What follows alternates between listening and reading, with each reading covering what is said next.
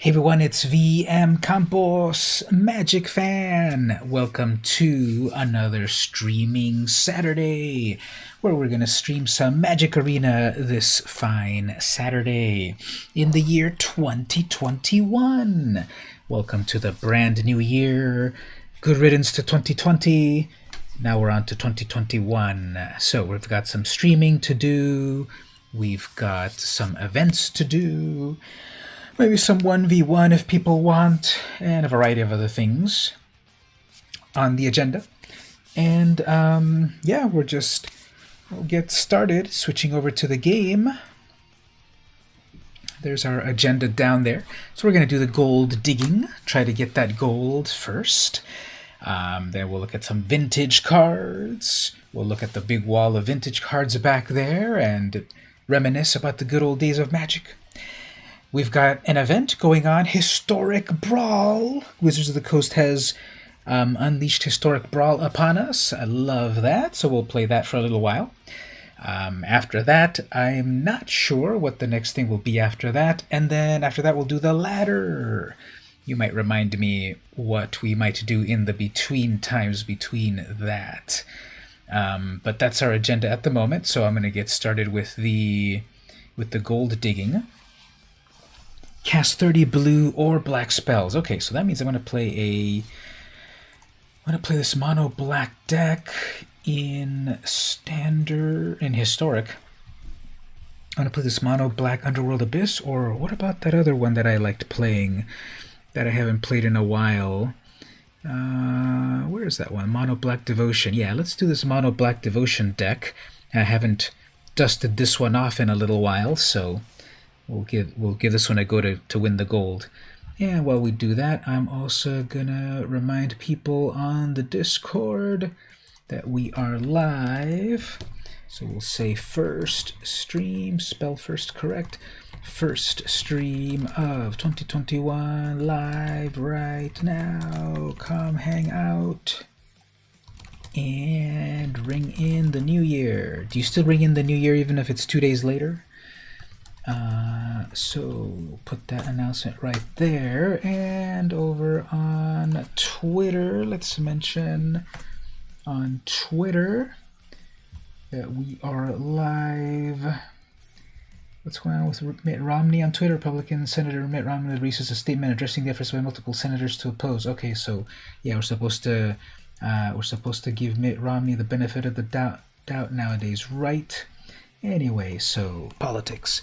This is taking a little while to find an opponent. Arena is not matching me up against anyone good. That's a little weird. Anyway, so let's put here live now if you want to stop by. And tweeting that out. Okay, I got pinged on Twitter for something. Which new streamer deserves more recognition this year? What? Oh, look at that. Thanks to Keeb for giving me the shout out on stream. To stream elements. Ah, shucks. Oops, someone quit already. What's going on there? Discard that. Which new streamer deserves more recognition? Well, I'm not extremely new. But we will say here, yeah, how is that a draw? I didn't even do anything, but I'm going to take a screenshot of that because why not? So that's a screenshot that says a draw. Okay, let's try again. Shucks. How do you spell shucks? S-C-H or S-S-H-U? Shucks. How do you spell shucks? Ah, shucks. S-H-U-C-S. There we go. Ah, shucks. I redirect the nom back to Keeb. Do it like that. And getting a message. Stop by within the next hour or two. Cool. Okay, so we might get Dakota coming to hang out. Give him a thumbs up. Yeah, what is going on with the matchmaking on this? Is it, I guess my deck is way too weird for it to match someone? Match me with someone? Do any of you have that problem sometimes that you're trying to just play a game of Magic and the matchmaker is all weird? Okay. Fine. Let's see about this. I'm gonna switch these decks and see if it then decides to match me properly. Maybe everyone's playing the historic Brawl deck and no one wants to play in any other match, and therefore it is not finding anyone to be my willing victim. Let's see what happens here. Yep, still thinking. Very weird. Not sure why it's taking this long to match. But hey, Ashley, how are you doing? Long time no chat, exactly. Welcome now. This is our first chat of 2021. Hopefully your 2020 ended all right. I was asking people last time. I did an impromptu final stream. I started at 11 p.m. on December 31st and then went off until, like 2 in the morning on the next day. And I rang in the new year on the stream with a few people. Mark was there, Stevie was there. Who else dropped by? Gabe. Warlock Maggie came by as well. She stopped by for a moment. A few other people. So we did that, ringing in the new year. And today is my first stream of 2021. I asked people, what was the last thing? Yeah, no worries at all. I asked people, what was your final meal of 2020? I got some cool replies. You were either working or sleeping. Well, they're both very important, so that is no problem at all.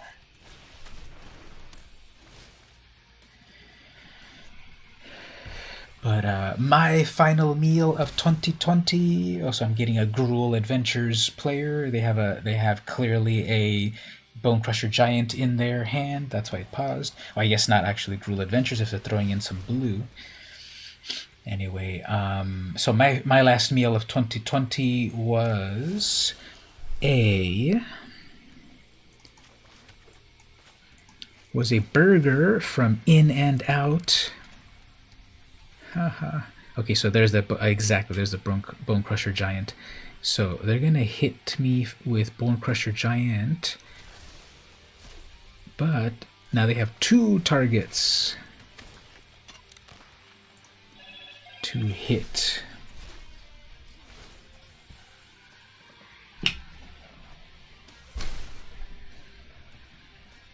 Okay, so they don't really need to hit me with Bone Crusher Giant yet. They probably will, because then you've got that little guy in your hand. See, there it is, of course. Obvious player is obvious. Then they can bounce back with that. Okay, so they might toss back. Yeah, they're going to probably toss back my booter. Okay, can live with that. Still does some damage that way. And that was a sound for something. Oh yeah, my WhatsApp.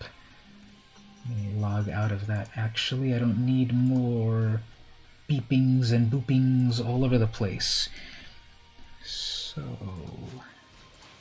Terror of the Peaks is not amazing, but we can do double damage off of this. And actually no attacks. Alright, so they're gonna summon that Bone Crusher Giant, and then it's gonna do damage. It's gonna do damage probably. Okay, edge wall. I'm gonna wipe my board here. Yeah, so we need to start over on that. That Terror of the Peaks is very powerful, so we need to put in the removal. We're dealing with a creature-heavy deck, so let's put in creature removal there. Hand disruption there. More creature removal there. So we'll cut down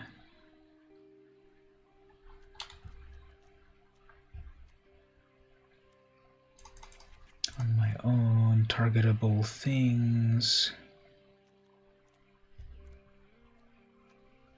So I'll just do it that it's going to be all like kind of control, like that. Lots of removal to get to my my 2-card combo, and we'll see how that goes. Your last meal of 2020 was a meatball sub.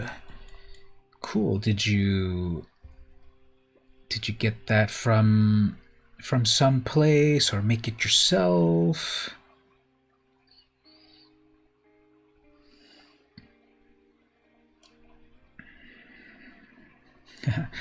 I asked my mom a question on WhatsApp at noon, and she finally replied 8 hours later. Homemade from your hubby. Sounds nice.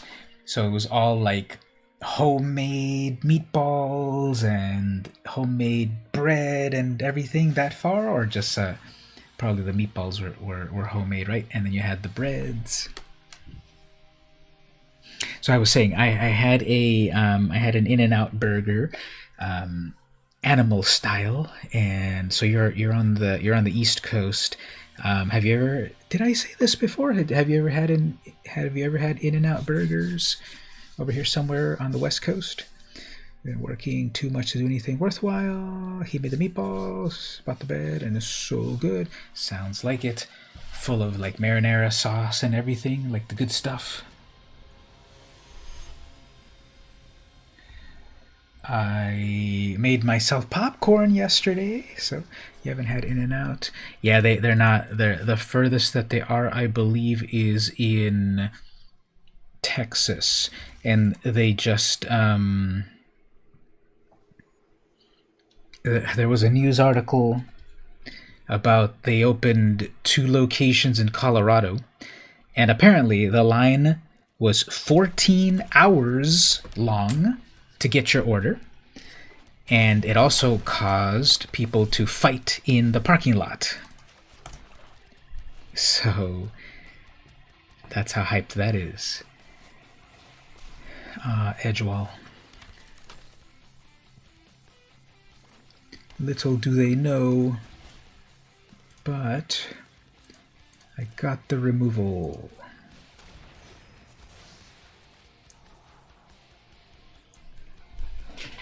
Not a great debut. Well, they could say that their food is so amazing that people will be in line for 14 hours, and then gloss over the part that people were fighting in the parking lot. What the article said was it was because people were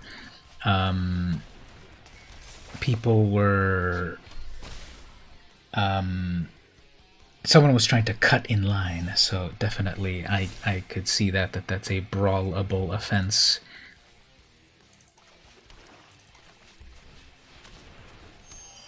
Because if you're standing in line, if you're parked in line that long and then someone rolls in trying to get in, that actually happened to me a few days ago. It was another fast food place. I don't remember where. I think it was Jack in the Box, I guess. Do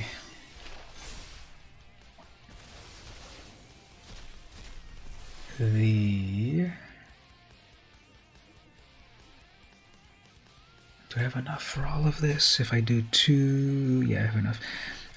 So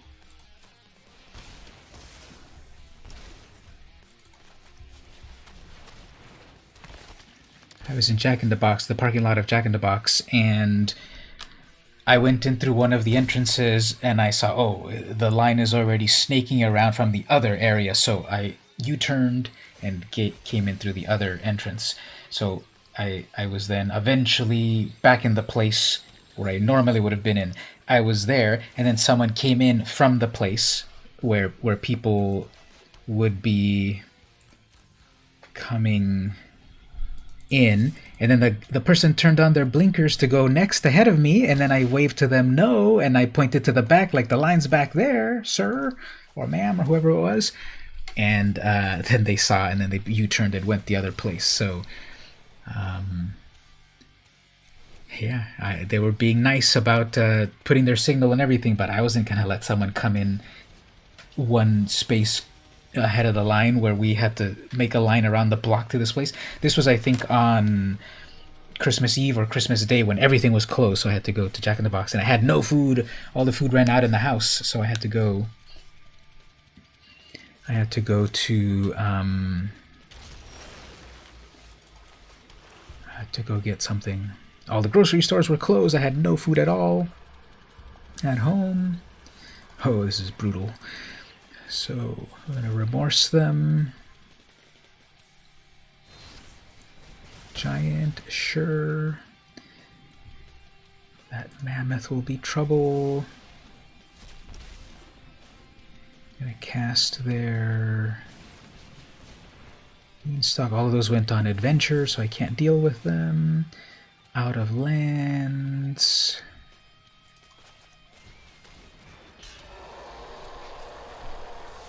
If I get my third land, I can Elspeth that giant. Okay, fine.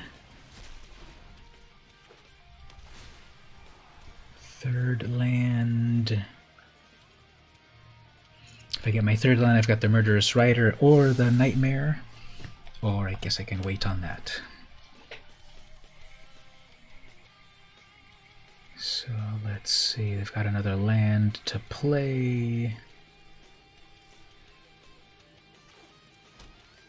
You have one hidden card in hand. Probably won't be too bad. That is 3. With power 2 or less. That's not going to cut it. So, okay, fine. We will hit it with this.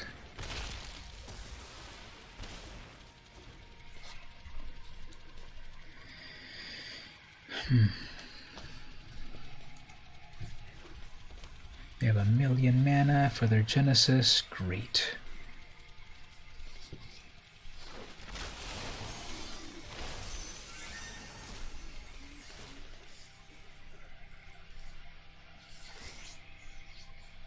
Oh, I guess that's game over.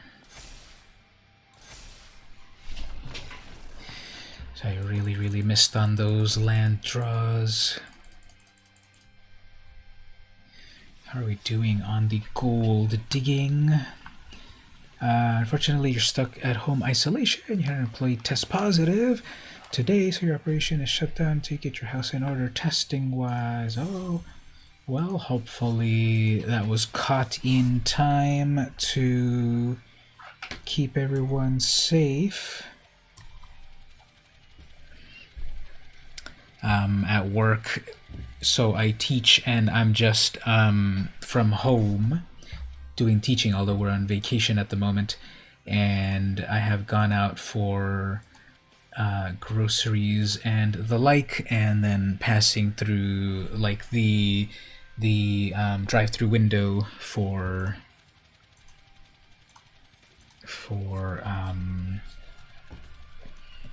some fast food once in a while.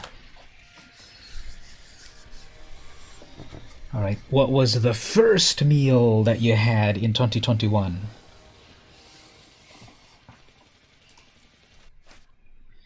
All right, go first. I don't remember what my first meal was. I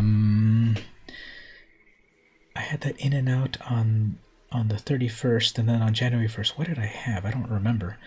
Running a restaurant is really hard in social distancing. Yeah.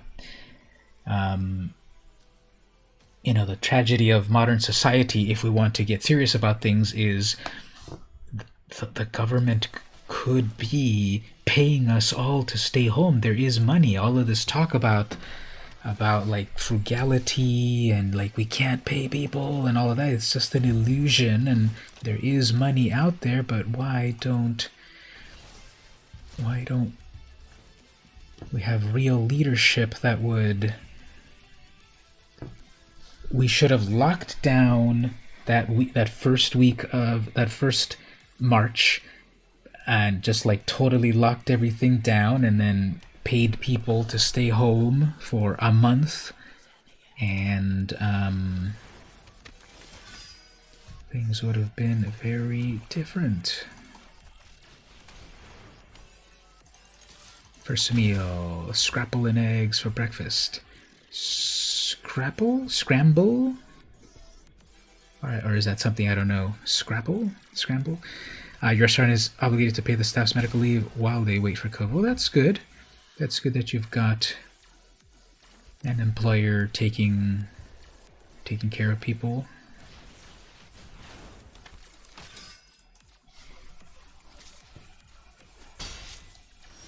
Alright, so I'm playing some sort of knight deck. Missed a land drop, and I guess Nyx Lotus next turn.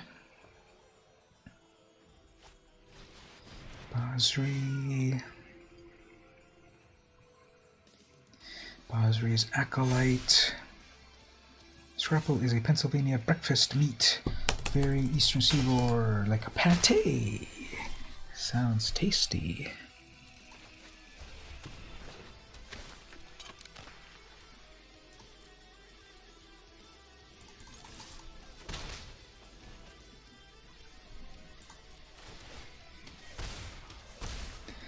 Alright, come on, I need my 4th mana.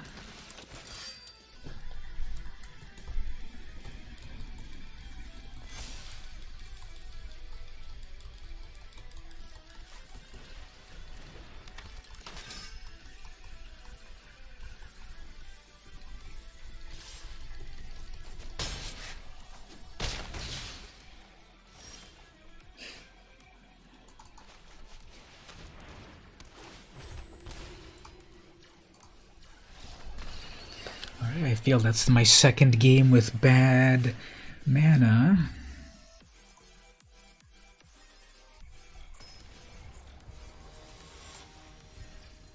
And it was also against another bronze player.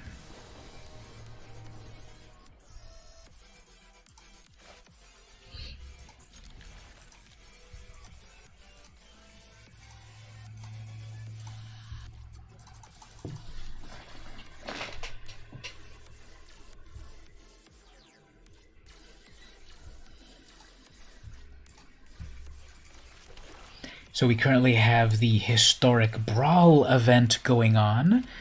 That's cool. I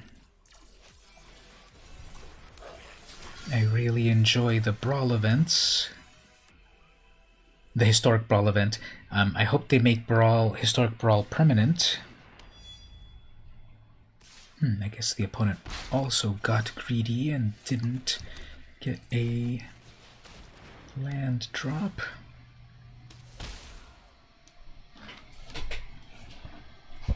Uh-oh, the opponent also did not get a land drop. So it paused for them. That probably means they have a shock. I guess not. Okay.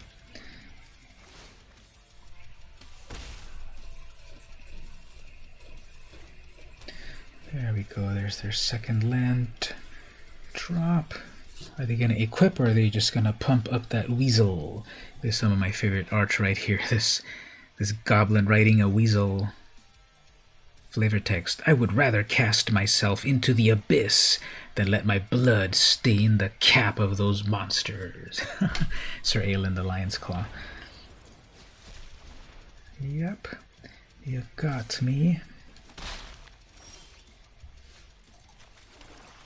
We'll probably have another removal here, but that's 4 damage.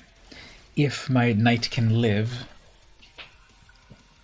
I can cast the merchant, and that'll do a ton of damage. Nope.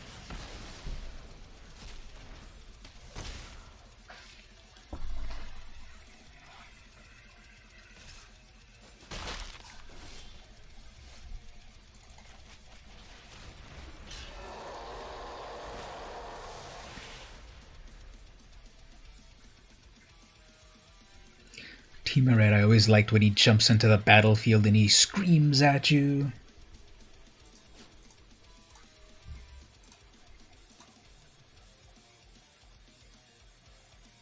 He can't possibly be able to do 5 damage with 2 mana. Oh, okay. It's a tap. Sure.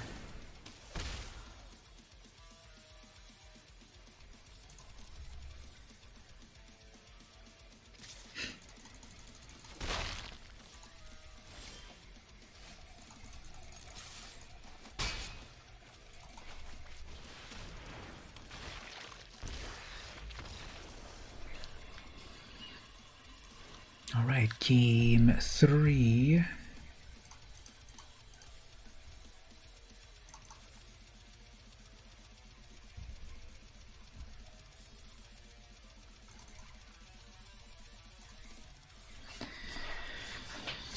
So what's another Pennsylvania local dish? How about something for dessert? Another Pennsylvania local dessert item that we need to know about on the West Coast.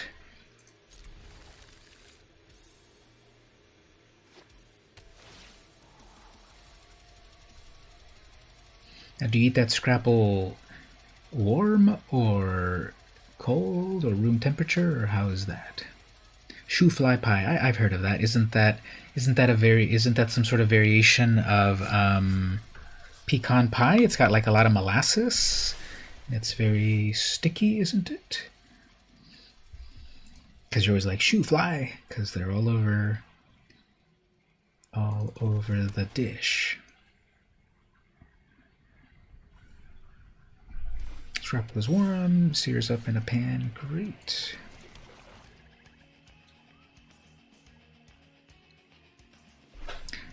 Do you sear it with anything? Just on the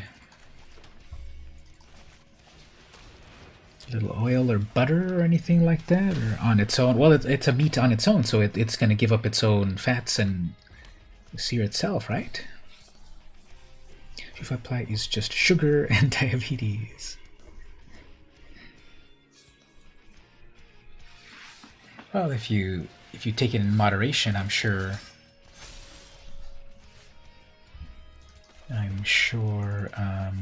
things will be all right.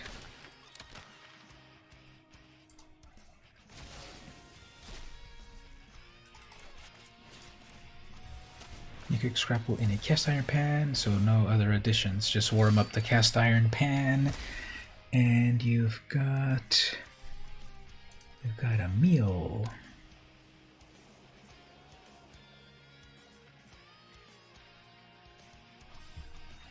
Let's see, they're gonna cast hack dose, I bet.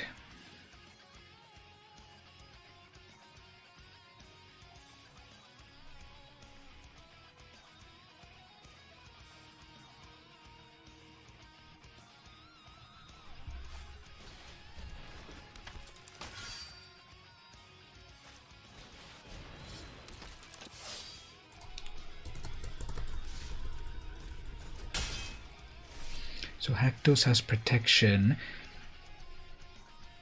from 3.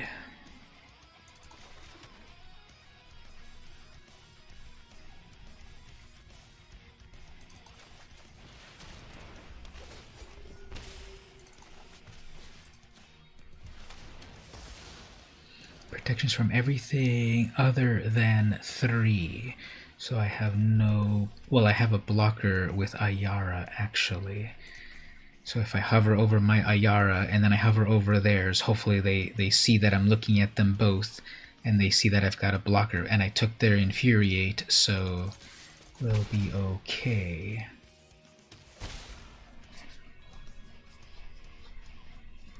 Now I could get greedy right here, and what I could do... Oh, never mind. That becomes a 4/3. That is not equipable.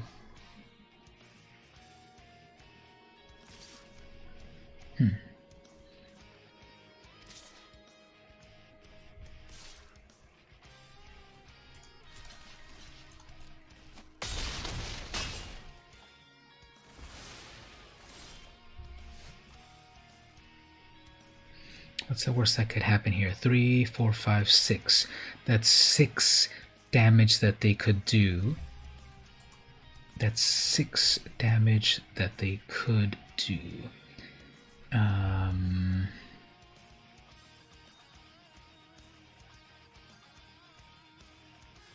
Unless they top deck something amazing. Yeah, let's go for it this way. This is going to be a bit of a gamble. But if they don't top deck anything good, I could do a big play right here. Okay, I guess they're looking to equip that. Hopefully they don't get any like final infuriate or something. Okay, good. No final shock. Uh-oh. No, yeah, they can switch the short. Okay, so here we go. So here's what we'll do. We'll drop this knight, then we'll drop Gary, and finish the game. Whew. You may have to bow for the stream with a little notice. It's managing your spots PR in regard to exposure and closure. No worries. If you have to come in and out, that is no problem at all. You're managing, so you do like marketing and social media and such? Is that what you mean by that managing aspect of things? But yeah, oh yeah, thank you on the GGs. So yeah, if you need to work calls. So we'll be here. Kind of a light stream at the moment, but there might be some lurkers at the moment. If you're lurking, raise your hand and say hello. But I'm sure the usual crew will also come by. Let's see the store. What's in the store? Is there anything good? No good deals of the day. No good deals. You're the FT General Manager for your restaurant. Very nice. Yeah, having to deal... So some of the things that I teach a bunch of different subjects, but one of them is social media, and it's all about the full-time. I teach social media marketing, so people taking these classes for, hey Dakota, how are you doing? Thanks for stopping by. You lived up to your promise. Totally appreciate it. Just talking to Ashley over here about the things that I teach. So yeah, social media. I teach small business owners how to set up their Twitter and their LinkedIn and Facebook, and then I talk about some theories of marketing, like competitor analysis and editorial calendars, SWOT analysis, and so forth. So in addition to how to use Twitter effectively and how to do some video on YouTube and all of that. So that's one of the classes that I teach at one of the colleges that I work at. So I want to do the historic brawl event, but as per the schedule down here, so we were doing gold digging. I just finished that right now. I got today's gold. Then after that, we've got vintage cards, and then after that, historic brawl, and then after that, not sure, and then after that, the ladder. So I'm going to take a break in just a moment, but let's do a little bit of that vintage cards. So those of you in the chat, pick a number between 1, 2, 3, 4, 5, 6, 7. Pick a number between 1 and 7. Pick a number between 1 and 7, and then what I'm going to do is I'm going to go over here to my wall of card collection, and I'm going to pick one of 7 albums, and then we'll look at a couple of vintage cards, magic cards from back in the day. Then I'll take a little break, and then we'll do the next part of the agenda. So we got 1 vote for 6, we got 1 vote for 7. Okay, I think we've got some lurkers in the stream at the moment. Anyone want to break the tie, 6 or 7, or vote for something else? Or we can do the random number generator to break the tie. You would totally play you in historic, but we're not matched for XP experience. Well, for fun, I could, it's for fun. It's not for. It's not for. On the ladder that you lose ranking or anything like that, or gain ranking. So we've got a 6, we've got a 7. Anyone else? I don't think I see Stevie or Mark here, or Gabe, or Teeks. She's not here at the moment either. People are enjoying the first Saturday of the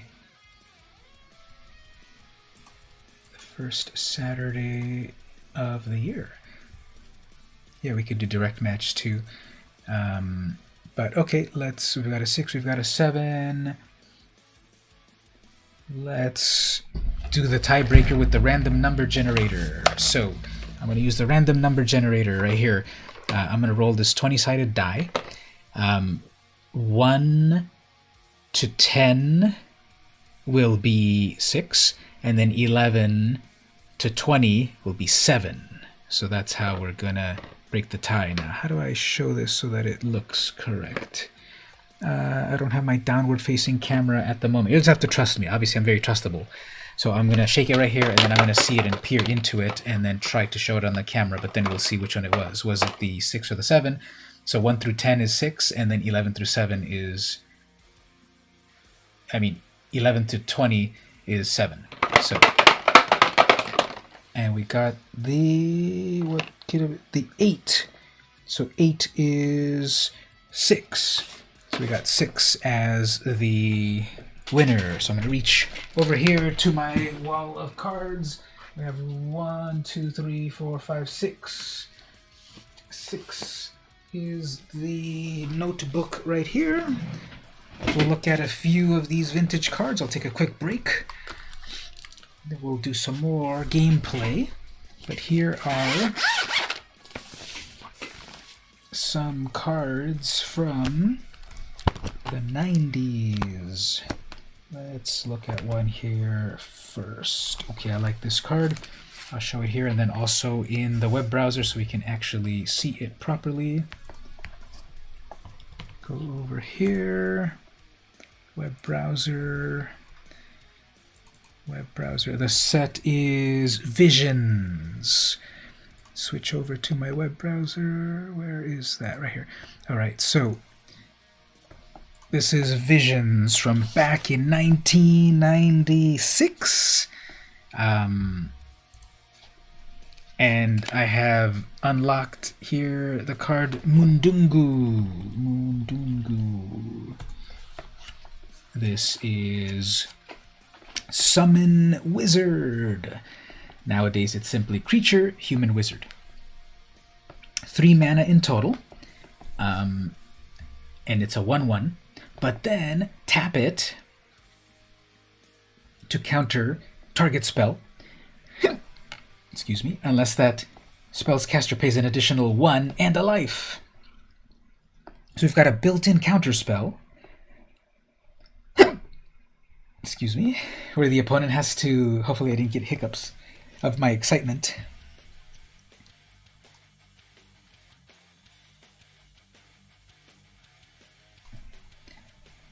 I might have gotten hiccups. I think I got the hiccups.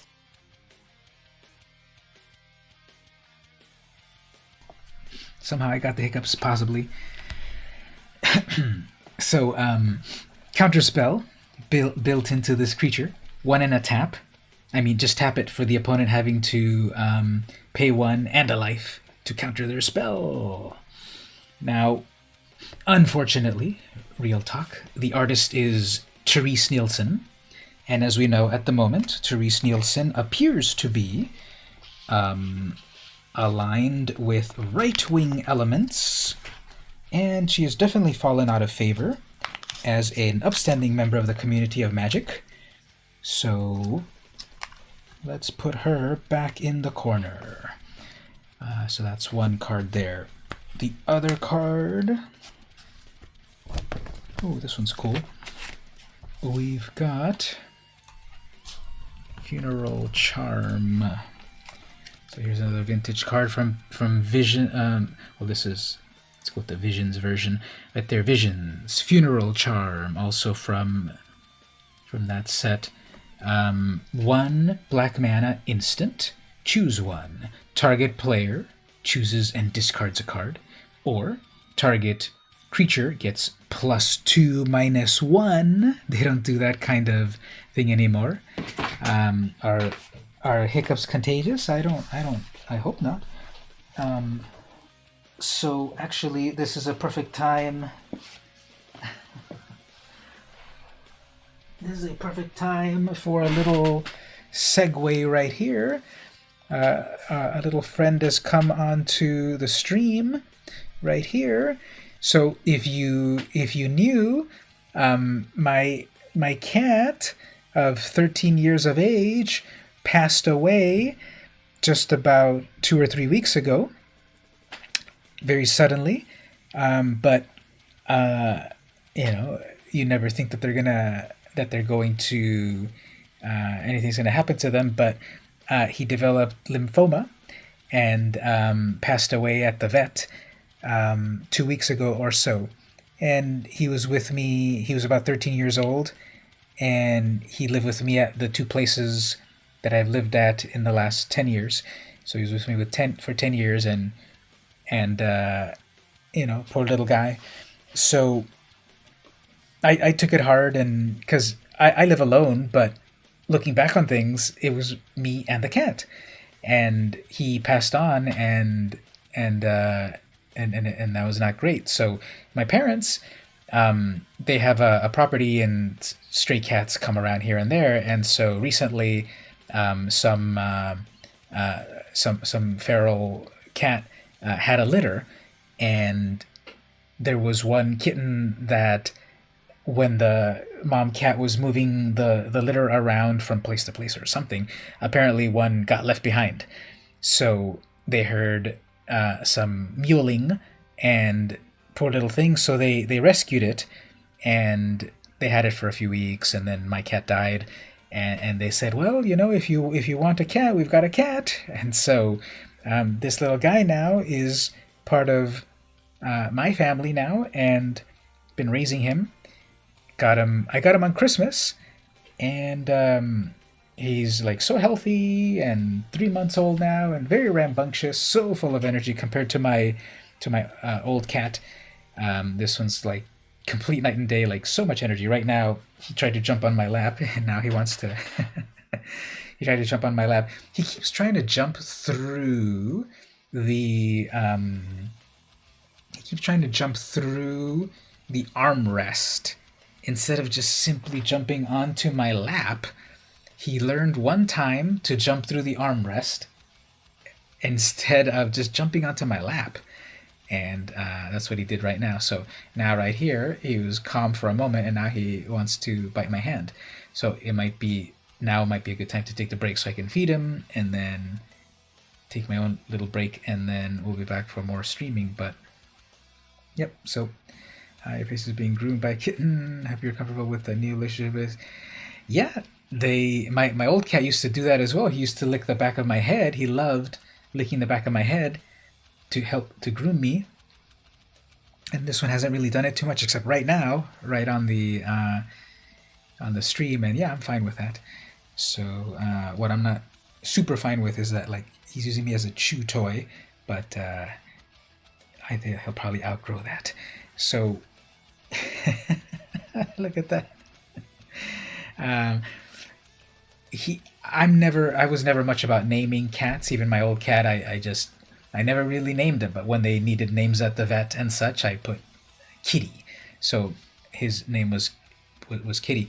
This one, he had a name from my parents, and then he just kind of came along with that name. Although I'm not really much for naming. So keeping the name as Ash. He is apparently Ash, although my friend said I should call him Dali, like the painter, because he's got a really, I don't know if it shows up on the camera, but he's got a really interesting fur pattern that looks painted on. So I think on this side it might be more visible right here. It's like an interesting swirl pattern. No! It's an interesting like swirl pattern on the side over here. So that's one of his names. She also said, why don't you name him Saitama from One Punch Man? And I'm like, that's too trendy. She said, okay, how about a name from Magic? And I said, okay, how about Ajani? He said, how about something easier? So I'm like, okay. So see, that's why I don't care about naming animals, because, cats are cats. They're not gonna be like dogs that you say, hey, Rover, and then he comes wagging his tail at you. Cats do what cats do. So I always just simply make a sound to call the cats. They get used to that sound, which I guess could be kind of a name, kind of. But so Ash, Ash Dali Saitama Campos is his name, I guess. Your previous cat was replaced this year with cancer. Hopefully your new guy will fulfill the spirit. Yeah, definitely. He's brought me a lot of joy so far. During the stream, though, I probably have to close the door. He was asleep in the other room. And now he came in to say hello and stuff, and now I guess he wants to go get fed. But just finishing up the card right here, then I'll go feed him and then take a break and then come back. The card was this one right here, Funeral Charm. So this was one of the very first, well, I don't know if it was completely the first, but nowadays it's a modal spell. It's got 3 modes. And it's one of these that it's single mana to do 3 possible things. Each color had one, all of these charm spells. Nowadays with like Charming Prince, that is like the latest evolution of the charms, because it's a creature that you have 3 things to choose from. But the original charm cycle from this set, let's see, set Mirage or set Visions, Oracle Charm, not Oracle name, or just Charm. Does that work? Name Charm. Oops, we need to spell it. Mirage and Visions and then Charm. I'm trying to show here. Here we go. So in set. So in Mirage, we had Ivory, Sapphire, Ebony, Chaos, and Seedling charms, one for every color. And then in the next set, Visions, we had Hope Charm, Vision Charm, Funeral Charm, Hearth Charm, and Emerald Charm. So every color got 1 charm. So this is for the second set, Funeral Charm. As we said here, a player discards a card, or a creature gets +2, -1, or a creature gets Swamp Walk, so unblockable. And the black charm in Mirage was choose one. Target opponent loses 1 life and you gain 1 life. Or remove from the so exile up to 3 cards in any player's graveyard. Oh, that's still relevant nowadays, like in Commander and such. Or target creature cannot be blocked this turn except by artifacts or black creatures. So it gives it, I believe it's nowadays they call it Fear. So still, these are still pretty fun.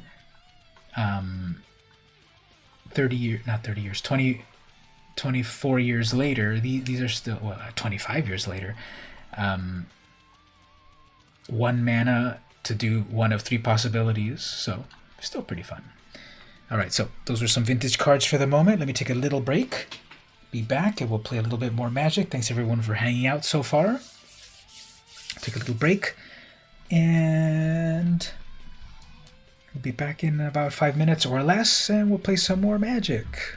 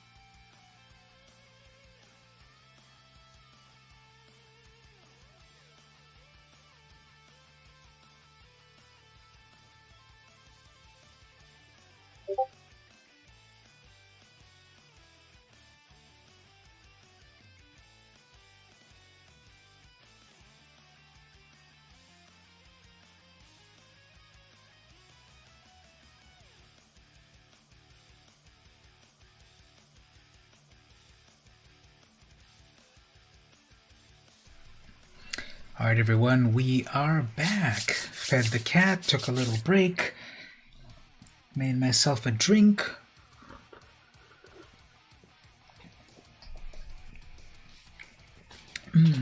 That is festive.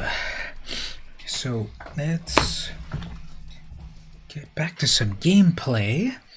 We'll look at some cards and such as well. I remember what that other TBD there was. Let me just add to it right here. Drawings. So we'll get to that part. Okay, so Historic Brawl is the event currently going on. I think it's going on for a little while. I think it's for a month or something. If we look at it over here, maybe not a whole month, but if you go to the browser, they had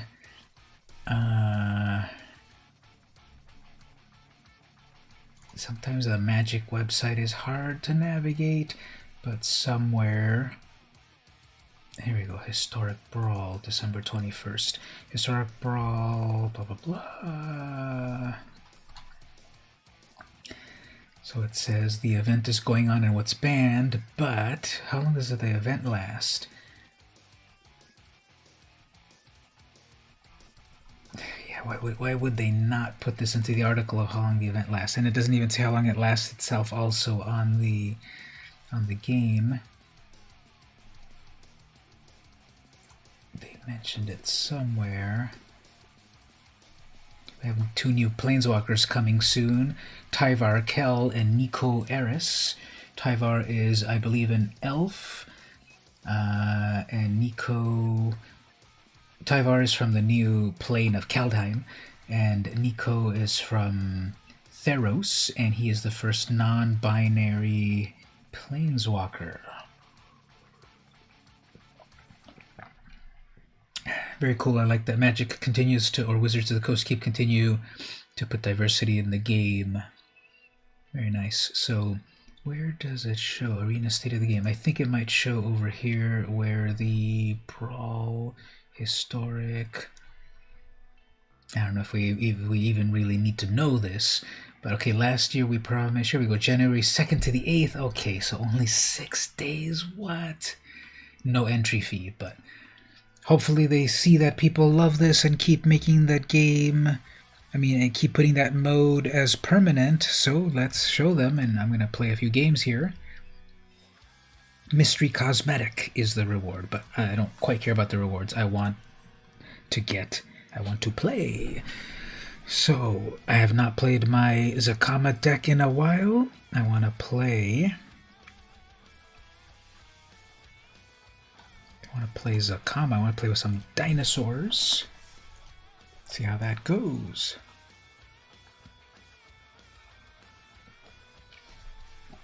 So Dakota, I was asking everyone, what was the final meal that you had in 2020? Your final meal of 2020. So I go first with a Scryland and a Shockland.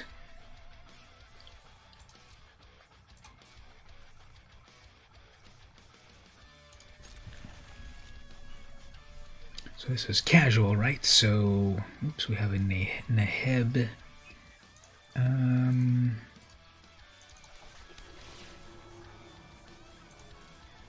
Okay, so we've got Revoke Existence in case they have their own Mana Rock.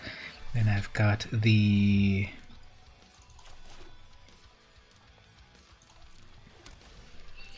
Prison Realm in case they've got some valuable creature. Okay. Watley.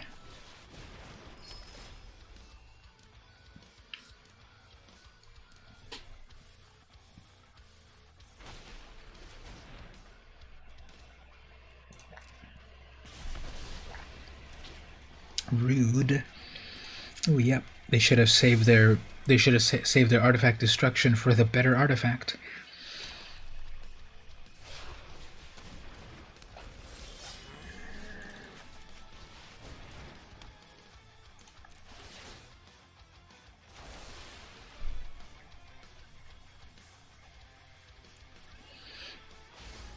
Something you didn't pay attention to, but I think it was a few slices of pizza and a pub sandwich.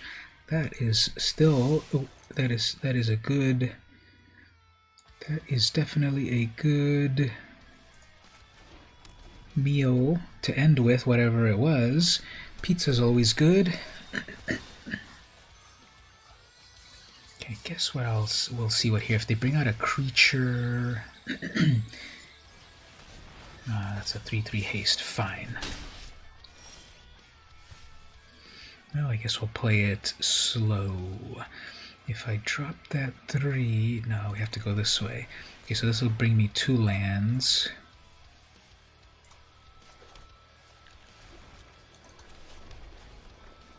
One, two, three, four, five, 6. That's 6 mana.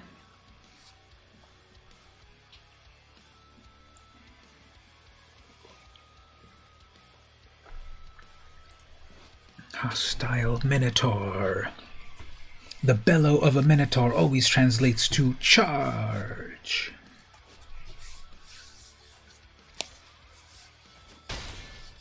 So I was saying that my last meal of 2020 was an In-N-Out burger off of the secret menu.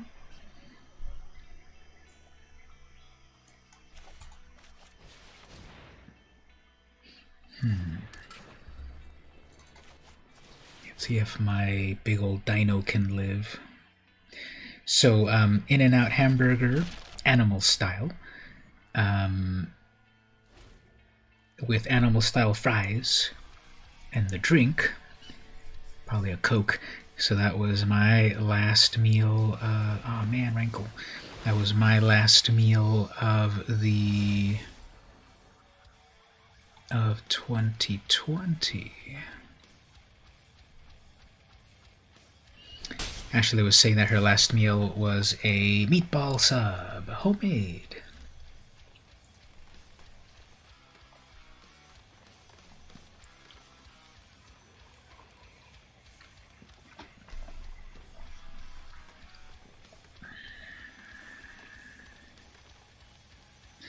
How much mana do I have here? 1, 2, 3, 4, 5, 6, 7, 8. I have 8 mana. 3...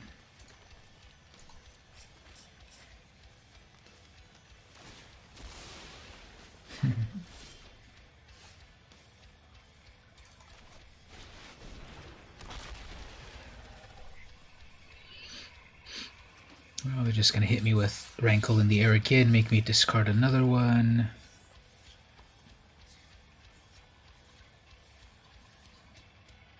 And discard a creature, so they'll probably discard their hostile Minotaur.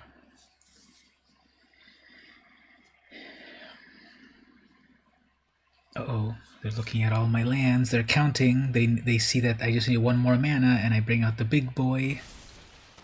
Alright, oh, they'll hit me, make me discard my Planeswalker. If I get my next mana, then they'll be in for it.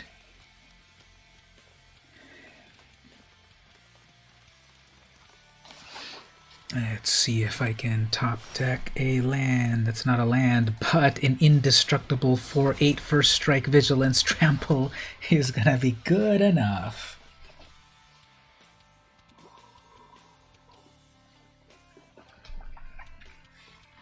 It can be exiled, but I don't know if they've got any exile effects. What might they have in Rakdos colors? Well, they could steal my own creature.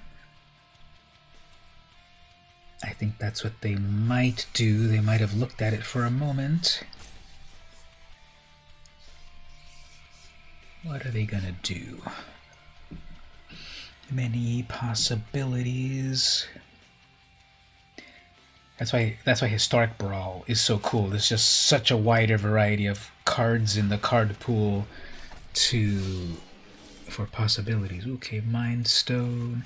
Now, Zatalpa has also Vigilance, so let's go in and do 8 damage. Next turn, I have all the mana that I need for Zakama. let's see what we get here. Neheb makes a bunch. Other Minotaurs have first strike as long as you have one or fewer cards. When this deals combat damage, each player discards a card. Yeah, whatever. Okay, so let's see what we get.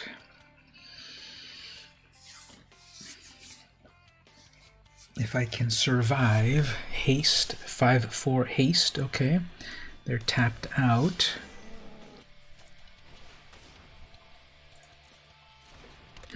Well, I guess that's game over.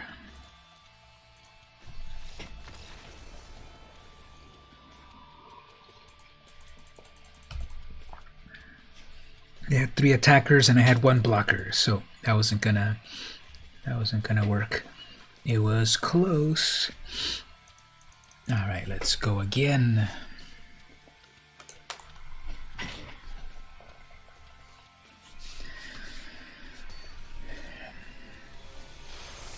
So that's one downside of trying to play. Okay, I'm not going to play this deck. A mono blue Thassa deck is perfectly tuned to take advantage of ETB effects. So I played Thassa enough to know that it is miserable and that it is whoever plays with that commander knows what they're doing. So I'm not going to waste my time to even try to play against them.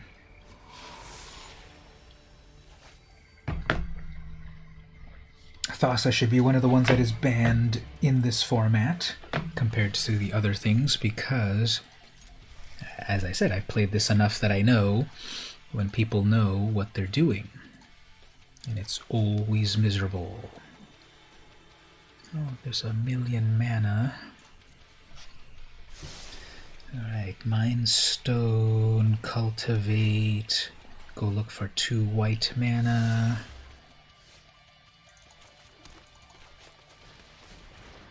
Kopala is a Merfolk-based deck. If they tap out, I would be safe to play a Cultivate that is unblockable. Play a Cultivate for 2 planes. Next turn, I can play a Kicked Grow from the Ashes. And I'm very, very, very close to getting Zakama. Oh, look at that double Merfolks. They're living the dream. Wow, that's a 4/4. Anyway.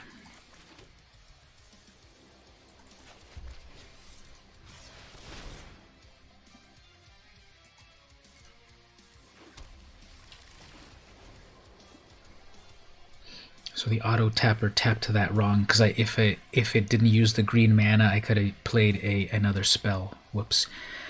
Anyway, 3, 4, 5, 6, 7, 8, 9. 9 mana next turn. So let's see. Yeah, there's their mana.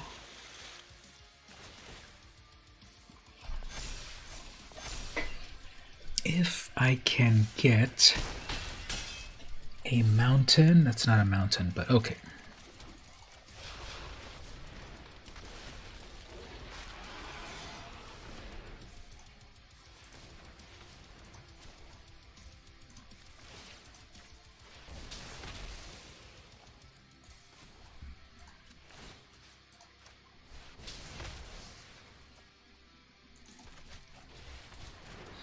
Alright, so I got a 9/9 and a 3/3.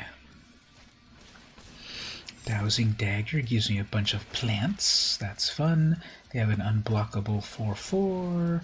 They can tap out my 9/9. Now they have a 5/5. Sure. Command Tower.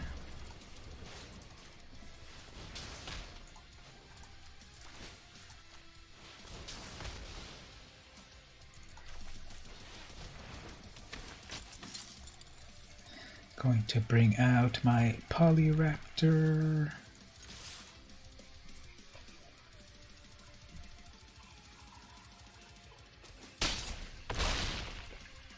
Okay, the opponent will probably play that spell that'll tap everything of mine. That's it exactly.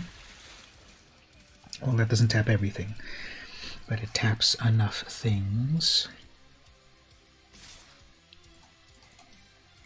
Have blockers, of course.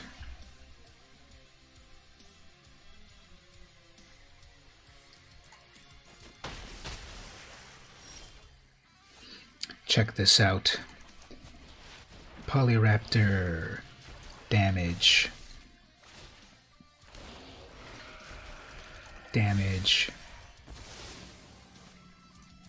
Clear the board and yeah, make another Polyraptor bundle. So I have 7 5/5s. What's 7 times 5? That's how much damage I'm doing. So the opponent is GG. Let's see here. Let me just check this message. People, my assistants are messaging me.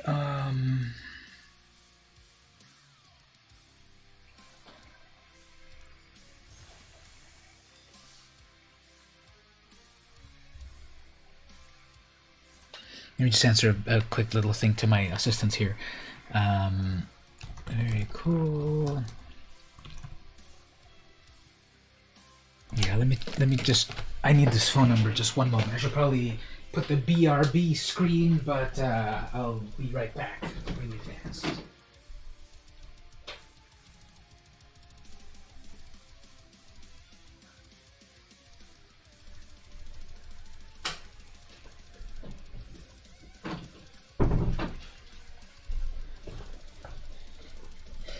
So this is about a web design job. I'm going to need to just pass a little bit of information. Hey Stevie, welcome. I'm just sending a message to my assistants here. I just finished winning a game, but let me just do one quick thing here. Very cool. Here is the info. Okay, here's the info. What's this person's name again? And 427-9000. Call him. Let him know that via this person at SWC you're calling to talk about the website possible job. By the way, I'm streaming on my YouTube right now if you want to stop by and ask questions live. Anyway, there we go. So welcome, Stevie. I just we were just talking again. So Ashley came by and Dakota, and we were talking about the our last meals of 2020. And so Ashley said she had a meatball sub, and Dakota said he had possibly pizza or a pub sandwich. So that's just kind of fun to think about. What were people's last meals of the last year. And that was funny how you had said on my YouTube video, this is my last comment of 2020.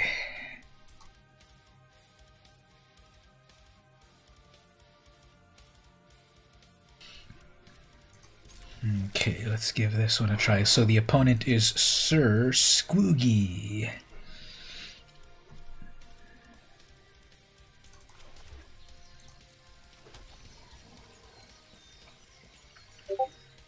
Yeah, exactly. It's true, and it's true when you think about those things, right? We go through the days or the weeks or whatever, and then the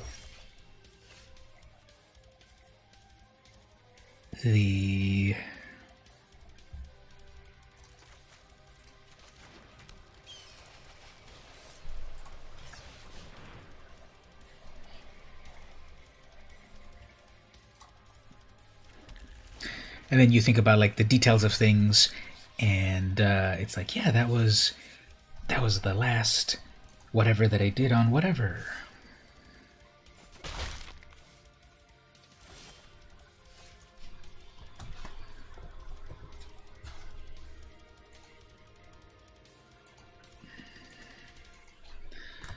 Sorry, I'm just managing a couple of things. Okay, so I got my Planeswalker here, but let's do a Smothering Tithe. People love that card. I mean, I love that card.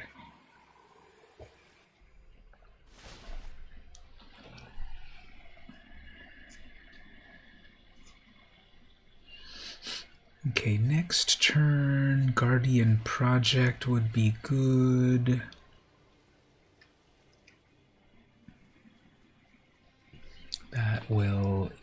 That will give me some card draw.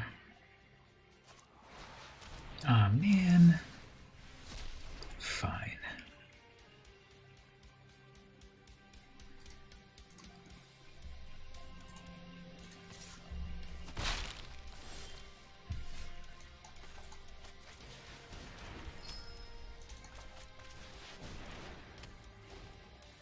You upgraded your soon-to-be 4-year-old laptop to an Acer you picked up on Amazon 2 days ago. That's really cool. Getting a good deal on things with a brand new laptop. I remember seeing it when you brought it a few times to the club, right? Reinstalling all the apps at Johnny's. Welcome. Sure.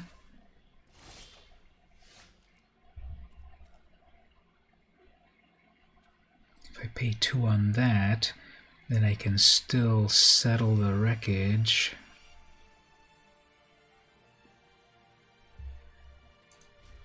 Let's see what happens here. The original price was $1,200, but it was on sale for $600. That is a really good price, so glad you were able to get a discount. Definite discount on that. If it started at $1,200, then it was like obviously a very good gaming laptop and such, so great job.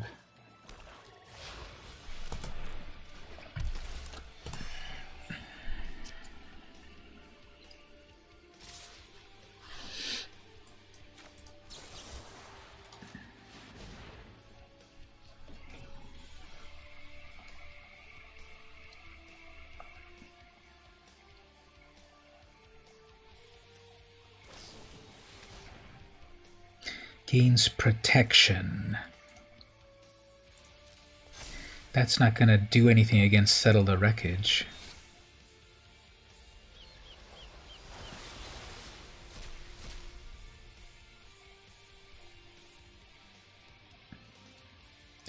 Well, you live, you learn.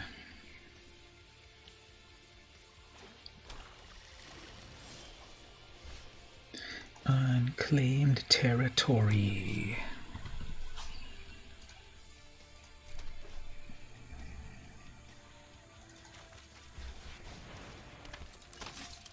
Ooh, I can do this. This will be cool. I can go get a dinosaur, put it on the top, and then grab it right away. I don't have any 3-mana dinosaurs. I don't really need that Raging Raptor.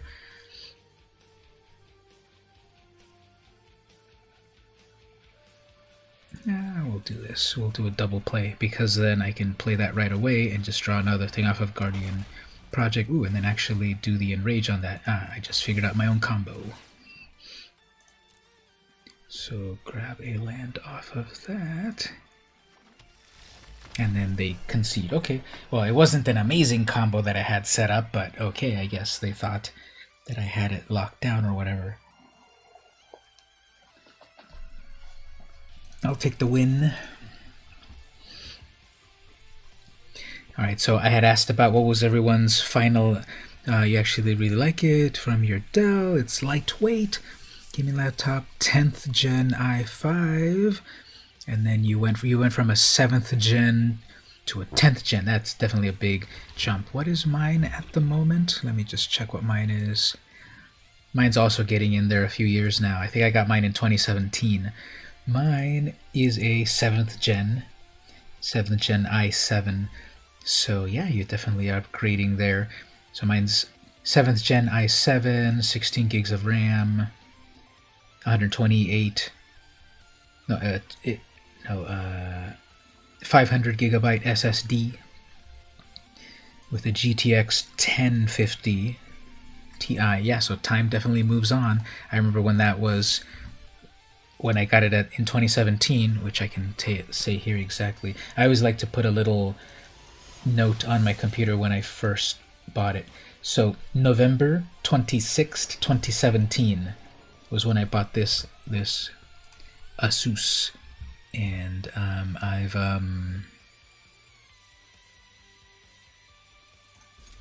enjoyed it so far. I had a weird issue a few times that the fan would go to like the extreme fast speed for some weird reason, and I had to open up the case and blow out the air, and that got it working fine. So very weird. I don't know why it would do that, but when it doesn't have that issue, the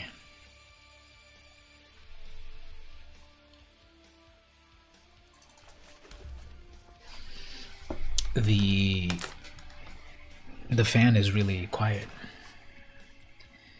You got your Dell back in 2016.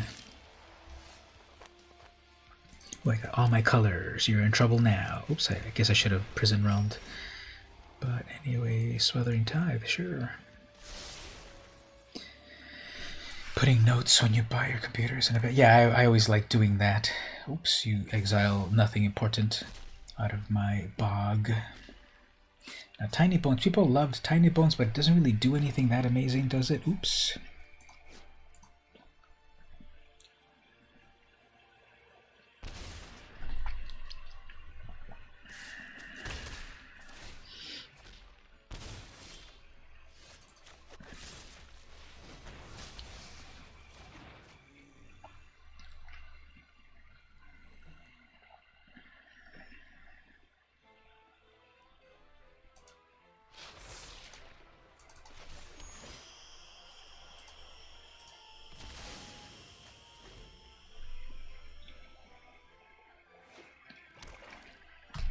Okay, they could resummon Tiny Bones right here. Settle the wreckage. Okay, I don't have enough mana for everything, but this will help me create more mana.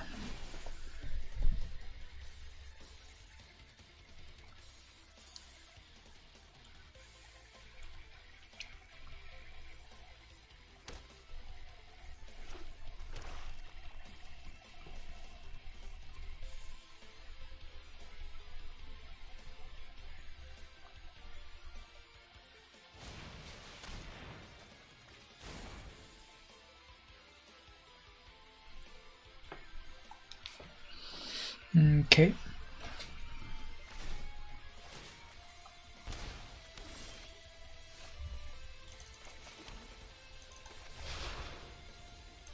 There's Zakama.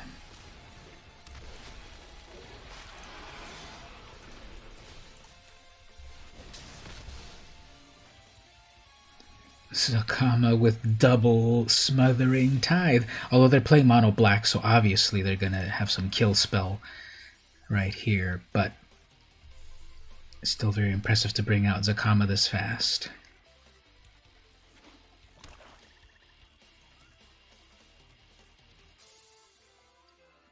So I have 3, I have 9. How much is that? 1, 2, 3, 4, 5, 6, 7. Extinction event. Let's gain some life from that.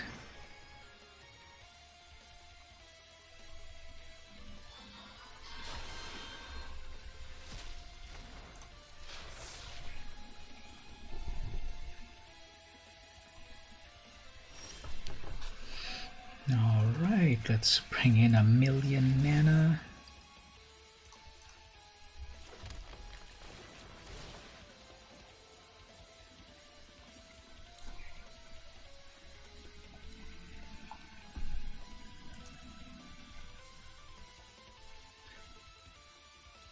So far, within your first couple of hours with your lab, you already got half your programs. That's pretty fast. How many do you usually use? For me, I've got the various Adobe products.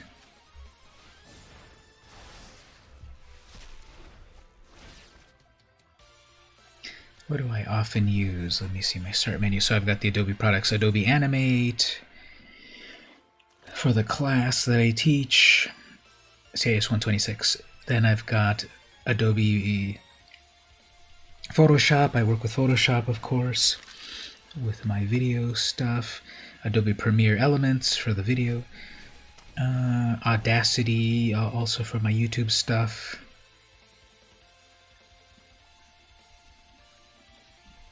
I have DOSBox for playing old DOS games, but I don't really have any at the moment. Dropbox, I definitely need Dropbox.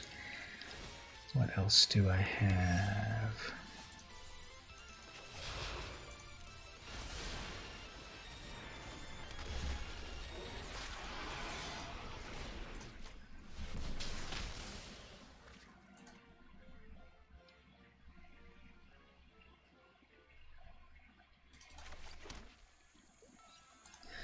Alright, so it's obviously very dangerous to play this.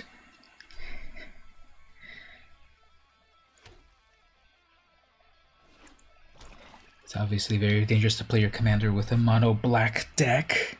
You're going to have all the removal.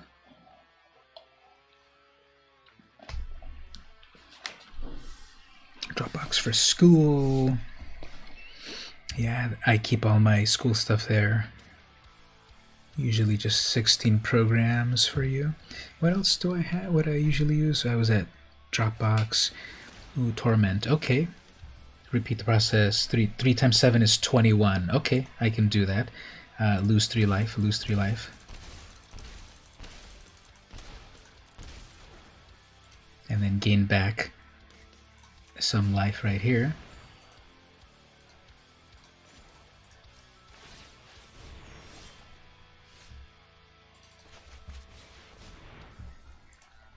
My final basic mana.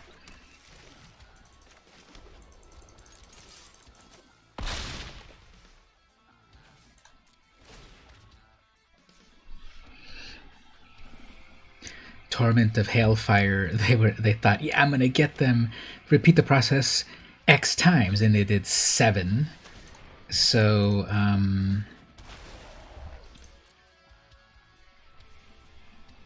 So yeah, I'll take 21 damage, no problem. Zakama makes me more life.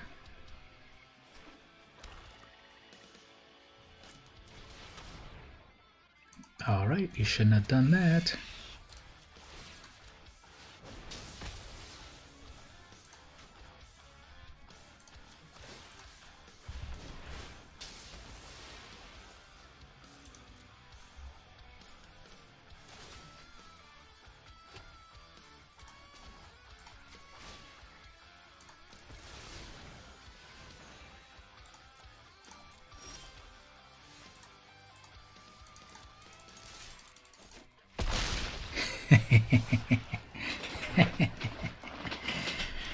So let's go back and look at that board state one more time.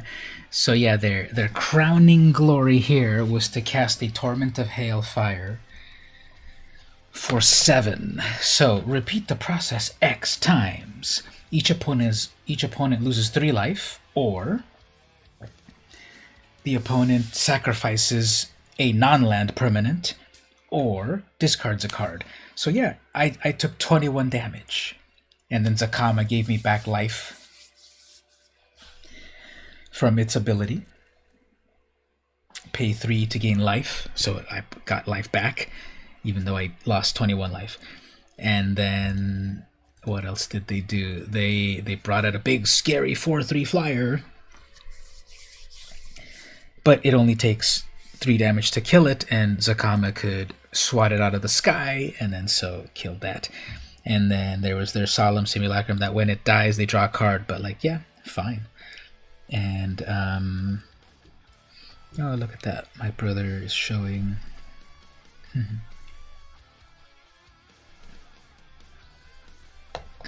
Anyway, yeah, so there was that game right there. Look at that cool. This is one of the most interesting sleeves when you hover over it. Whoa, look at that. It totally so extravagant. The only thing is, unfortunately, they animated it weird. If you look at it, look at the border. Watch this on the top right corner. If you look at the border where it's at, and when I hover over it, the whole border shakes in a weird way. Watch this. See that? Look at how it hovers over weird to the right when I hover over it. Yeah, so someone accidentally animated this like 5 pixels to the left. Alright, so we've got another game. Yeah, this little dinosaur has won me another one. I'll play another one here and then switch decks. And again, if anyone wants to play, I know Ashley, you're over on the East Coast, so it's a lot later for you. So if you want to get in a game at any point, just let me know at any point. Alright, so we're playing a 1 mana creature, but I get to play a 1 mana creature as well. That is a 1/1. Okay, so they're going to play their land with a 1 mana 1/1. I'm going to play my 1 mana creature as well. Next turn, my Temple of Plenty to scry. Amara. Okay, after this, we'll scry. Anything good? Nope, not good.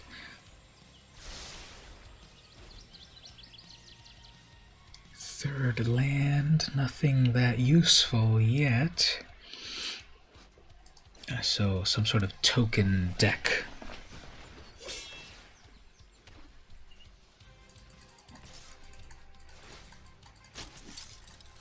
I wish I had a combat trick there, but...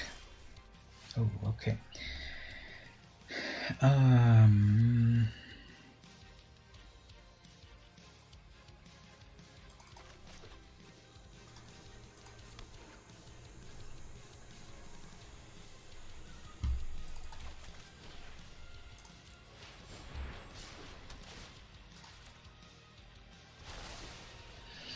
Let's remove a little bit of that token generation.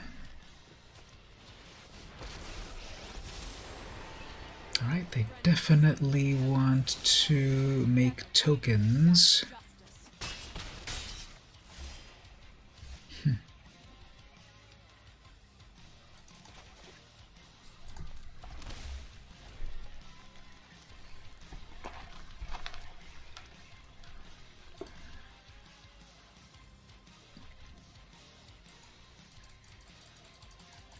See, more tokens or get greedy. No, they're gonna make tokens. Okay.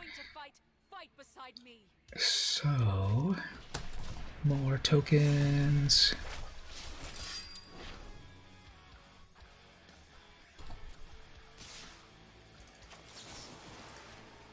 Well, they're gonna get 1,000,000 mana, but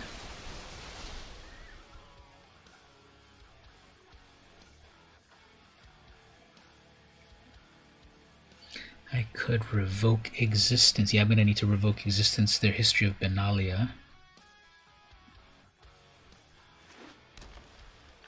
That's a lot of mana.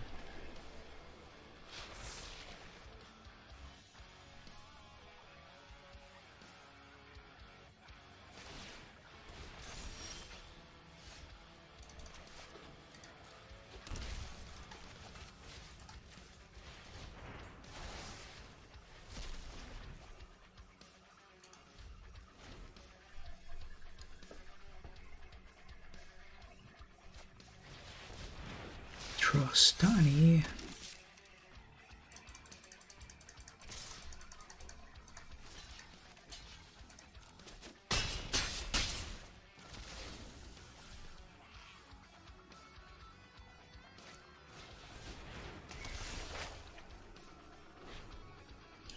Alright, so my side has been a little slow. Yeah, come on, summon your planeswalker. I mean your whatever. Oh, okay. Yep, lots of tokens.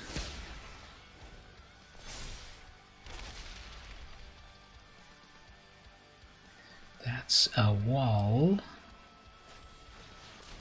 Yeah, this deck is completely all about tokens.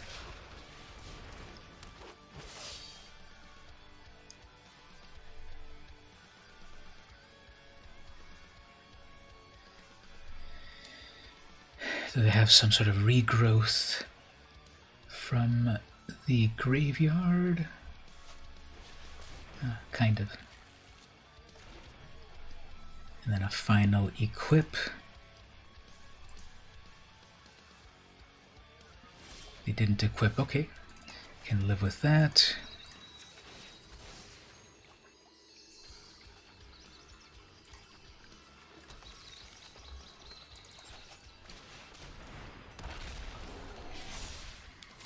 That's a 4/5 that exiles, so hopefully they're out of gas.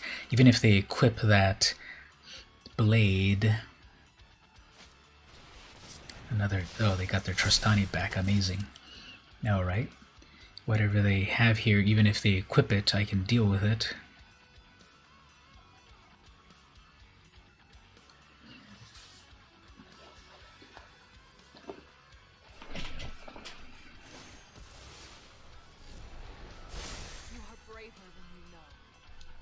That's just until end of turn.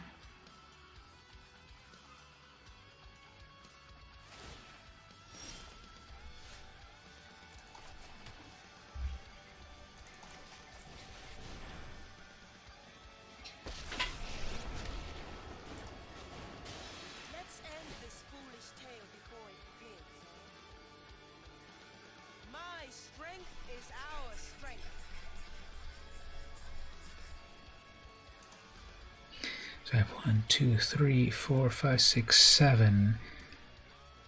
I need another board wipe because this is already getting a little big.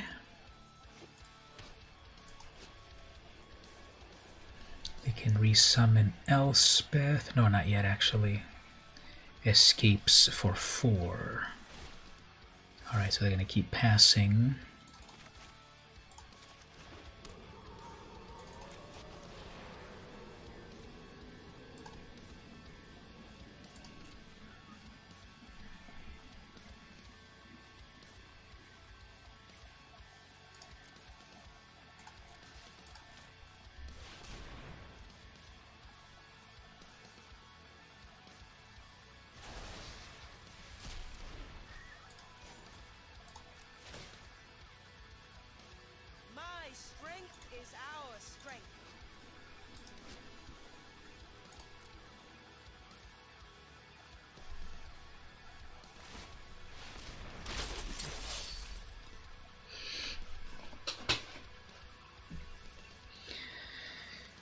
Well, I tried. I don't think I'll be able to win this.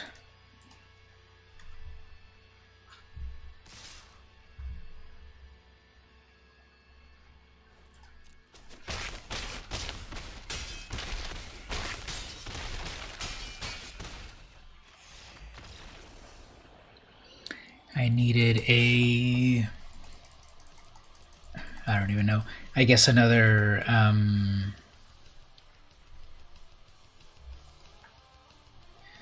I guess I would have needed a Settle the Wreckage. Alright, let's switch over. Oh yeah, I remember we made that Kaladesh deck with vehicles. Let's play with that a little bit.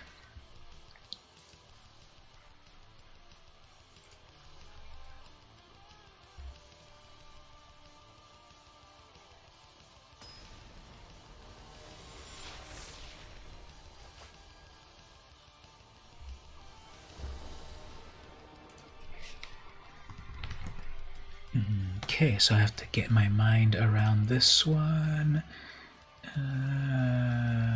Sure.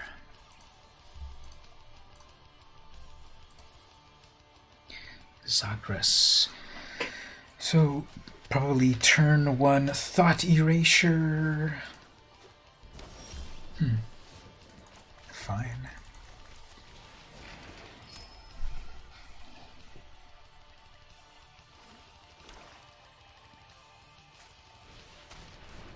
Piper.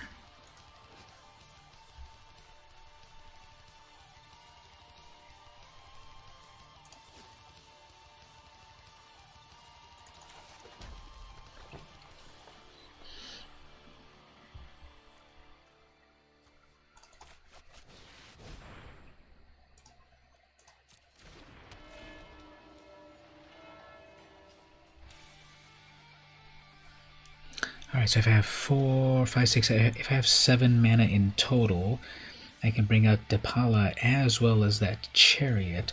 I don't even know if that's very impressive, however.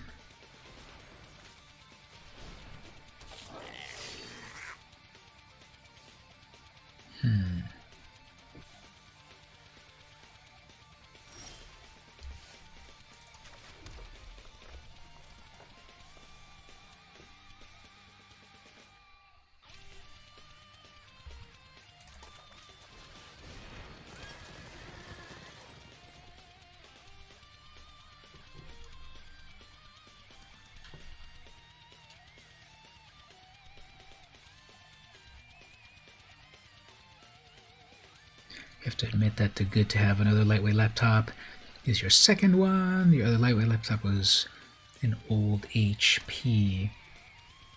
The lightweight ones are nice, but I found that I have not used this laptop very mobily, so I almost always have it here on my desk, so I almost don't even realize its weight and stuff, so that's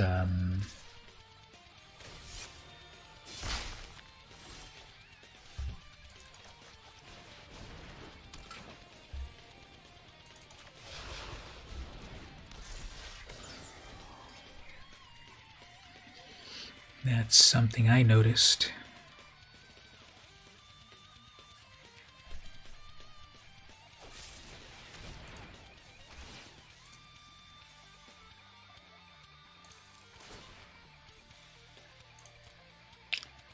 Alright, well, that's not what I'm trying to do.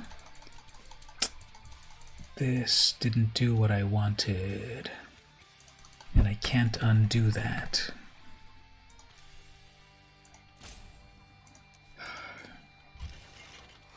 Oh, okay, it still works, I guess.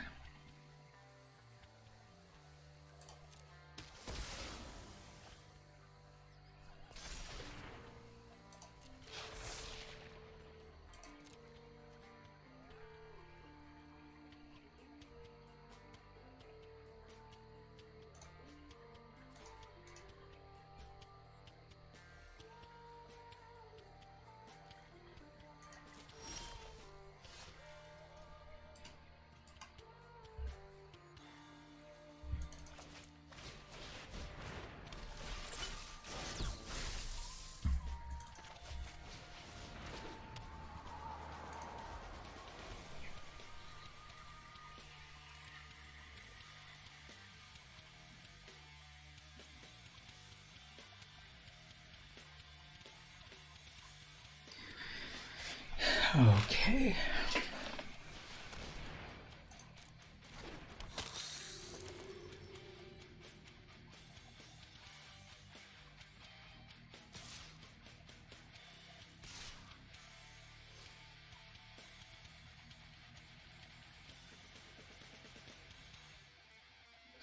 See if I do something dumb right here. I'm going to crew.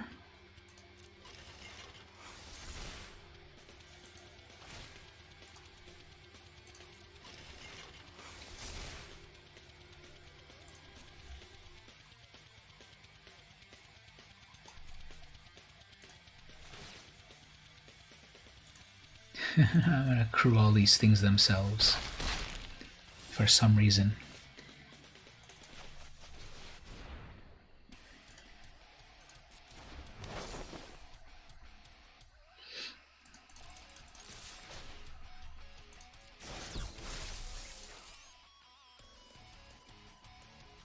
So now I've got blockers.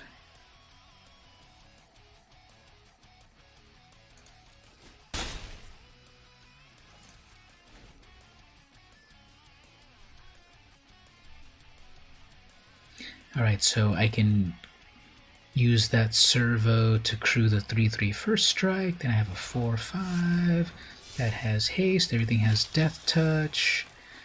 Let's do this to scare them.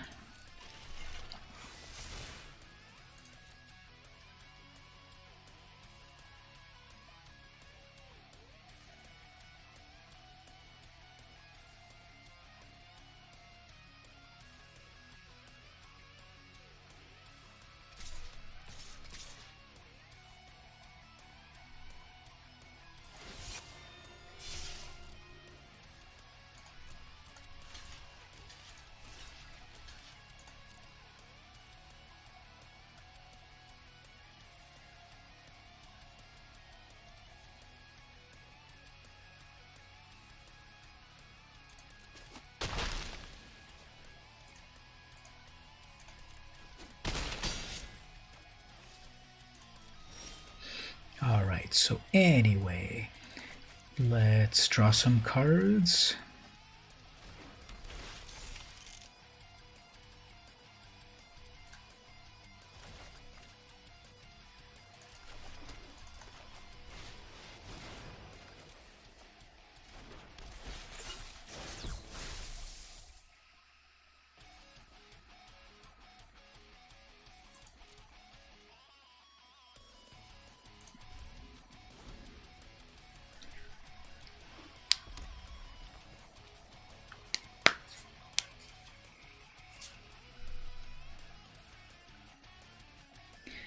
Orak attack is the opponent. So on your laptop, what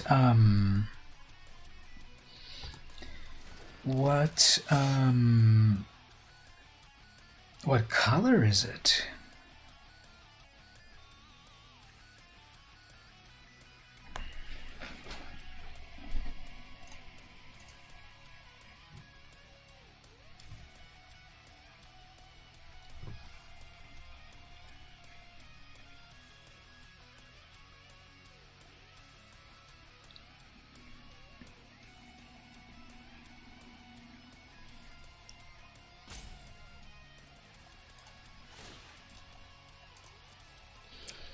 So if people look at the intro when of my stream, people will see there that it's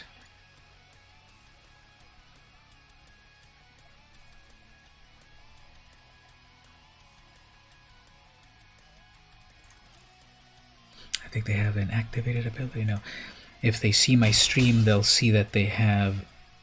If you see my stream, you'll see that it's mostly black, but then it's got some red glowing parts.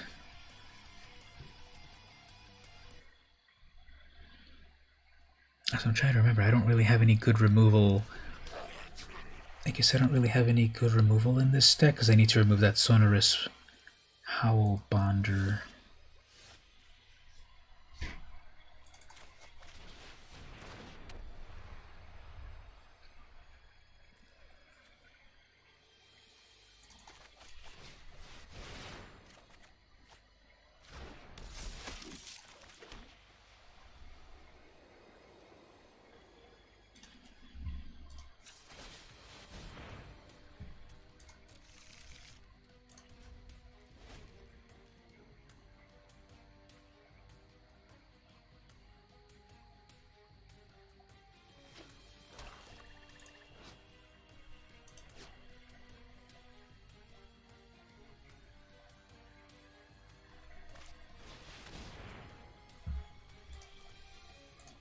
Alright, well, you got me. Let's try this deck again. I think this deck is very limited because it's only in Kaladesh cards, so I don't know, I don't remember what removal there was there. Let's give it a try again. So I think this was one of the challenges that we did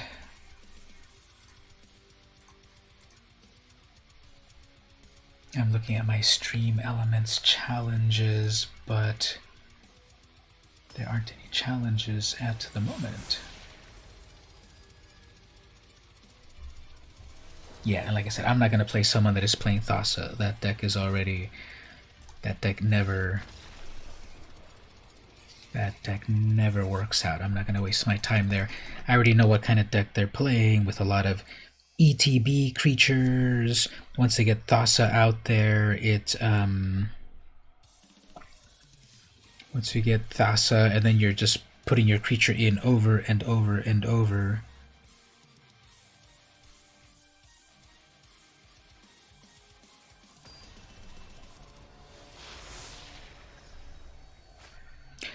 So I've had my first patron on Patreon. This is a mono blue deck, eh? Okay, well, we'll give it a shot.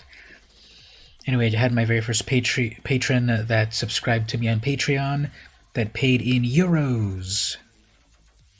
Stefan Ballet, welcome to my Patreon. Donating pledging €1, which actually came out to $1.22. Alright, so this is definitely a mill player. I guess while they're doing their mill stuff, I'll try to do my stuff.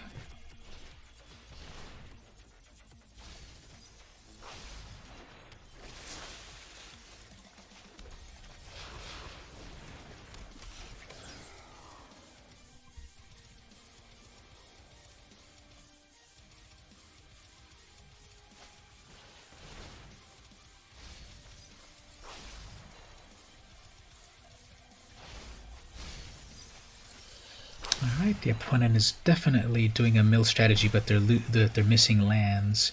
So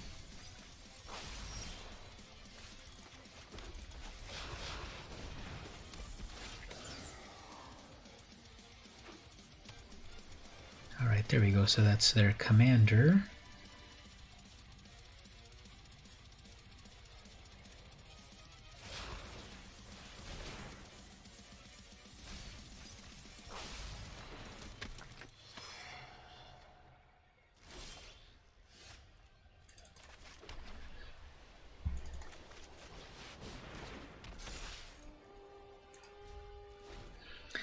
Let's see if we can get stuff happening.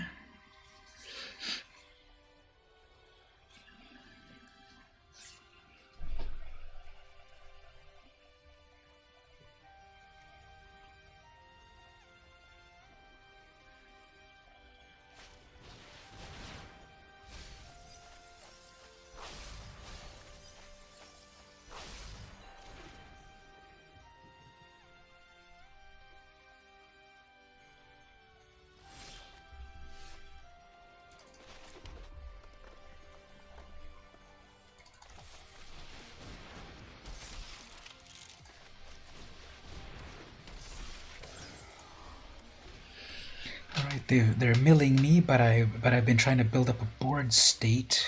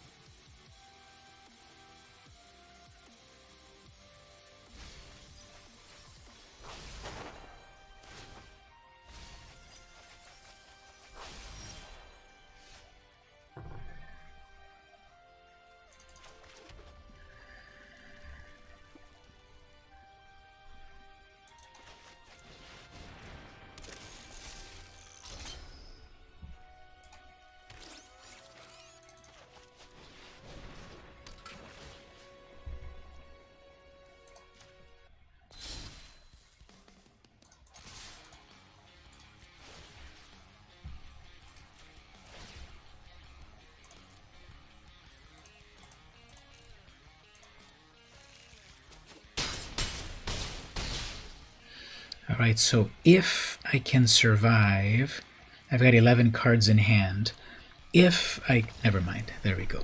Alright, well, they were gonna turbo mill me out, but instead, DePaula squad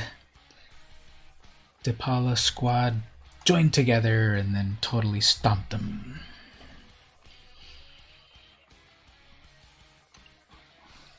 I had 11 cards left and got it done.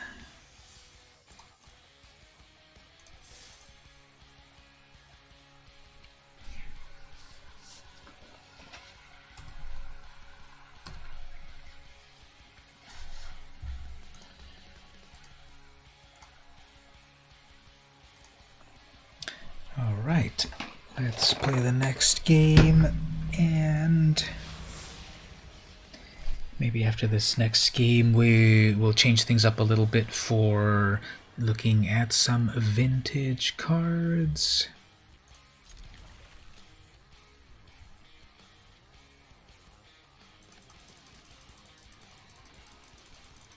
Now, this board has a lot of interactivity because you can tap these columns and then actually destroy them, and then right here you can reveal some crystals like this,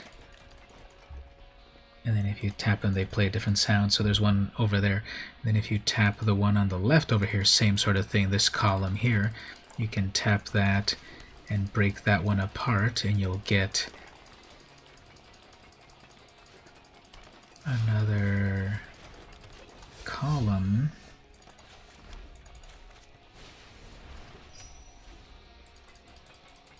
And here's another thing, if you tap the lava over here, it splashes. But I figured this out very recently. If you tap it a certain amount of times, see all that, eventually, so you keep tapping it,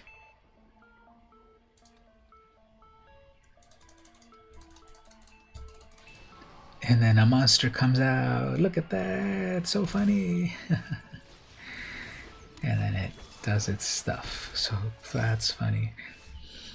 Okay,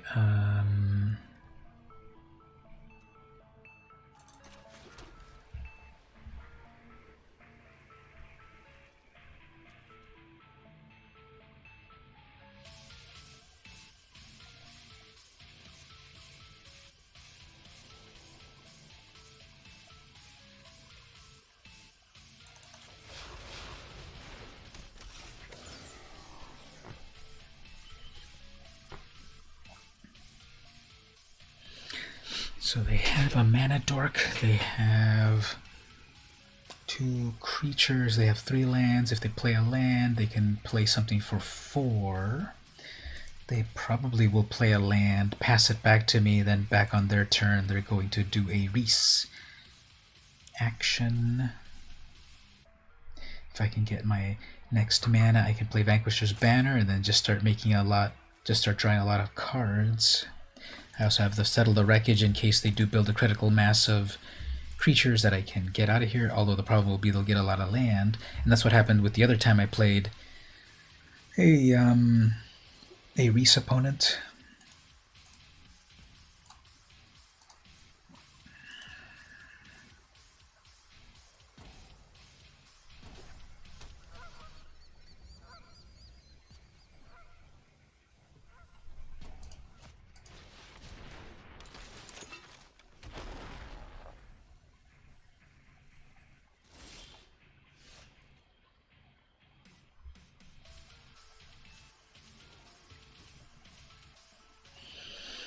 Well, it looks like they're not going to...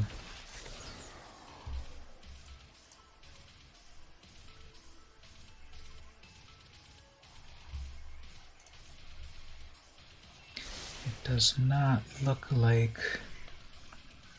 They had to tap their mana dork to play that Master Splicer, so it looks like they missed a land drop. Let's see if they get another one. If they get a land, that is. Now, can I make that monster come out again? Yeah, there it is again. Hilarious. It makes a noise and everything. Alright, so in Selesnya they could have a some sort of bite effect. Well, they finally got one of those. Okay, but that'll tap out one of their lands.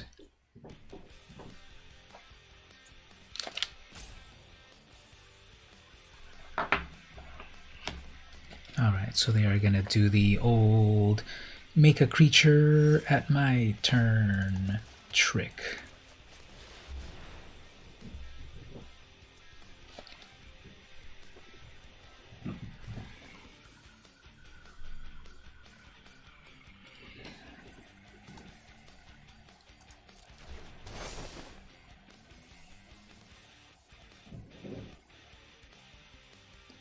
I think the cat might want to come in. Let's see if he wants to come in and just be on my lap.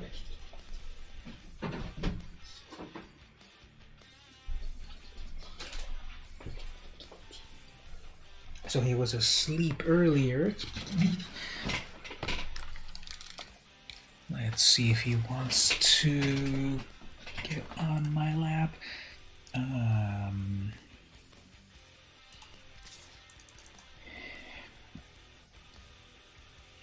They could block with their golem.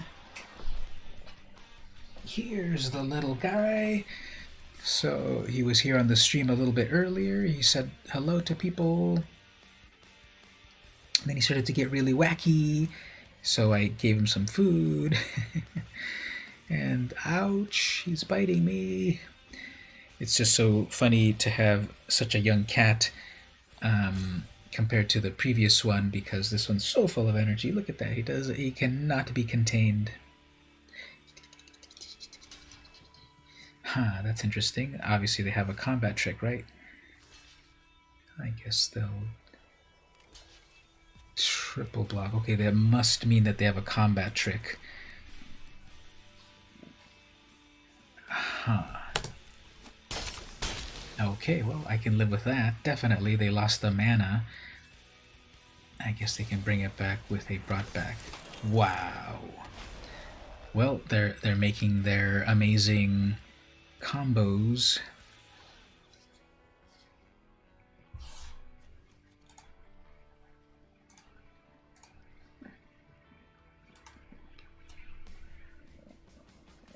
No, I have to make this one, teach this one not to bite. No, no, no, no, no, but he's just so young and full of energy. Play over there.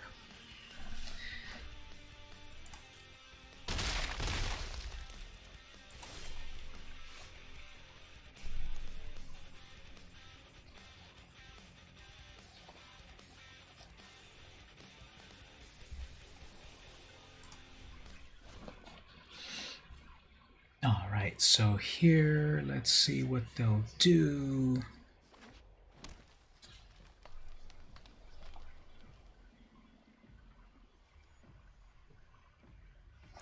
Lamentations is the opponent.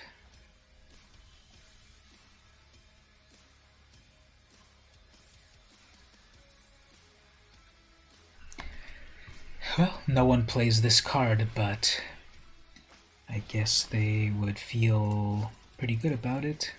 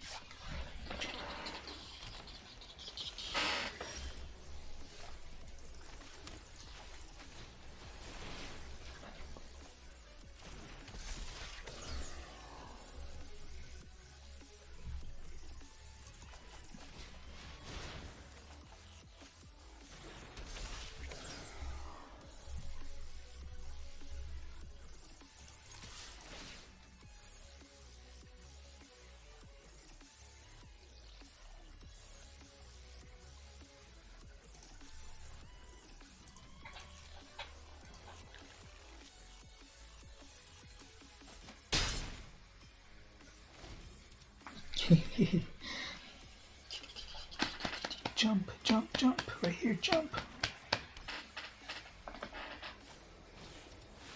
Trostani.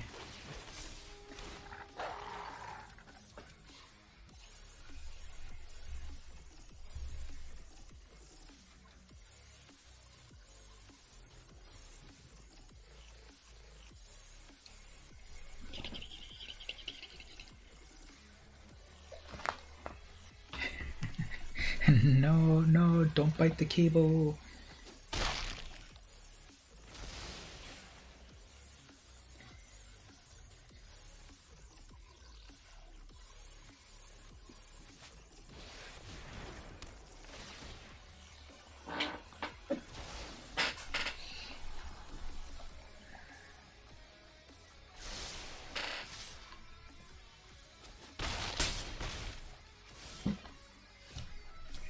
No, no.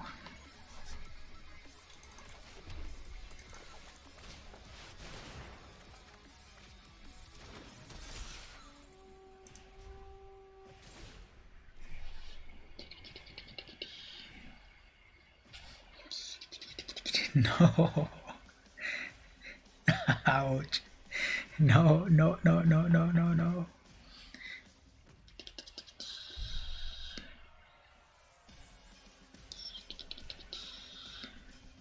Just look right there. Look at the gameplay.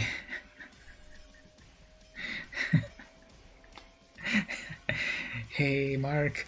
I'm trying to battle my opponent as well as trying to battle my own kitten.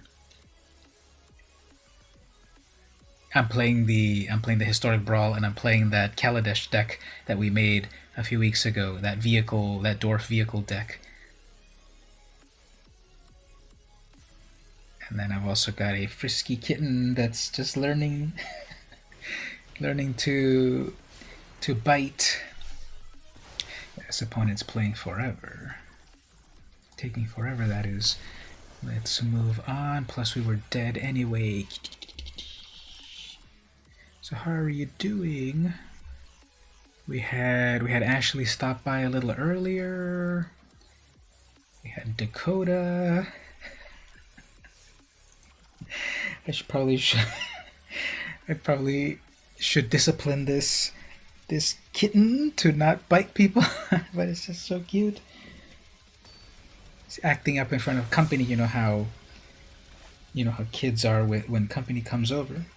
Oh man, okay, so playing against the gods is always difficult in Brawl, and not loving any of these opening hands, so I'm pretty sure it's going to be very difficult to deal with this opponent, because they can already bring out their Heliod turn 3. I'm sure they're going to have lifelink creatures turn 1, turn 2. They're just going to get out of hand. This deck is not tuned at all. So I'm going to mulligan one more time, but if I don't get anything amazing, I don't even know what would be amazing against that opponent. We all know what this sort of Heliod deck is. It's just a bunch of life gain.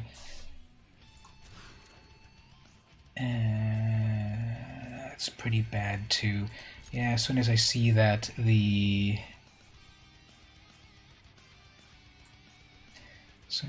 things are going south, I probably won't really want to continue.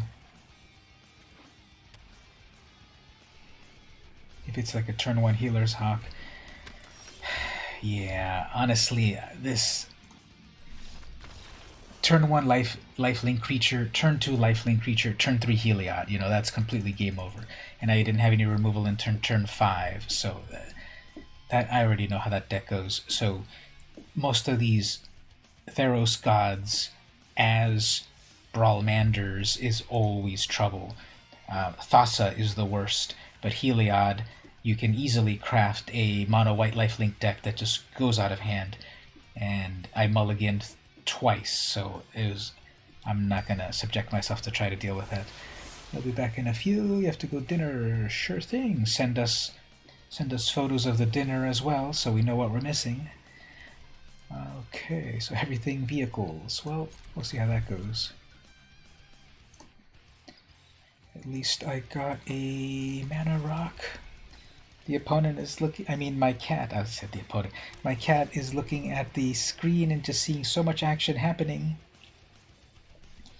And I know he wants to jump on the screen and play with the cards, but it's not a touchscreen, kitty. It's not a touchscreen.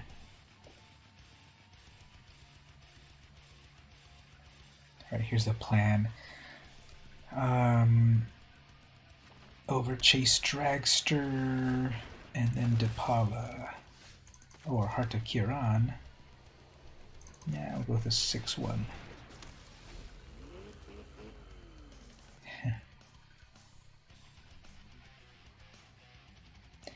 Could have also set up a Fell Flagship. 1, 2, 3, 4 mana in total.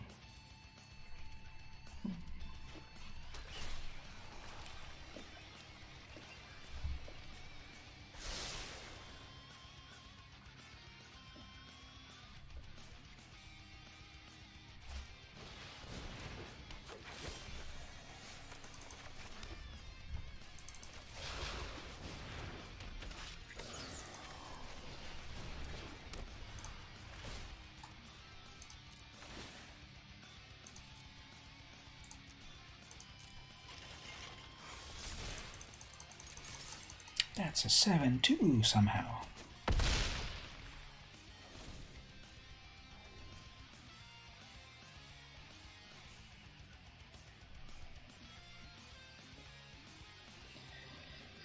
Alright, next turn I could set up the Fell Flagship. She's a dwarf pilot, not a dwarf pirate. That'd be nice.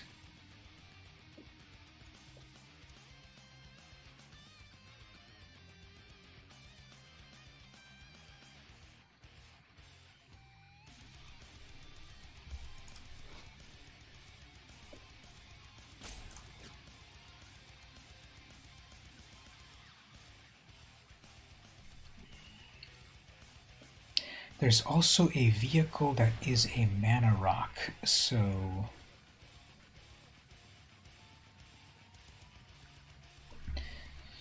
Tazri.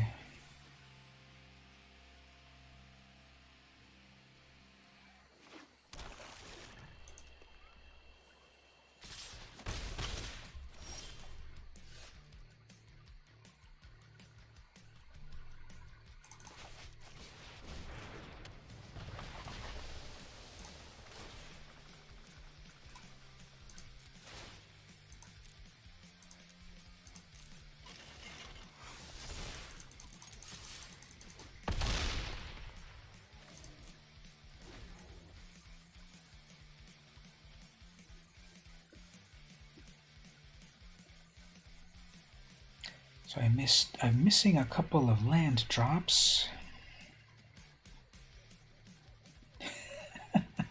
The cat is biting its own foot. I swear it's got so much energy that when it wiggled around a little bit on my lap, it saw something wiggle, which was its own foot, and then it decided to attack its own foot. Whenever a creature an opponent control dies. Okay, sure.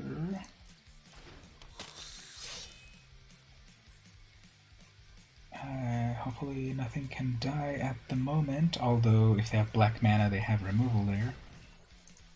I guess what they're going to do is destroy one of their own lands, get a black mana, and then the black mana will... Oh, never mind. I was thinking of something else.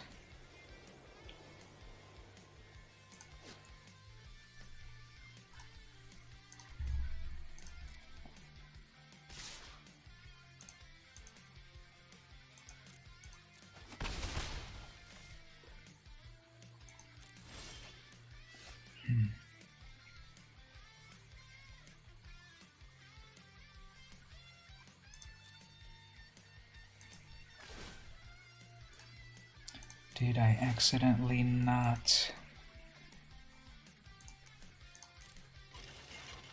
select attackers correct? No, I did it right.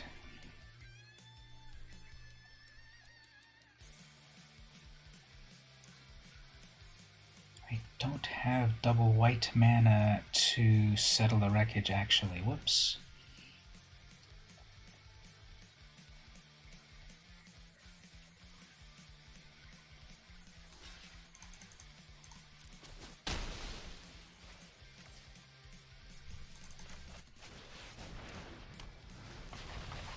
Alright, well, I got rid of that creature that can do things.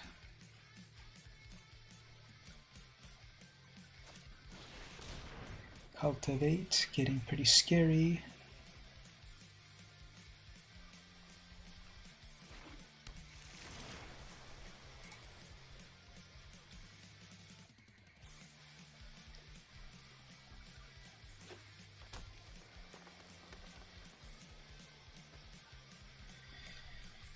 Alright, what is this? 1, 2, 3, 4, 5. How much is that? 1, 2, 3, 4, 5, 6. That's 6 mana. Got a bunch of goblins. Sure.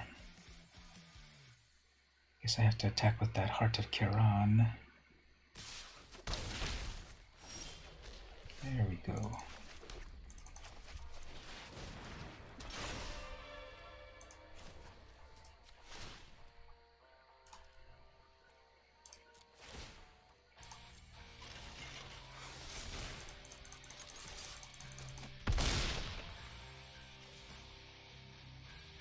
So unless they can get rid of that air attack, then that's game over for them. This caddy's all upside down on my lap.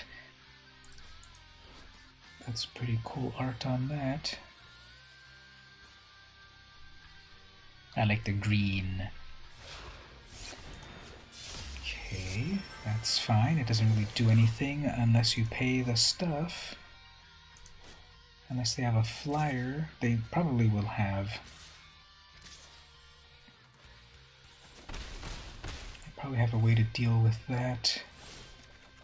Flyer. Yep, it is pausing.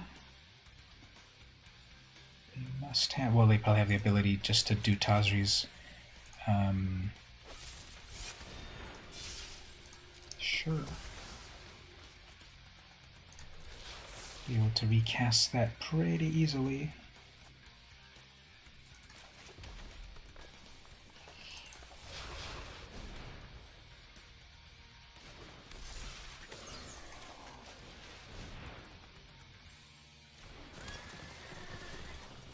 And that's GG.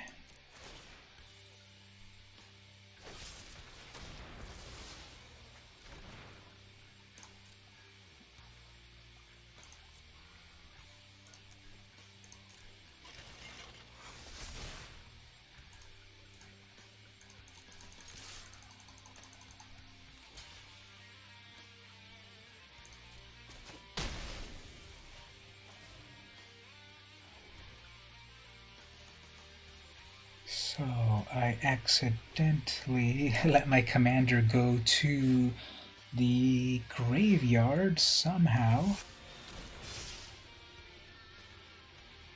As long as I can summon a creature, I can still win.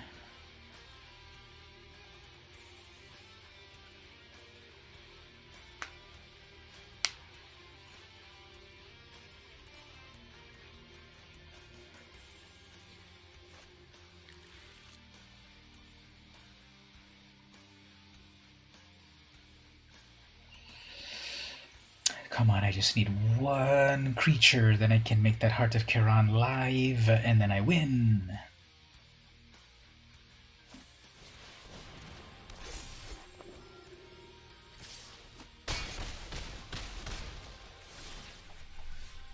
Not a creature, not a creature. Okay, well, I guess the heart was not in the cards.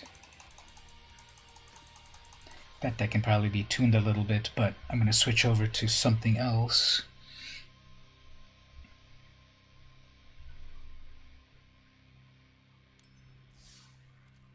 Let's see, what other deck have I not played in a while? I'm going to try this Ulamog deck.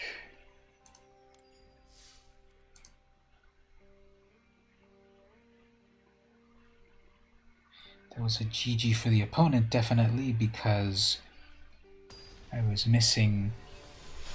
Obviously, if I really wanted to make that deck better, I would... the vehicles are valuable with the number of dwarves, and then I would need to... So I get to go first. Terramorphic Expanse, Mind Tome, okay.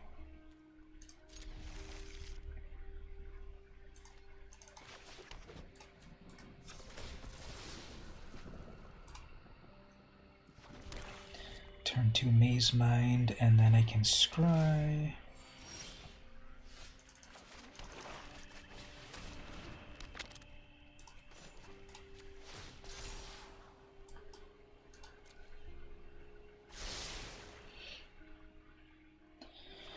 If I get something for another mana rock, nope, okay, but I'll set this up here and draw a card. Your Golem, okay, turn 4, Solemn Simulacrum, which will give me a blocker, and then I can scry right here. Yeah, I'll take that. How much mana here? Ooh, their own Solemn.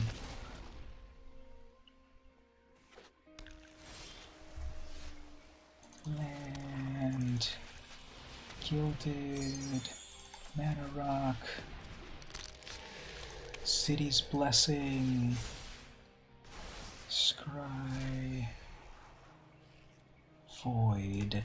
Which do I have there? 4, 5, 6, 7, 8, 9, 10. I've got all my mana.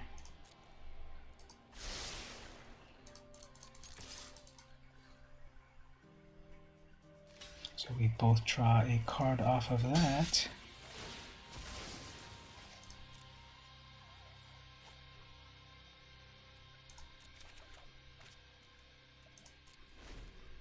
Four, 5, 6, 7, 8, 9, 10. That's 10 mana. I've got Ulamog magic now.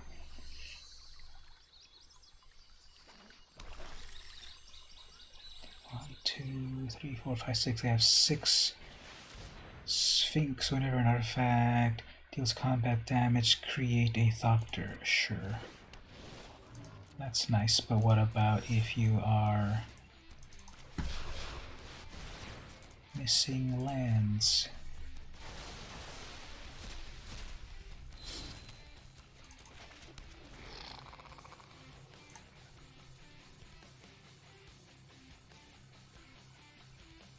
Five, 6, 7, 8, 9, 10, 11, and I could still summon it back again if somehow that gets removed. Well, it could, of course. Well, I have enough for Meteor Golem. Let's say they lock it down with... Yeah, well, never mind. Cal Nasil. Yeah, that's a lot of mana that came together. That's fun.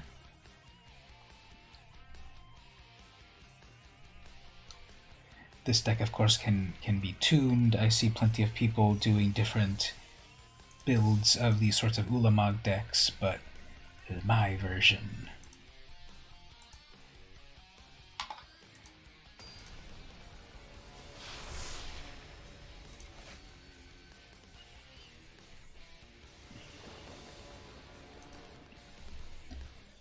Okay, so Relic, Solemn.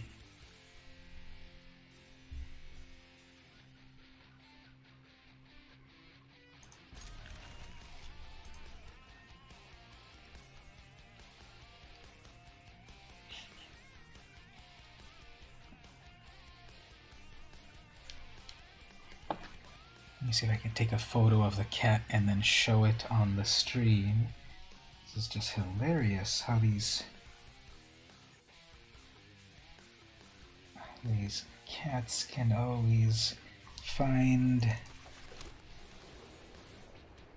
the most hilarious poses and such.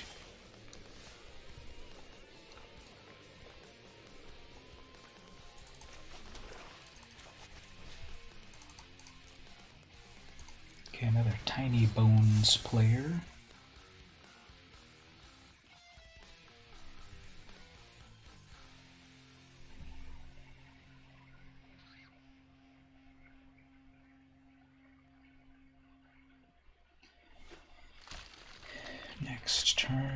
guess I'll go with the Sky Scanner. Liliana's Triumph, I guess.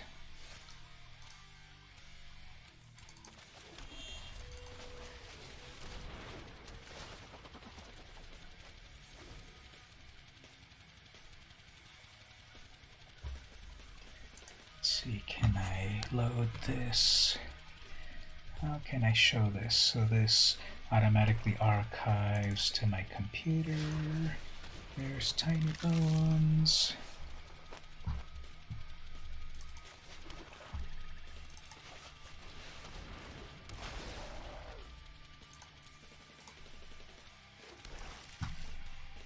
I'll keep these blockers just in case.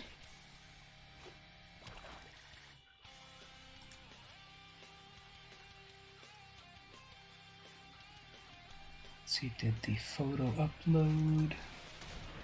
Discard 2 cards, okay.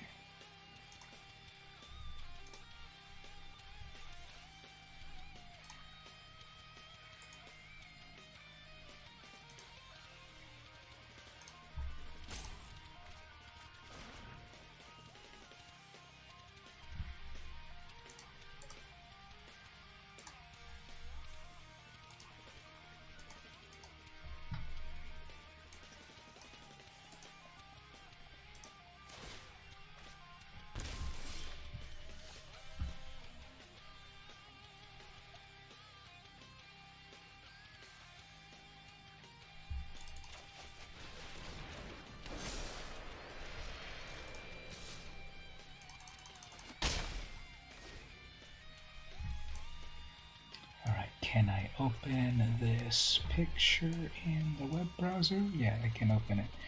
So,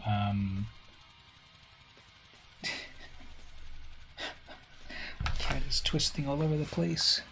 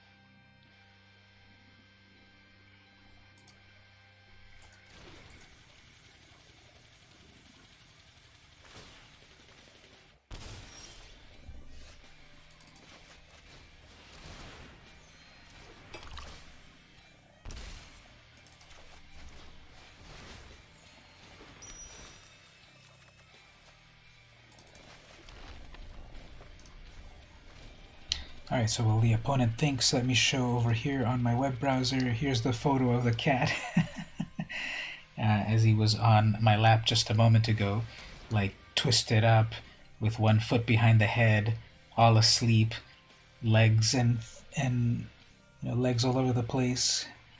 But anyway, so that draws me a card. I'm at 30 life. I draw a card. I can crack that golden egg for some life.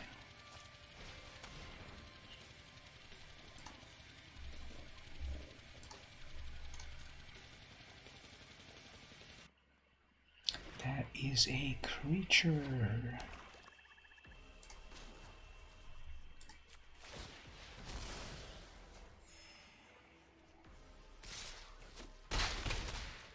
Oh, look at that. I'm back at 30 life.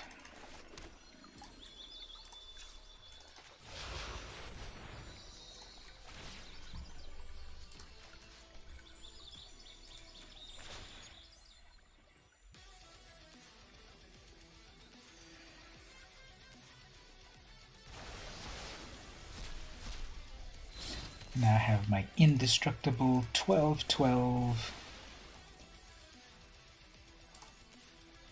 I have 32 life. I have 32 life and an indestructible 12-12. Now, of course, they could still... They used up their Liliana's Triumph, which would destroy Ulamog. And Veto does nothing, so okay. Veto does nothing at all.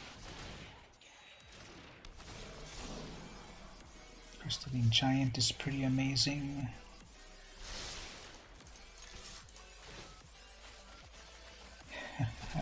I saw Thoughtseize bite the dust.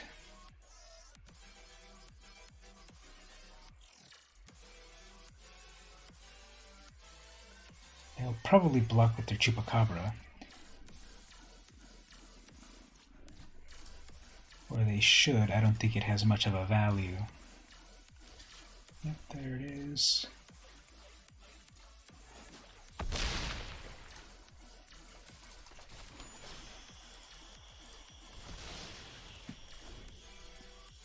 It's interesting how some actions that Magic gives you, you have to confirm, but this one about sacrificing 2 lands, it doesn't.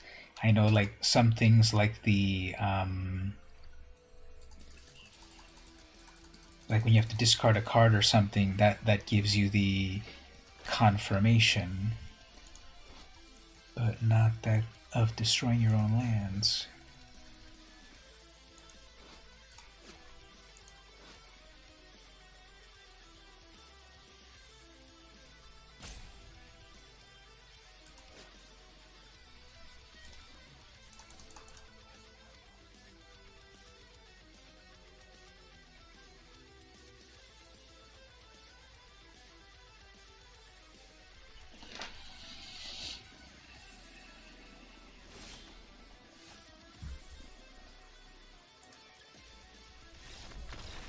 Alright, well, I guess attacking with another... Yeah, that would have exiled another 20 cards and they would have had 2 cards in hand, so oh well. Ulamog saves the day again.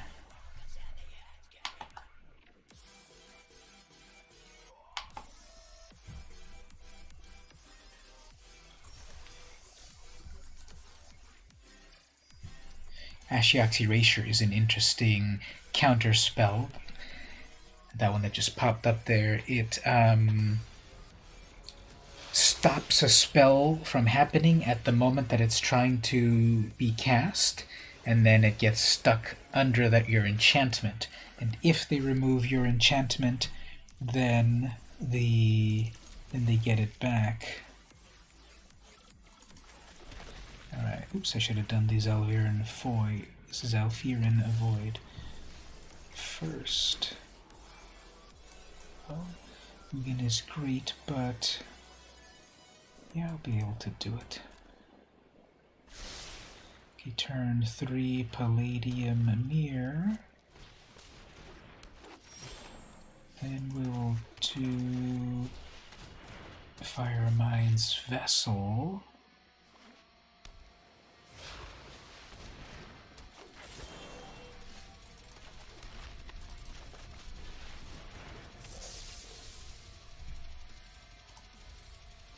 We have 1, 2, 3, 4, 5, 6, 7, 8. That's 8 mana for Ugin.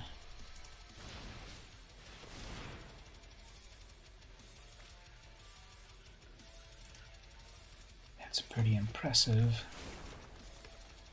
Alright, so Ugin, then destroy their Planeswalker.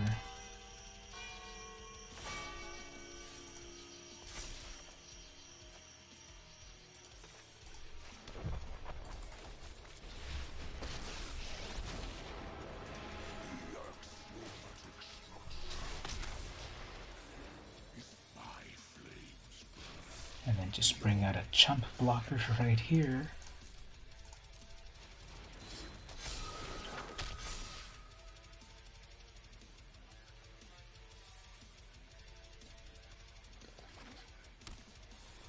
Three, 4, 5, 6. Ooh, Agent of Treachery.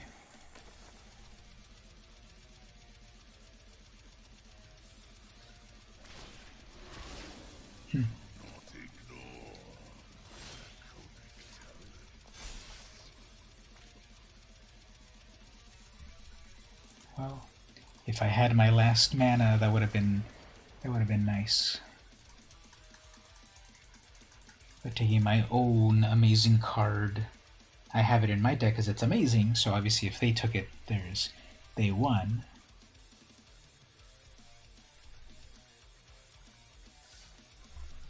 I wonder if instead, I guess I could have also killed their mana dork, and then that would have prevented that.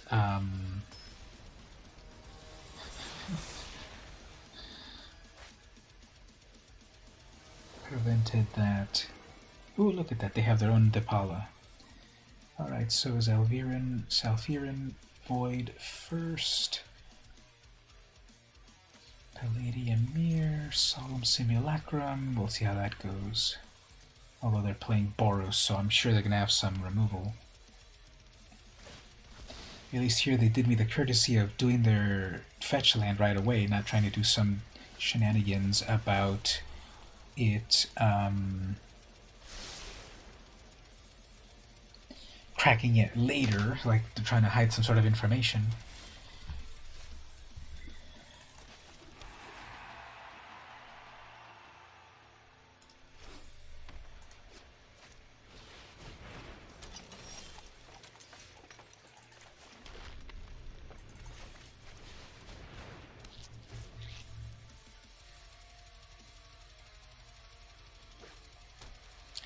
So Depala, and then they get a 5/5.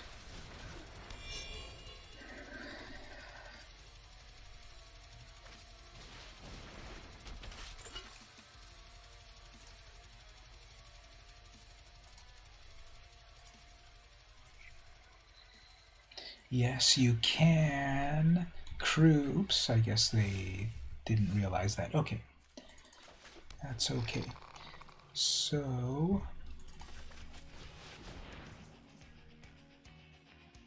bring out this monument. Bring out a stone. So now that's 2, 4, 6, 8. Yeah, I've got enough mana for Ulamog already. All my lands are colorless. Whoa. All my lands are colorless. So that's pretty fun. Now all I have to do, what should I start to remove? Okay, I'm going to exile both of their red mana. Well, actually that'll also give them a red mana there, so what is the most mean?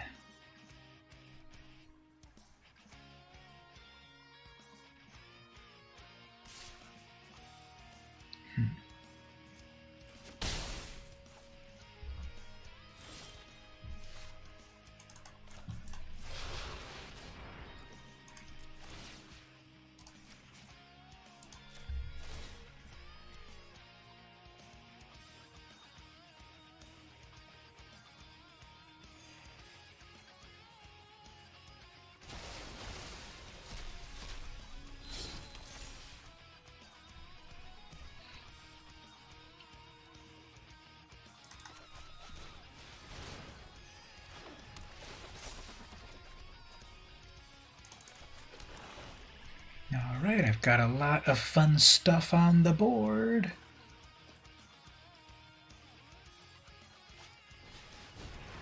The Harry's Binding, okay. If I get my Meteor Golem, I can deal with that.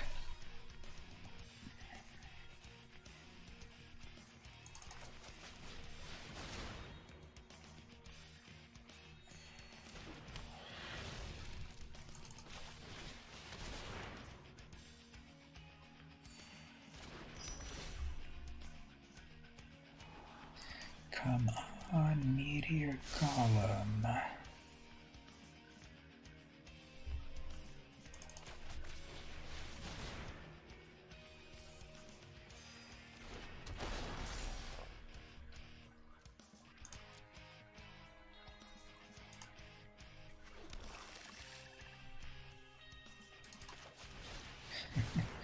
So much value.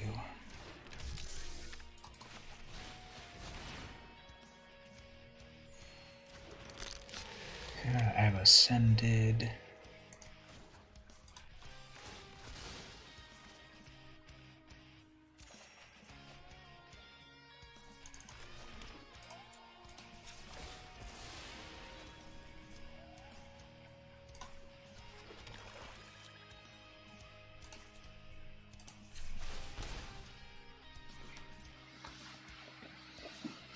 Oh, that's gonna be a good one next turn.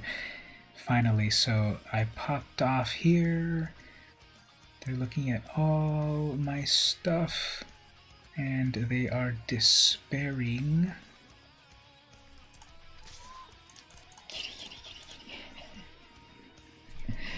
Please, kitty, let me sit down properly. I'm not trying to play, just lay down.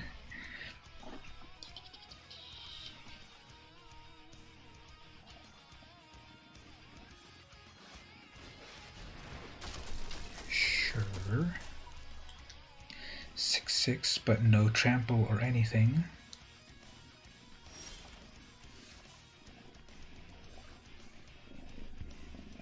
Alright, so this will be pretty epic. 3 mana, 3 mana.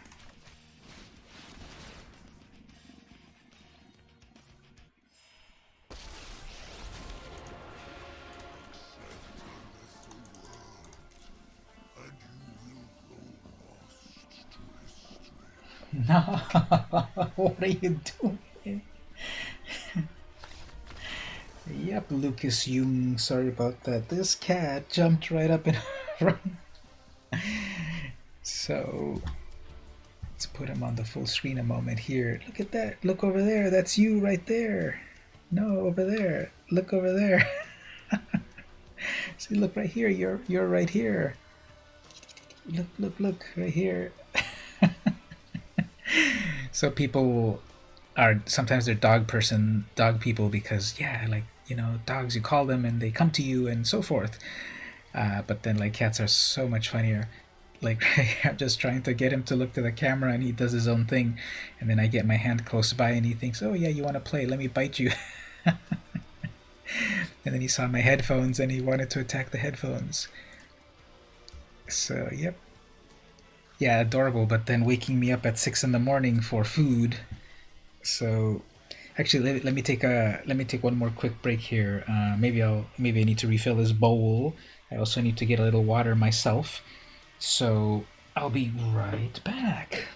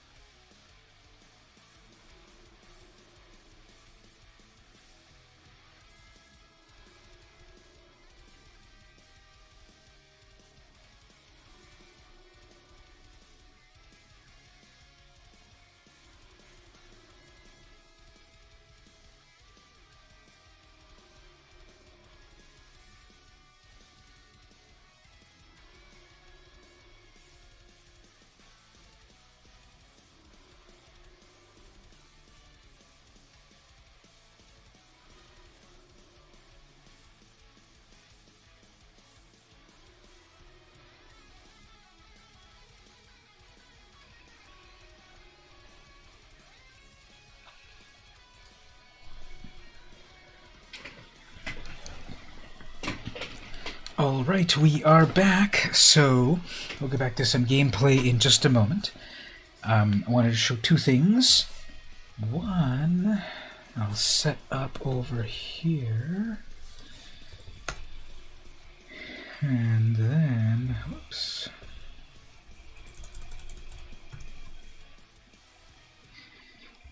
Thank you.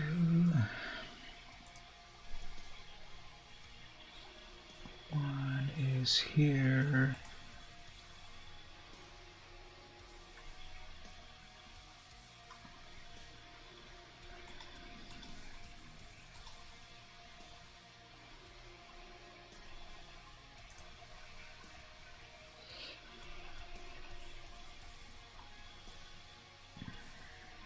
Okay, so one is I bought some coffee. I got a text message from World Market over here in East Lake. This is an interesting shop that has a variety of international things. I care more about like their food area, but they have like furniture and other things. So I really like. They have a lot of interesting food items. They have, for example, ham-flavored chips from Spain. Now, I'm not sure if Mark is here or he's over with the kids, but chips, you know, crisps. So anyway, chips, ham-flavored chips from Spain. I've had that a while ago. It was interesting. So they have a lot of interesting variety of foods. And what I did was I got an email, and they were giving me a coupon, 15% off for my birthday. My birthday's coming on January 4th. And they gave out a coupon. So okay, I went on their website and thought, what's interesting? There's just so much stuff. I'd rather would browse the store than their website, because I think it's kind of overwhelming. But browsing on the store, you go through the lanes and stuff, and you find fun stuff. So I got this coffee. I've been getting into coffee this year during the quarantine. And this is from Germany. So it's Dallmayr. If this focuses, Dallmayr Rostkunst. It's velvety, smooth, and gentle. I don't know if you really want to call coffee gentle. Crema de oro. So, golden cream. And then 100% Arabica. So it's not a blend, it's just one type of bean. And then ganze Bohnen, which means whole beans. So it's whole beans, you grind it yourself. 500 grams. You can't get into coffee. The smell gets to you. Oh, really? A lot of people say that they're not into coffee, but they like the smell. So you're saying you don't like the smell, but maybe you might like the flavor. So there's different kinds of coffees too, where the smell is not as strong when that's mixed with other flavors. But this is. Just wanted to show it for a moment. I can't believe this won't focus when it's so close. That's Spanish. PL, I guess that's Polish. And then Italian. Quality is a tradition at Dallmayr. Alwa Aldamir, Deinerstrasse, München, Germany. You don't need to put www on your website anymore. People, what else can we look at here that might be interesting? So on this side over here, what can we see over here? So 100 grams, recyclable. Rotz coffee, I guess that's roasted coffee. Gansbohnen, I guess that means whole beans. Oh yeah, right there, roasted coffee, whole beans. Café tostado, grano entero, same thing. Kawa zarnista, café tostado in grani. Deutsch, Ergonis, made in Germany. Packaged under modified atmosphere? What does that mean? Unter Schutzo Atmosphäre Berpakt. Mindestens halbtar bis end. Best before end of 3/2021. Wait a minute. 3 2021, so this barely is gonna last until March of this year? Huh, I hope it doesn't mean that this was like packaged 9 months ago and I barely got it. Weird. Consumir del fin de... Da consumere preferibilmente entero il... So, oh wait, 25/9/2019. Actually, yeah, this, man, this is kind of dumb. So this was packaged, apparently, according to that date, 9/25/2019, and then it expires on 3/2021. That's kind of dumb. I don't want such old coffee. Oh man, I don't know if I can exchange it or return it or something. That's annoying. And I don't think it will be that bad. Okay, 9/23 was 3 months ago, and then this expires in 3 months. Okay, so it's got a total of 6 months total. Well, I guess it's not so bad. Although it has been sitting around somewhere for 3 months.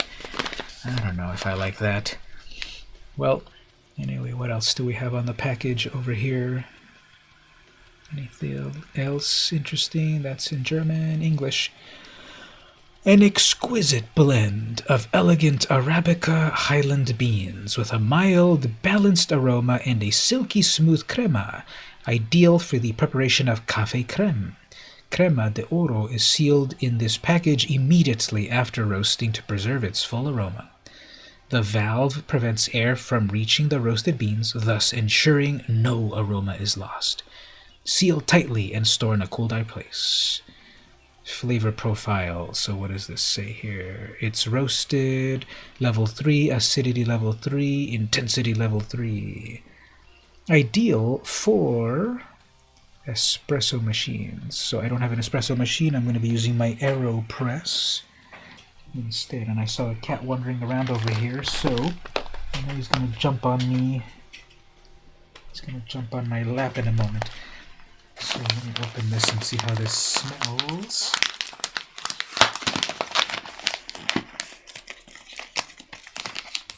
Open just a little bit. Get an aroma. It does smell very roasty. I read somewhere that they said that one way to test if people have COVID is to have them smell coffee. And if they can still smell it, they don't have COVID yet. So I can smell it fine, so I don't have COVID. Okay, let's do one more thing, and then we'll get back to some gameplay.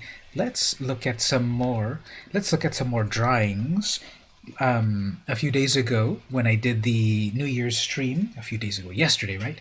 When I did the New Year's stream, we were looking at some drawings, and I ended up with Batman. This Batman drawing is the last one that I showed. So let's look at a few more drawings, and then we'll get back to the gameplay. One moment.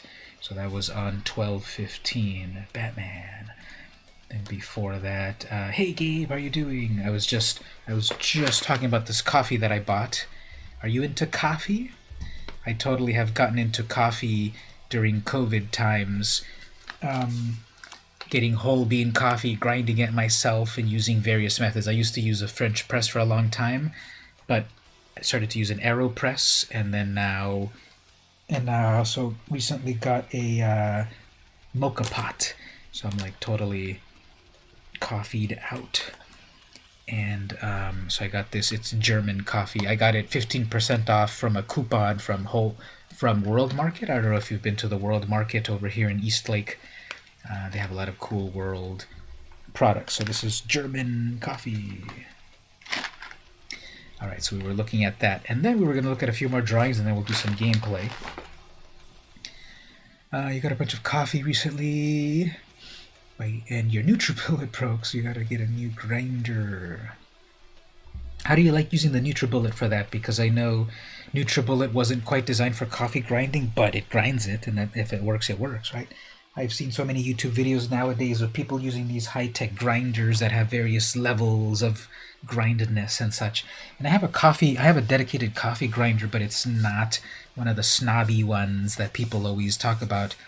a burr grinder is supposed to let you grind your coffee exactly. This is a regular blade grinder, so you can't control it as much as the snobs would like. It works. Use the milkshake blades and not the sharp blades. Cool. Alright, let's look at a few drawings and then we'll get back to the gameplay. So right here, back on 12/14, on day 349, I drew this Fifi from Tiny Toon Adventures, I guess a little more grown up. Then I drew just some not impressed dog, vaguely like Brain from Inspector Gadget. Anyone remember watching Inspector Gadget back in the day?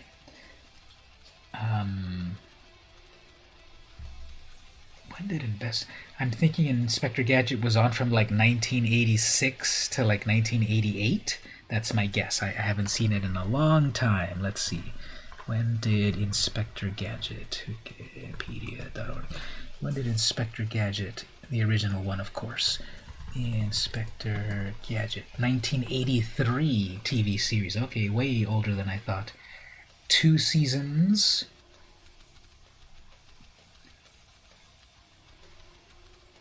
The pilot, oh, this is interesting. The pilot was on December 4th, 1982, and then the series started a year later almost on December 12th.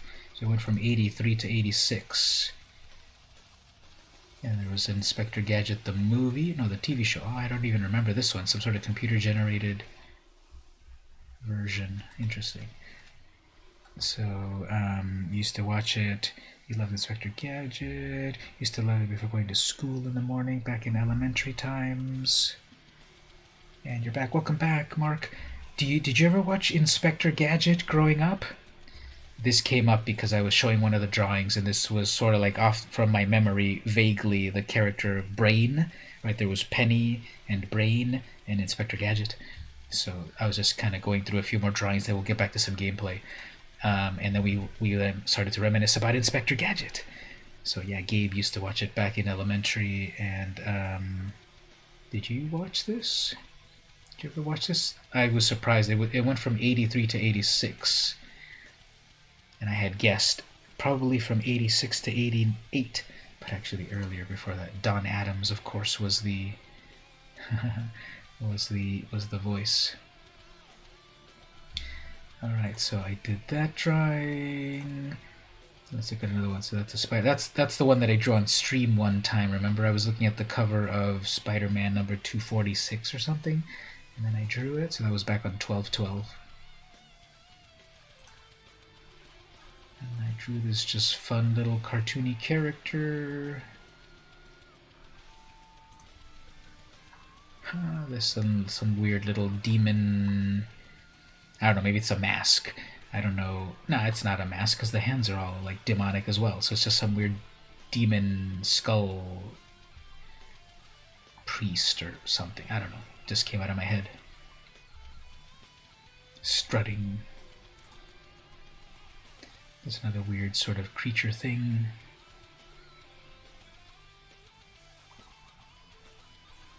Number 344. A guy with a really flat top. Oh yeah, I did it like very, very angular, like the hair, the ears, the glasses, the nose. It's pretty fun. And a little bit of shading.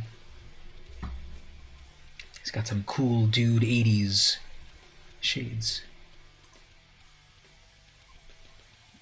Some sort of helmet, I guess. Trying to do shiny parts, although not that great.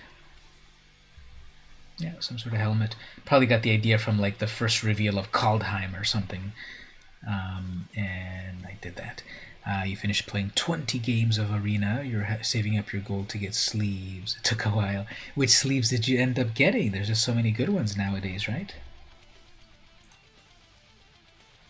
Here's a figure study, just sort of mentally without any reference. Just a figure study, number 341. And then 340. Oh yeah, we did that one on the stream. Remember, that was from Amazing Spider-Man number 850, Mary Jane dancing.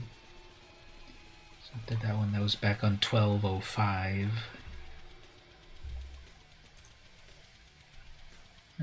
Just a fun bear? What kind of animal is that? What would you all say this is? Sometimes I just draw some cartoony character but don't really think too much about what kind of animal or whatever it might be. Kind of like Goofy. Goofy's not really a dog, even though most people think it's a dog. But it's not a dog, because Pluto's a dog, and it's not sentient like Goofy. It doesn't wear clothes. So I don't know, I think this is a bear or something, maybe? Just a cute cartoon bear or something? Overall I like how it turned out. Actually, let me show one thing here. So I'm doing the Drawing a Day challenge again for 2021, and I've drawn one so far. I haven't drawn today's drawing yet, but here's the one that I drew for January 1st. Some people might know this more than others, so if you know what this is, shout it out. Does anyone know what this is?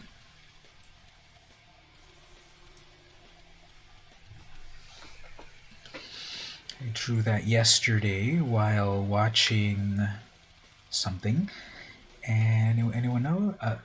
Like, I would say like 75% of the world knows what this is. It's a rubbish bin. Or maybe what it's actually made of in real life. When this was invented in 1962 or 3 or whenever, when the first season came out. It looks like R2-D2's cousin. See, there we go, right there. That's the 25% of the world that doesn't know what this is. So,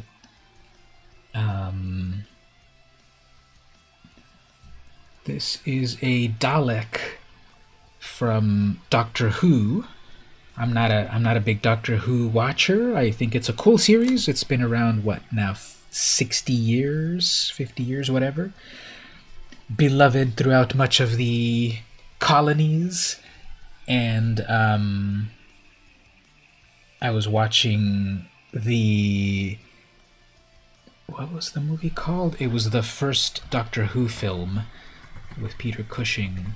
Peter Cushing, Doctor Who film. He did 2, I believe.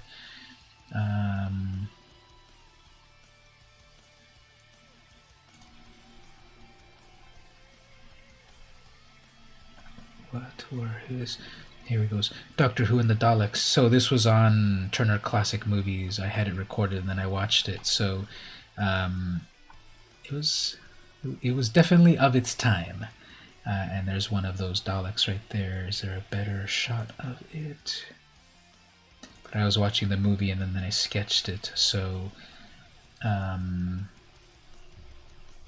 Susie was so smart. She was such a cool character. But anyway, yeah, that's you got it 25%. Yeah, those things. Yeah, exactly. The Doctor Who. He's from Doctor Who. Yeah. Oh yeah, you got it. See right there. 2 out of 3 people. So 2/3 of people know it. But yeah, that was one of those characters. I like how it came out. It if you don't look too carefully at some of like the angles of things, it's not as symmetrical as it could be. But I like how it came out. So that was my drawing of the day for January 1st, 2021. I got so used to so I did complete the whole 2020 basically, and I just got so used to doing it that I said, yeah, I guess I still have pages in my notebook, so I'll keep drawing. I haven't drawn today's drawing yet, but I'll probably do it tomorrow. So yeah, some cute bear or whatever. Maybe one more. Okay, maybe that one. Maybe that's another one that's closer to the brain. Inspector Gadget's brain character, maybe. And another just freaking out. I like how that one came out, except for the ears, I guess. I like how he's freaking out, and then the kind of the nose highlight, and the mouth and the fur.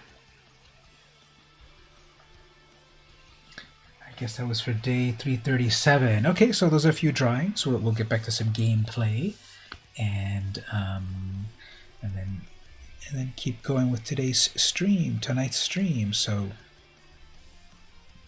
The last game that I played here was a victory, and after the opponent saw me summoning such amazing things, they conceded. So I had 42 life, the meaning of all. What is it? The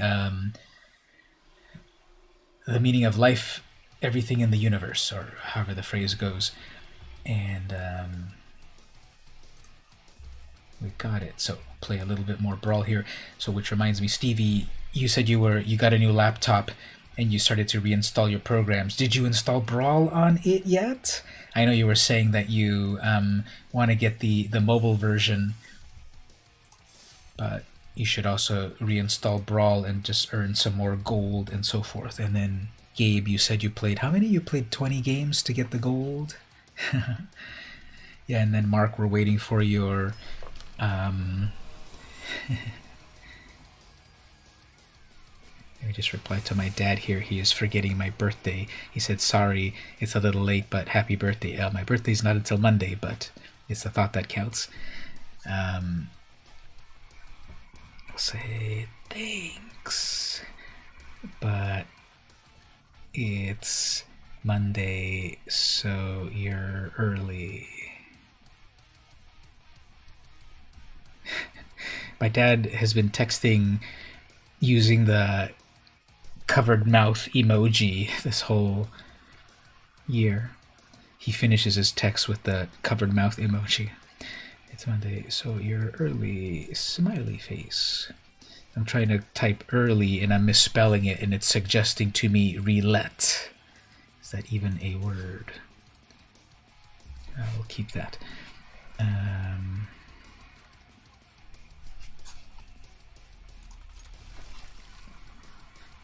My own smiley face, smiley cat. There we go. Had enough gold, but you spent it on something else, so you had to battle for it again. Yeah, that's the good thing at least that. Oh man, Krenko. Okay, well, they are gonna aggro me, so if I can make it in time for some big stuff. Yeah, I don't know what this reluct was trying to be here. This, I don't know, I might have accidentally typed something wrong and then it memorized it, and now I typed it wrong again and it thought I wanted the wrong memorization. Oh, thank you, Alicia. Yes, my birthday's coming this Monday, January 4th. That's my birthday. I'll finally be 21, so I can finally start drinking. All of those other times that they mulligan down to 2. I guess they are extremely cocksure that they are going to be able to take me out with 3 mana with a mono red deck, but I don't doubt it. But anyway, yes, I'm joking. I was 21 years ago, so yes, I've been able to drink a little while now. I have not been breaking the law on stream. Don't worry.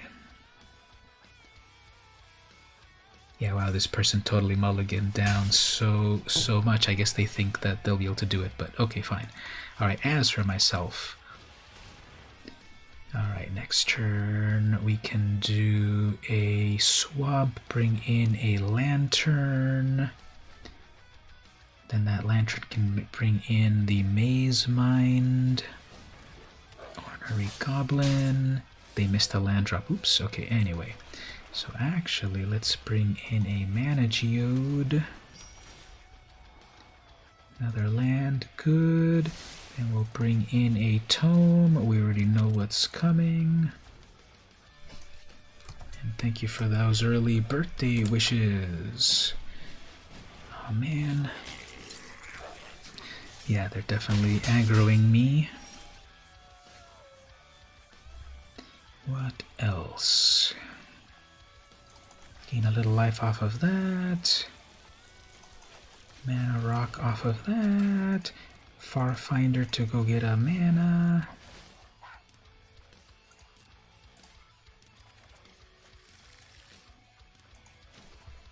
Scry. Do I need more mana? 3, 4, 5, 6, 7, 8, 9. 3, 4, 5, 6, 7, 8, 9, 10. I've got 10 mana, but let's see if I can make it. I'm back to 20 life. Let's see if I can make it. Alright, well, they're going to hit me with a bunch of damage right here.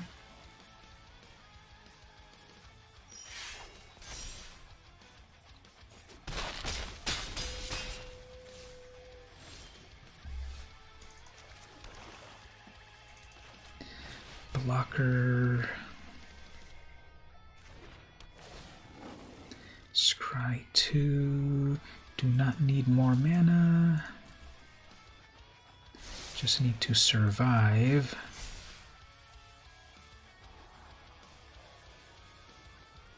Yeah, I need blockers.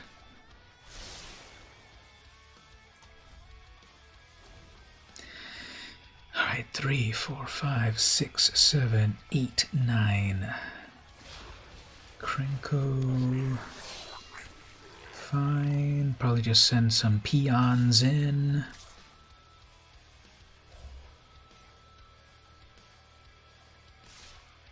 It won't be worth it unless you attack with 3, yeah.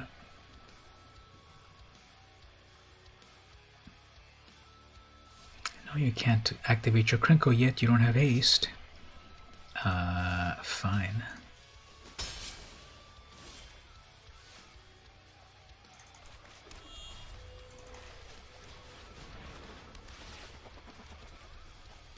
Nice.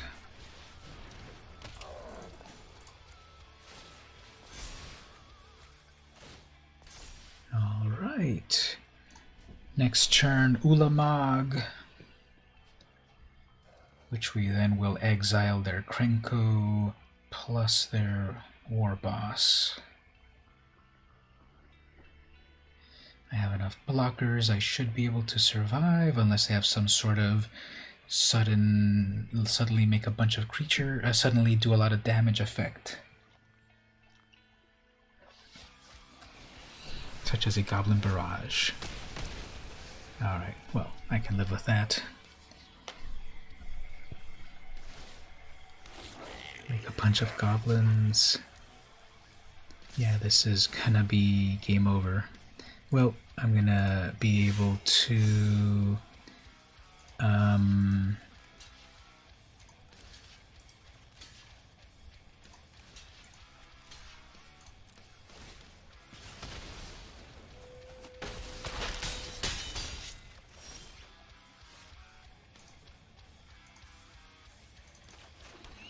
it was close.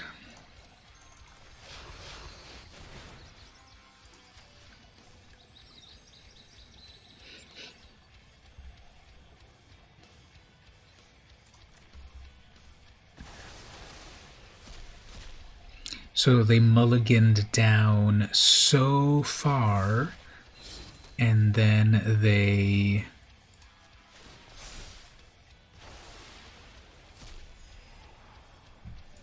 mulliganed down so far. Now I'm still not gonna survive this, right? Because they have 6, 7, 8, they have 9 attackers. So I'm only gonna be able to block 2 things.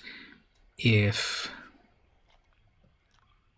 yeah, that's exactly 7 damage. So it was so close. But they just aggroed me out. If I had maybe like one of my life gain lands, but see that's pretty fascinating, isn't it? A mono red goblin deck can mulligan all the way down. What did they mulligan down to, like 3 cards or something? And they had enough things that they were able to start to hit me very early on, and then it just kind of added up. So they got me, and I stumbled on, I didn't get enough mana ramp.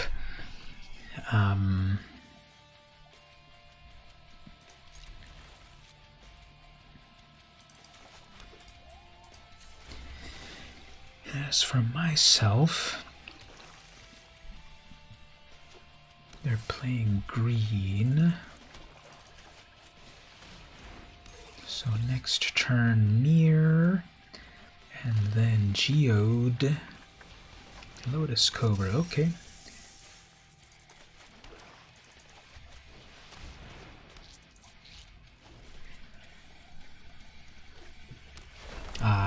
perfect. They are definitely gonna have to tell their grandchildren that they played that fetch land. Okay, so with those three, they can probably do a cultivate. Let's see if they go completely wacky. No, there's okay. They're gonna do Azusa, drop 1 or 2 more lands, and another Cobra trigger and another land. Yep, they're totally trying to get as fast as possible to Multani. So props to them. Let's see, are they gonna do a cultivate, grow from the ashes, and kicked? So 2 more land drops. Yeah, look at that. And then 2 more off of that, so 4 more mana. Are they going to be able to do something more with 4 more mana? They could do another, like, again, like Cultivate, Kodama's Reach or something. What more are they going to do? Elysian. And do they clean out their hand? No, they're done there. Okay. Yeah, that was explosive. Okay, Multani next turn, and it's going to come in huge. So I need to also do my own ramp. It won't be as impressive, but I'll get there. I'll have 1 turn before Multani does anything weird.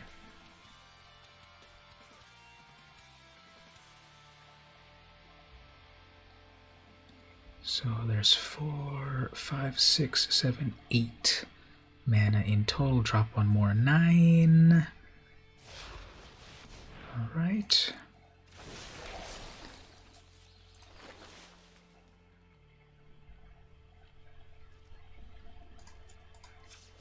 An 8/8 is pretty impressive. Ooh, and then they can see they.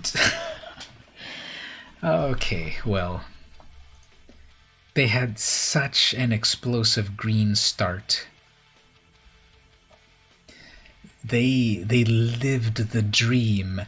Lotus Cobra into Grow from the Ashes, into Azusa, into Dryad, and then into an 8/8 Multani. And then they concede. So, fine. I would have played a land. Forsaken Monument would have doubled my mana. And then Ulamog. So, alright. Mox green. Guess that's what happens. All right, let's do a pause here for some more vintage cards. We had started to look at some vintage cards earlier. I'm gonna do it by opening them up on Scryfall. So we were looking at the charms earlier. We were looking at the charms that came out in Mirage, and then I had left off on this. Everyone keeps picking 6. I should ban number 6 because everyone keeps picking number 6 because it's the same things over and over. Don't pick 6 anymore, people. We've already looked at enough of 6. So Mind Stone. Speaking of Mind Stone, here's the original Mirage Mind Stone. Not Mirage, Weatherlight. So I had the Weatherlight Mind Stone in the classic brown border.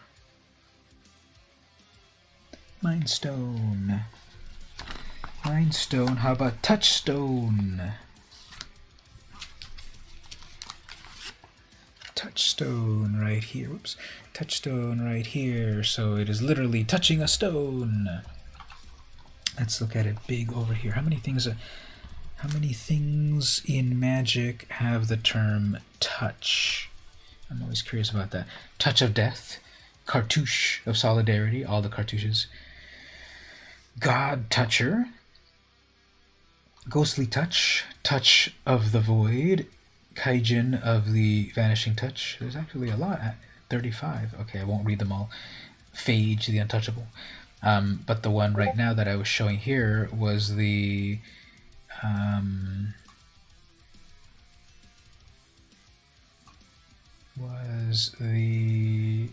you made a lolly cake, but you put it with ice cream and ambrosia. A lolly cake, that sounds a little bit of slang that I may not fully know. Lolly as in lollipop. In the US, they're lollipops, or a sucker.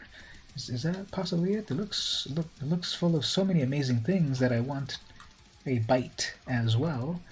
And over here we have gift pack of stationery. Includes 4 color ready to dip. Icing kit. Unique stationery plus much more. It can dip in water. Yep. So I want a bite of that. And then there's your shoes right there. So don't tempt us with these treats. Thanks for sharing. So yeah, what was it? Yeah, touchstone. So touchstone, here we go. Tap target artifact that you do not control. And then nowadays, here, I wish that they did not use contractions in modern Magic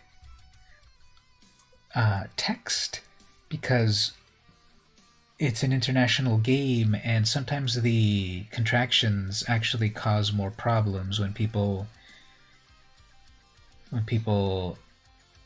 say some words that sound like other words, like tap a thing you don't control. So that's how it is now. Tap target artifact you don't control. I would prefer that it had the full do not control, because there's some other, like cannot and can't. That's the one that's my big gripe. Target creature can't block. So if I'm like playing against someone, I'm saying, yeah, play my spell, target creature can't block. Depending how you say can't, some people are going to say can't in such a way that it sounds like can, and others you pronounce the T properly. So I wish it was target creature cannot attack. So I wish they did not use contractions in their text. It's keeping the kids happy. It's making me happy too. I want some of that. One touch to the stone, and the Sidar's son turned me from stalwart to statue, and that was Karn. So touchstone. It's kind of like an icy manipulator, but only for artifacts. All right, here's a classic one with some Richard Kane Ferguson art. We have Dingus Staff. It's kind of how many dingus things are there? I think only 2: Dingus Egg and Dingus Staff. Yeah. So Dingus Staff right here. 4 mana. Whenever a creature is put into any graveyard from play, Dingus Staff deals 2 damage to that creature's controller.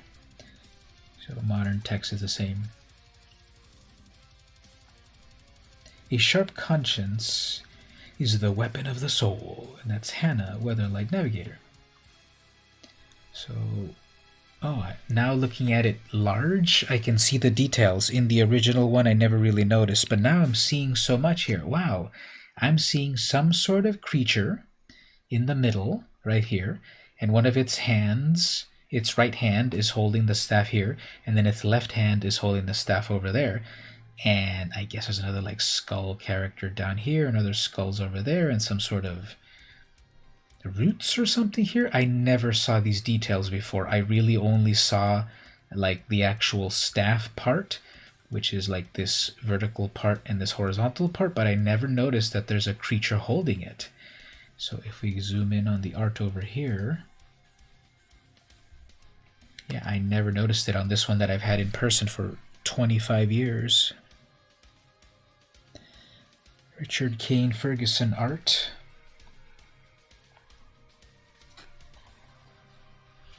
Slightly different than the art he was doing before. And so yeah, you can make this is still playable nowadays in commander decks, especially in aristocrats style deck, which is when some creature dies, opponents lose life. So this one obviously hurts yourself too, but if you work with like indestructible creatures and such. And then Dingus Egg. This art is like, I don't like this art at all. You look at more of the bones up there than the actual egg. So obviously let's go back to the good Dingus Egg art back there. Each time a player puts a land into the graveyard from play, Dingus Egg deals 2 damage. So that was back then when you could easily cast Wrath of God and then have the opponent not only lose their lands, well, I guess your lands too, but then do damage for 2 damage for each land that they put into the graveyard. They make us feel our old age? No, they give us a badge of honor about this is what Magic was back in the day. So Dingus Egg, oh, I never saw that art. I remember the 6th edition art, but I don't remember the 7th edition art. That one looks kind of cool. Like those black candles and then the egg on a pedestal. That looks pretty cool. That's by Tony Cezudlo. Legend has it that the world was hatched from a dingus egg. Yeah, well, which world? Obviously, we're in the multiverse. 4th edition, foreign black border. So how much art has Tony Cezudlo done? 79 cards. Let's see if there's any release date. I think there's a way for it to show only unique arts. How do you do that? Is unique? Is that how you do it?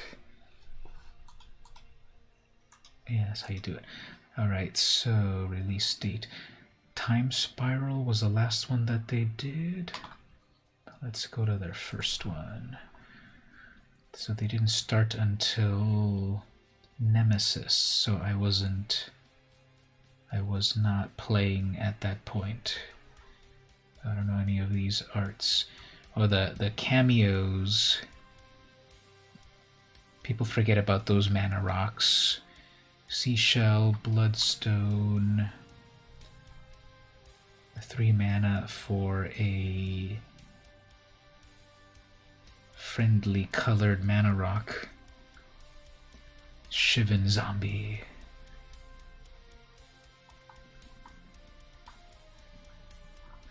Yeah, I wasn't playing, so I don't know any of these. I wasn't playing at that time, but pretty cool art. Primarch Escapee. Death Pulse. Target creature gets -4/-4, or cycle it. Oh, I like that. Cabal Interrogator. 2 mana, 1/1, Zombie Wizard. Target player reveals X cards from their hand, and you choose one. That player discards. Place ability only anytime you could play a sorcery. So only on your turn. That's cool. A discard for X. So Mind Twist on a creature. Wall of Blood. I remember this one. I've seen it somewhere, but I never played with it. It's a 0/2 for 3. Pay 1 life. Blood. Wall of Blood gets +1/+1. So pay life to make it into. You know, you could you could pay 19 life and turn this into a 19/21 blocker. It cannot attack, of course.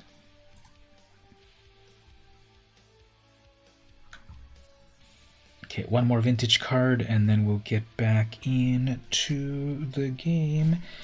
I remember this one, the Jangling Automaton. How many jangling cards exist? Just one. Jangling Automaton. 3 mana, 3/2 artifact creature. Nowadays, artifact creature construct. If Jangling Automaton attacks, untap all creatures defending player can. What? So you're getting a 3/2, and you get to untap all of your opponent's creatures. The only way this is valuable is if you put Lure on it, or you turn it into somehow Death Touch, and make it so that, yeah, you have to put Lure and like Venom on it or something. I'm sure there's better cards nowadays. Obviously, I'm thinking old school, but Psychic Venom, Enchant Land, whenever enchanted land. I'm thinking of something else. There's some other card out there that gives your creatures Death Touch. Oh, here we go. Yeah, Venom. If enchanted creature blocks or is blocked by any non-wall creature, destroy it. It's not Death Touch, but whenever enchanted creature blocks or becomes blocked by a non-wall creature, destroy that other creature. So the combo here, it's a big hoop to jump through. You put Lure. You just do it with Thicket Basilisk, right? Why are you even trying so hard? You put Lure. Enchant creature. All creatures able to block enchanted creature do so. So you force people to attack your creature here. And then you put Venom on it, and then they get destroyed. The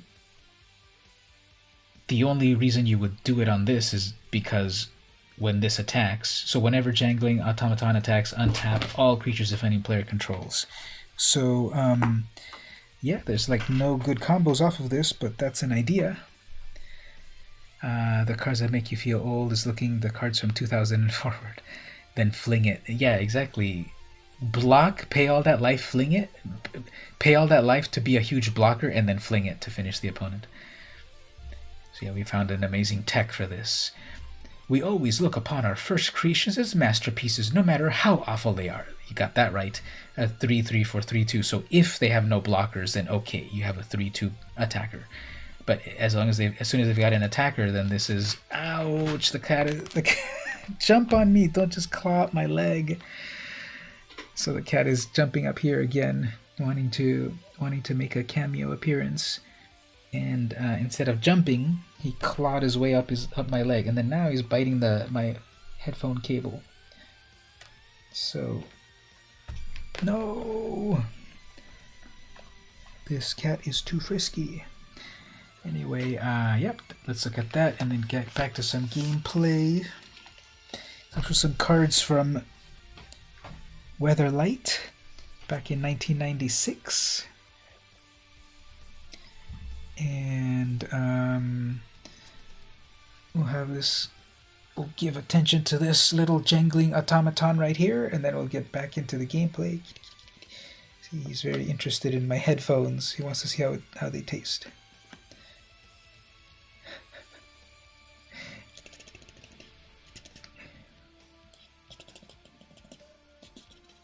Okay, so hopefully I can appease him. I try to pet him, but he thinks I'm still trying to battle him, and he just wants to bite me. But eventually, he'll get the hint that petting is just petting. Okay, let's get back to the game. I got an acquisition expert. Okay, I'm gonna play this deck a little bit more, then I'll switch. Have to take advantage of the Brawl. One thing that he likes to do, you can't quite see it there. Maybe if I move it slightly for a moment here. But he's been looking at the screen, the laptop screen.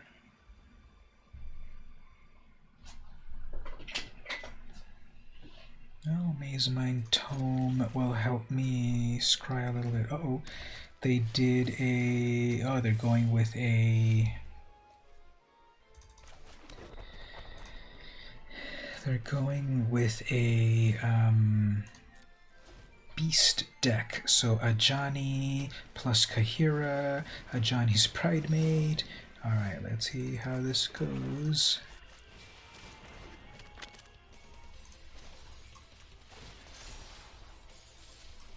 Like the Immortal Sun, but I won't be able to get to it in time. Next turn I could bring out my blocker. I'll probably do that. Ooh, and they missed the land drop. Okay. So... Let's see if they don't have like a bite attack or something.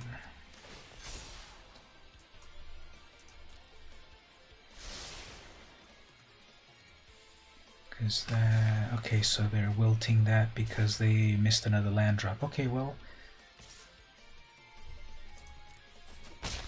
do not want to lose my mana rock, because then we get amazing shenanigans like this. While I have way more.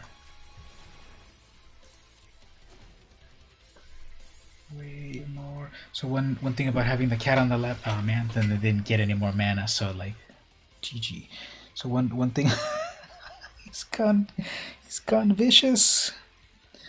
One thing is that the no the and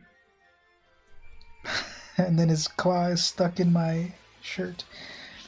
If I don't, and now he's biting his own leg.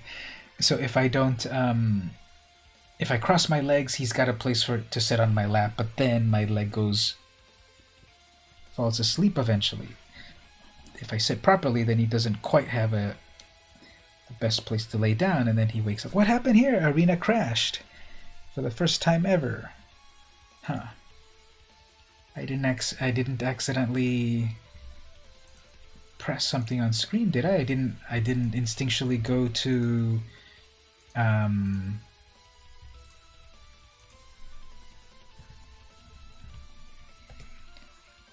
quit or something, right? It just crashed. Okay, let's get back there. When things go back to normal, you make your move. Plan after you settle in. Plan on giving a kitty a try. That'd be nice. It is having a pet is that responsibility that you're taking care of someone, another entity, and after my cat passed away, I realized, even though I'm living on my own, I wasn't, because I was taking care of the cat and feedings and cleanings and so forth, and giving affection and affection back. So yeah, cats don't need the ouch. This one is so. See, here's my advice, however. Don't get them this young, because look at this. This one is a ball of energy that needs to hang out with other cats to like battle each other. Not me. I don't have claws. Go over there.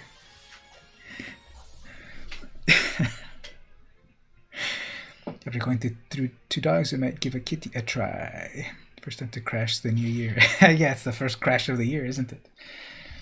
Well, let me do a quick pause. Let me put some cat in the. He thinks I'm a big cat. Yeah. Let me put a little food on the bowl so he attacks the food and not me. And also, I'm gonna get a little water. So be right back, really fast.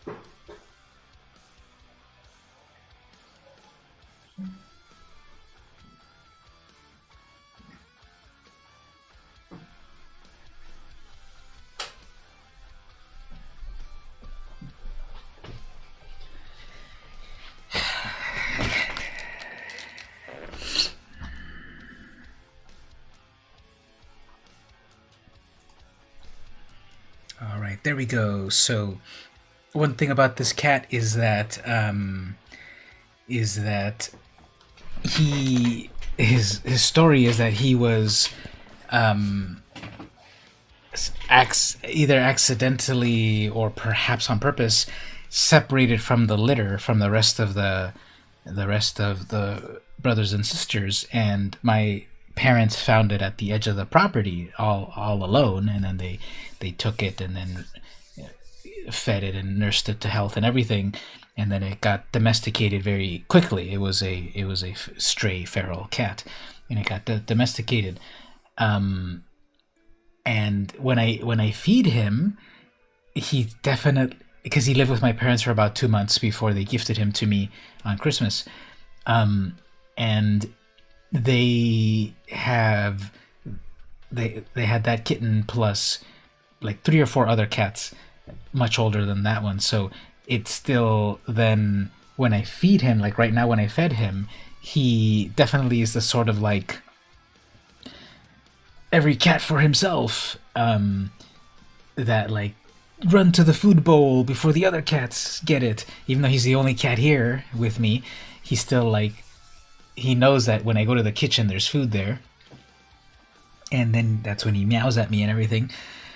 And it's sort of like the like, please feed me and let me get the food first before the other cats. So he must have imprinted that in him right now, because when I fed him, he just ran to the kitchen, ran to the bowl, just like really active, like, where's the food? And then when I put the food down, he just runs to it and like making sure that no one else is like, first cat to the food gets the food. So that's pretty funny. Yeah, so when will you be streaming Mist next time? Yeah, tell us about that. When you're streaming your Mist next time after your short rest. Oh yeah, you did a mini marathon, you said. Probably in a week or two. Trying to go through the original trilogy. You're at the final portion of the first Mist. Very cool. So then after that comes Riven. What was the next one? So there was Mist, and then Riven, and then what came after that?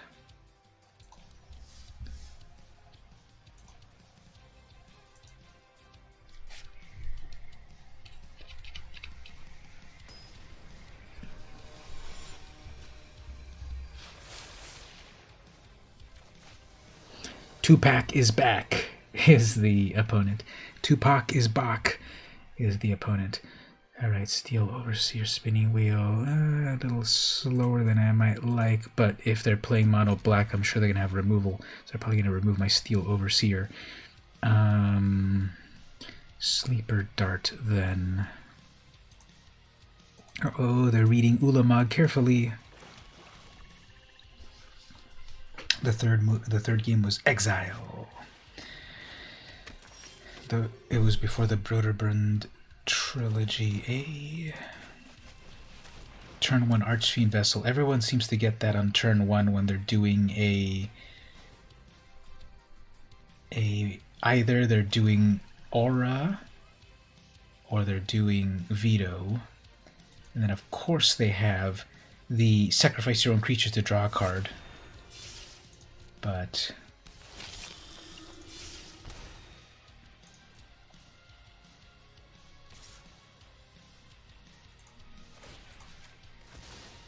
let's see if I get my third land. Come on, third land. Okay, third land.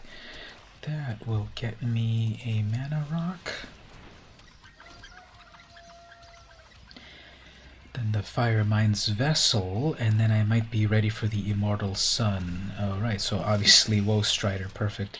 Woe Strider, they're going to be able to eat their own Fiend, and then bring it back pretty easily.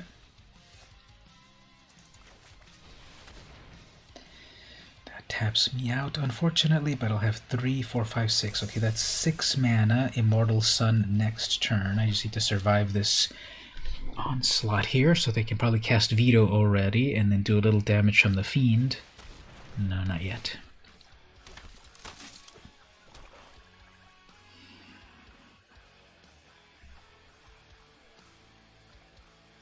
Okay. Attacking with their 0/1 goat as well. I love the art on that goat if you look at it carefully there. Check him out. Ooh, there's Ugin. Well, if I bring out my Immortal Sun, that actually deactivates my Ugin.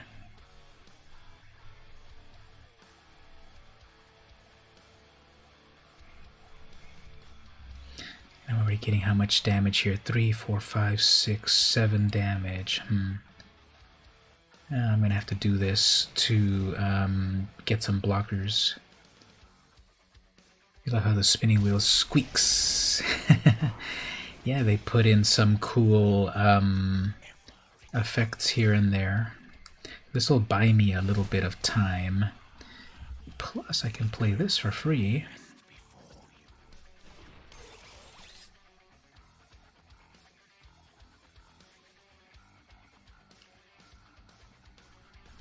Myst was like that classic game that really showed off the power of CD-ROMs. That you could put in so much data into a game with full motion video.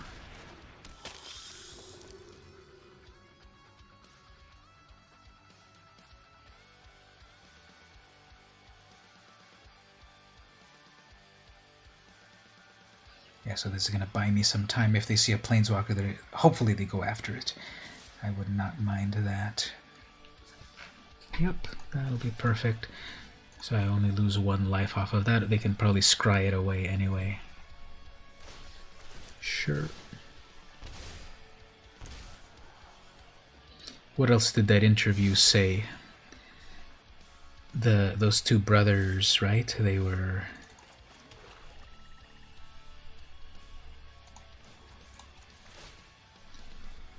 I can do 4 mana on that. Yeah, let's just go for it. Even though I'm going to hurt myself.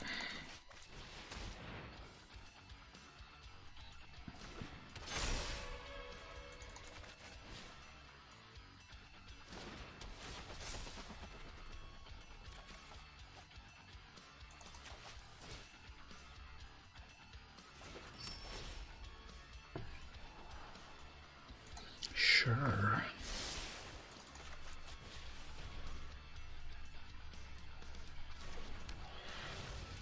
So I can play that for 2. Amazing. And I can play that one as well. Just popping off from the top. How is that possible? Oh, wow. That's a 13-6. Actually, now it's going to be a 14-7. I'm totally comboing off. All right, perfect. Let's do one more here. Let's take that land away. The door swung open completely, which I need to remember. I have a cat that can do that, but if I didn't remember that, the door swung completely, and obviously no one was there. But there's, you know, a half-foot tall cat that swung it open.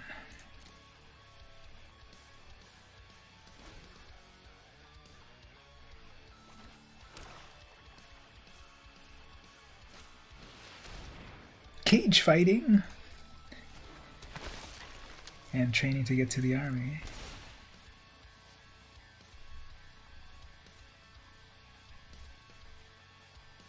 Seven life off of that, I'm dead, right?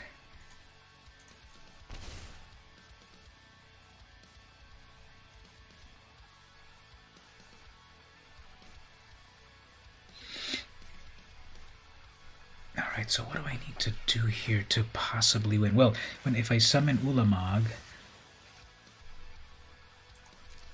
that'll gain me back a little life. Oh man, 1 life left. Okay, well, they just need to sacrifice 1 more thing and then I lose. So this was close. I totally popped off of that, but then that Grey Merchant, just like that conversation that I had the other day with some of the other players that I played against, we were saying, how many games do you think Grey Merchant of Asphodel has won out of nowhere? So here Gary strikes again. If I hadn't gotten... They had Veto out, and then they had Grey Merchant out. It sounds strange for you, but you had 16 fights, 10 wins, 6 by KO. Wow, like every time we talk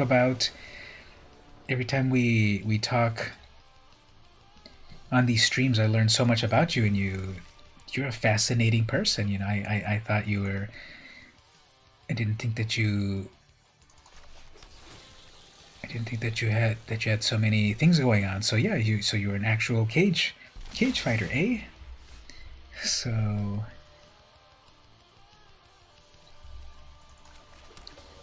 thus is youth, right?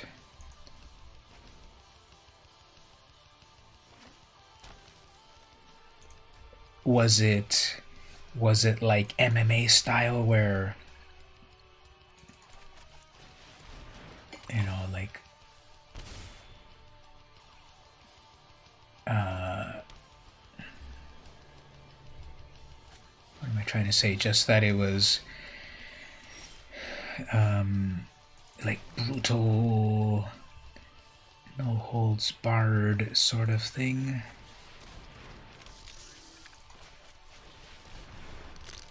MMA type stuff. Wow.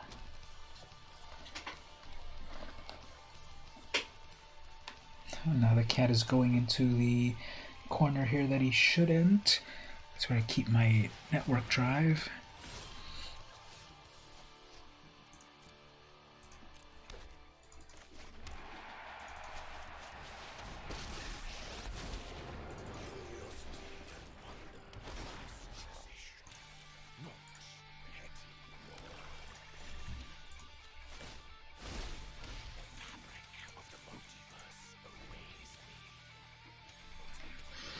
Nose got broken a lot. Isn't that one of the big idyllic tutor? What are they gonna tutor for? Oh, they have to reveal it anyway, so let's see what they reveal. Maybe Faith's Fetters. Okay, Banishing Light, don't care.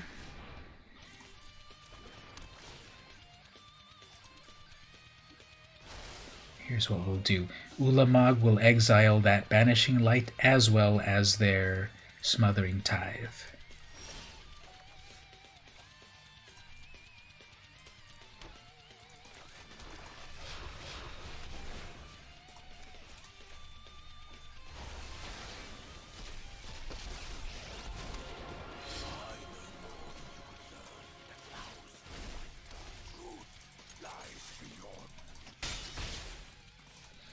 There we go. So you tutored for a Banishing Light for my Ugin, and you might have searched for. Okay, let's see. This says destroy target creature, and they're looking at.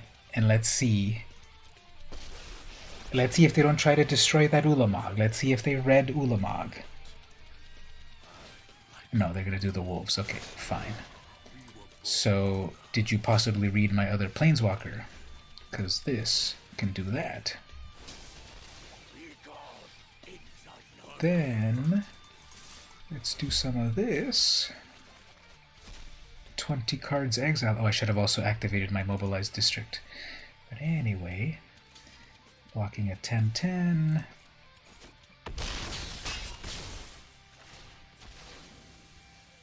Yep.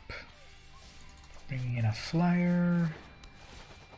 Drawing a land, playing a 0 artifact, playing another 0 artifact, cracking a Hedron. Oh, nice. Playing a land, cracking another mana rock. Alright, we can stop there. Emergence Zone. I can crack Emergence Zone and then flash cast a Meteor Golem. Right, 1, 2, 3, 4. No, I can't. I needed one more mana. Because 1 and a 1 there, then I got 1, 2, 3, 4. That's not a mana rock. That would have been cool. Emergence Zone, flash cast a Meteor Golem. They have one blocker, Kethis,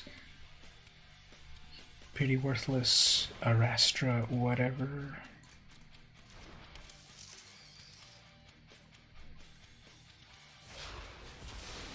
Sure. Oh, that's cool. Okay.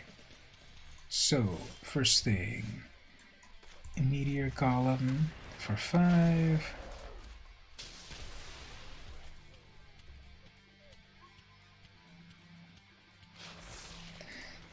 Okay, let me tap this properly because this always gets messed up. It needs 4. Never mind. Wait, do I have 4? Yeah, I don't have enough to wake everything up, so I guess I'll just wake up the district. So, 1, 2, 3, 4. Mobilize the district. And, yep. Do another Ulamog. That will bring them down to 3 cards left in their deck, 4 cards left in their deck. And still have their will to live, I guess. Fine. Oops, they killed my land. This Ugin is incredibly nasty. They have 2 cards left in hand. I mean, they have 3 cards left in their library. Safara. Okay, fine. You've got a 7/7 with lifelink.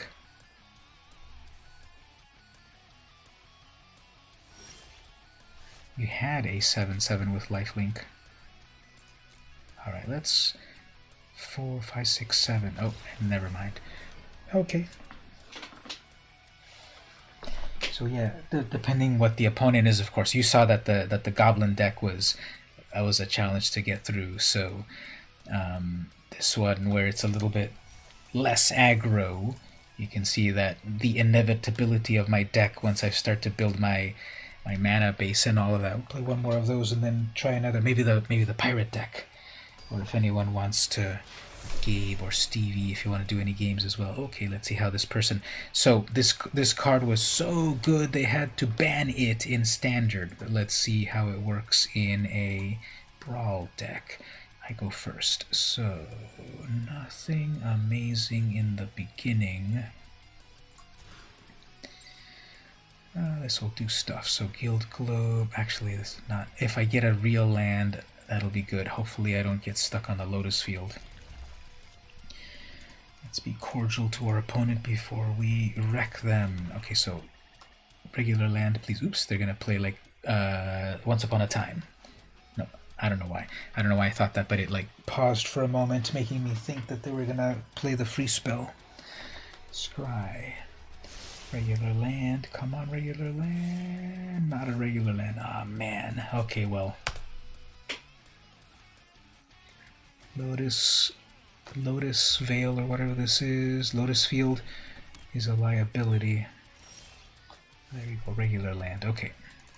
2 will let me get a globe, draw a card off of that. That's a mana rock. Okay, if I can get a 3rd regular land, Skyclave, there's that Once Upon a Time that they were holding on to, but I guess it was more impressive to do it 3 turns in, or something. Rejuvenator gets a land. Oh man, okay, so I'm missing my own land drops. Bad news. Okay, so I get 3 mana. 3 mana can mana Geode, so I can scry. They have enough mana already for their... oh man, Outlaw's Merriment, I hate that card. Alright, so Void... Yes, I need more lands. What actually, I should just go directly for getting that land. Plus a blocker. Okay, that blocker can help me get another land. Yep, let's do that. Draw a card, yes.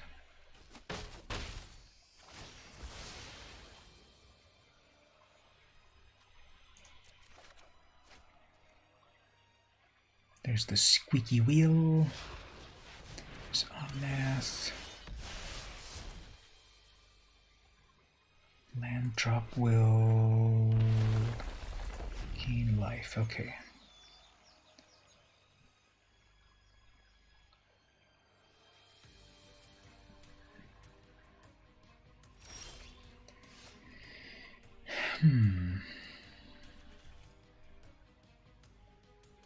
3, 4, 5. I have 5 mana. If I had gotten 1 more mana, I could have kicked the relic and given me triple mana.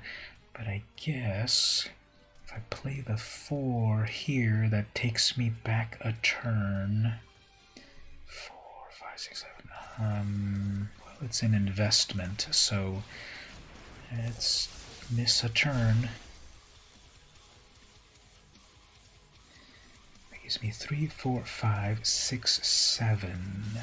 7 mana. Then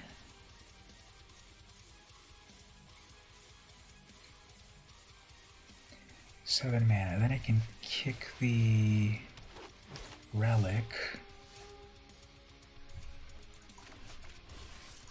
for more mana.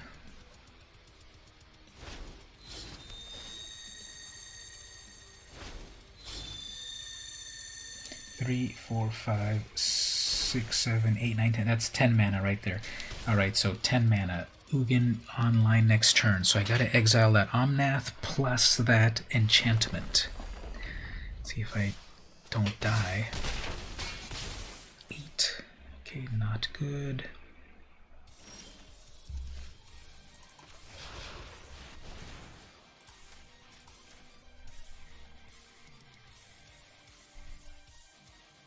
Missed another land drop and I have to discard. What do I want to discard? I guess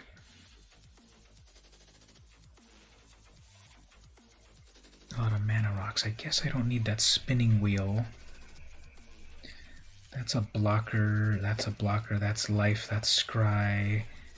That can give me life also. So I guess the spinning wheel.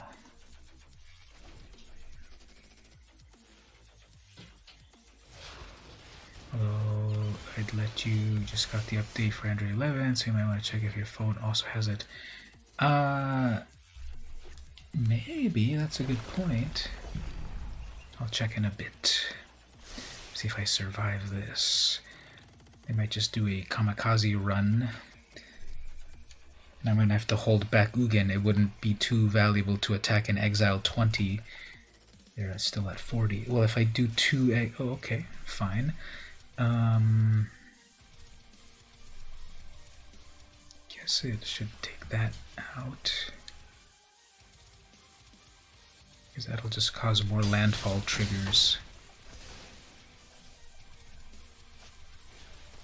Then a Grazer. There's that landfall trigger. Plus 4 mana off of that, wow. Okay, then a cycle, 1 final red. Okay, there we go. So, need to maximize this to possibly live. So the chalice will just gain me back 1 life. Then I've got a blocker right here, plus a blocker right here, plus a regular land. And Geode to scry. Don't need that. Alright, so they have 1, 2, they have 5 attackers. I've got 3 blockers. So obviously I'll block their 4/4 and I can block with a 9/3. Actually, they're not going to attack with that Grazer. So okay, we're down to 5. Let's see if we can handle this. And they have 7 cards. 1, 2, 3, 4, 5, 6. They have 6 cards.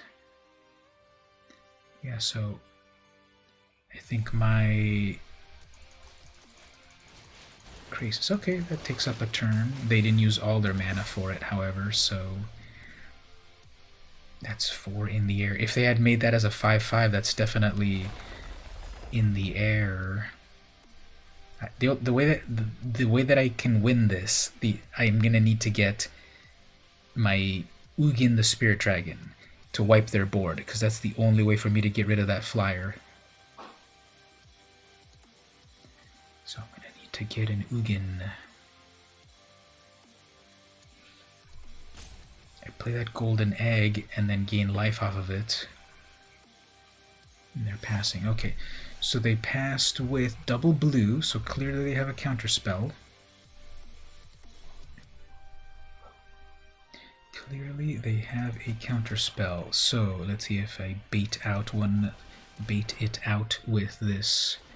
Alright. I can bring out the Immortal Sun, which then decreases costs. Okay. Let's bring out an Immortal Sun, or try to. Got it. Then a 1 casting cost egg. Draws me a card, gains me a little life.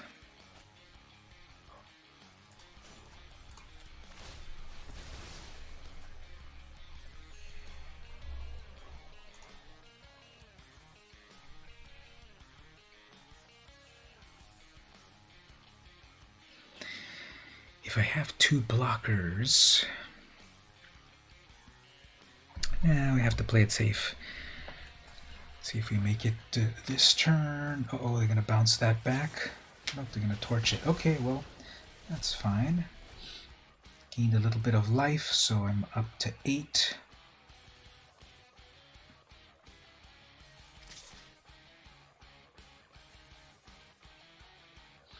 What is this going to be? An Ember Cleave for the finish?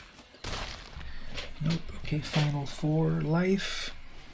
Skyclave. I guess they're going to grab my Ulamog? No. They should have exiled my Ulamog. That's one way to deal with my Ulamog. So, yeah, come on. I need that Ugin Spirit Dragon. Actually, even Ugin Spirit Dragon is not going to help me because the Immortal Sun would shut down Planeswalkers. So, okay, this is game over. Don't have anything else to do. Well, this will draw me a card, but yeah, I don't have any answers. My own Immortal Sun would be shutting down my Ugin Spirit Dragon to do a board wipe, and because it's a colorless deck, I don't have any other board wipe, so this is game over because they just have too many attackers, and then the 4/4 as well. But let's just go out like this. How much mana do I have in total? 3, 6, 9, 12, 15, 16. I have 16 mana in total, so let's make a 16/16 for fun.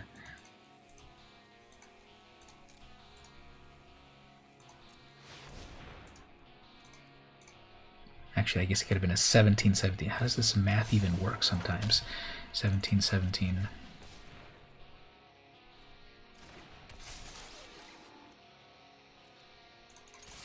And then also exile 20 things, but that's not enough to mill them. Even if they don't block that, that would be the best move. Yeah, don't even block it. Rudra. Take 11 damage. Are people so scared to lose life? They have 44 life. So, they have 44 life, and then they still like, I need to block that. But there we go. Okay. So that flyer got in the way. I think I think another way I could have made it is if I had the if I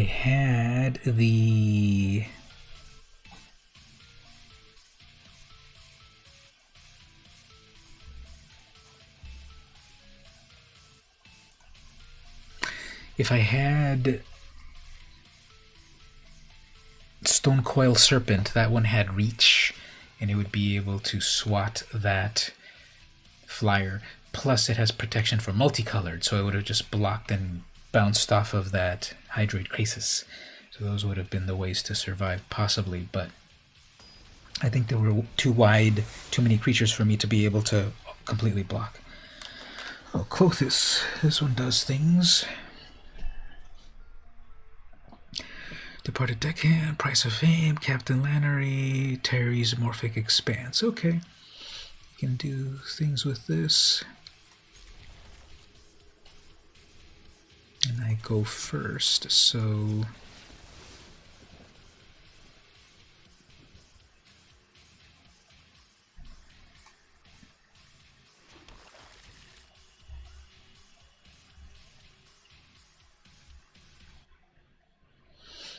Okay, Steam Vent.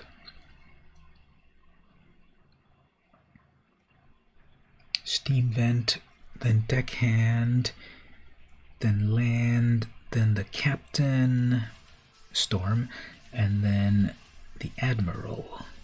So I wonder how many. There's Admiral, there's Captain. I wonder if there's other things like Lieutenant and stuff.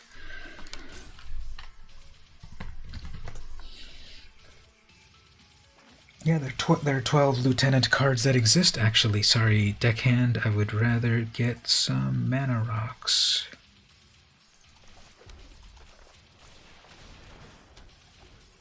Yeah, we switched over to Pirates. And we got the Departed Deckhand to make everything unblockable. Smelt. Alright. Here's more mana acceleration. Oh man, never mind. That's going to get torched. And then they're going to summon Clothes next turn and then get a mana off of that.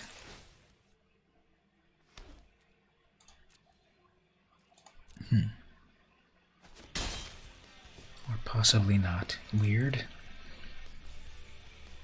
Guess they're waiting for me to bring out the Captain. Okay, so that loses them a turn. But they're most likely going to easily kill a creature or two of mine. We'll go for it. You gotta live.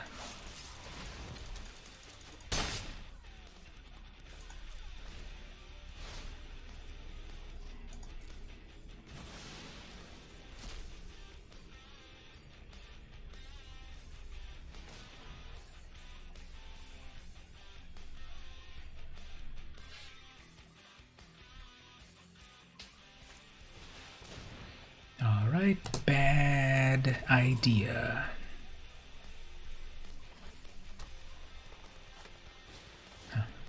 Okay. Oops.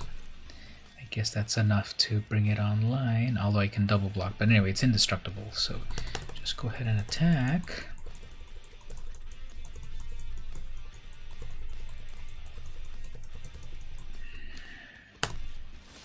Alright, so let's get rid of one thing. Let's get rid of another thing.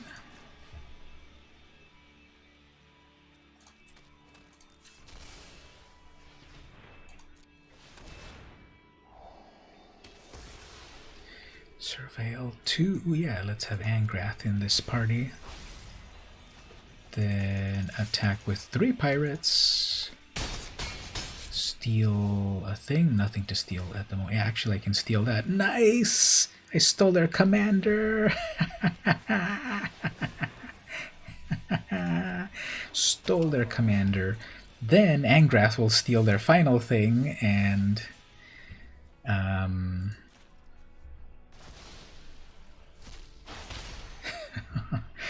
alright, this is brutal.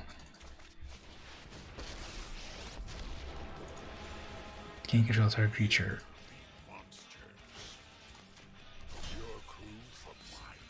And then attack with all of their own stuff. Attacking them with their own god and their own Sunder Shaman. Wow, pirates. Pirates. You love the deckhand ability. It's pretty solid. Yeah, I like how that it gives things, if I need it, as long as you've got the mana, you give your things spirit power. Your update is optimizing your apps. You're pretty shocked. Your phone has 487 apps. A good chunk of them are pre-installed junk. Oh man, that's bad.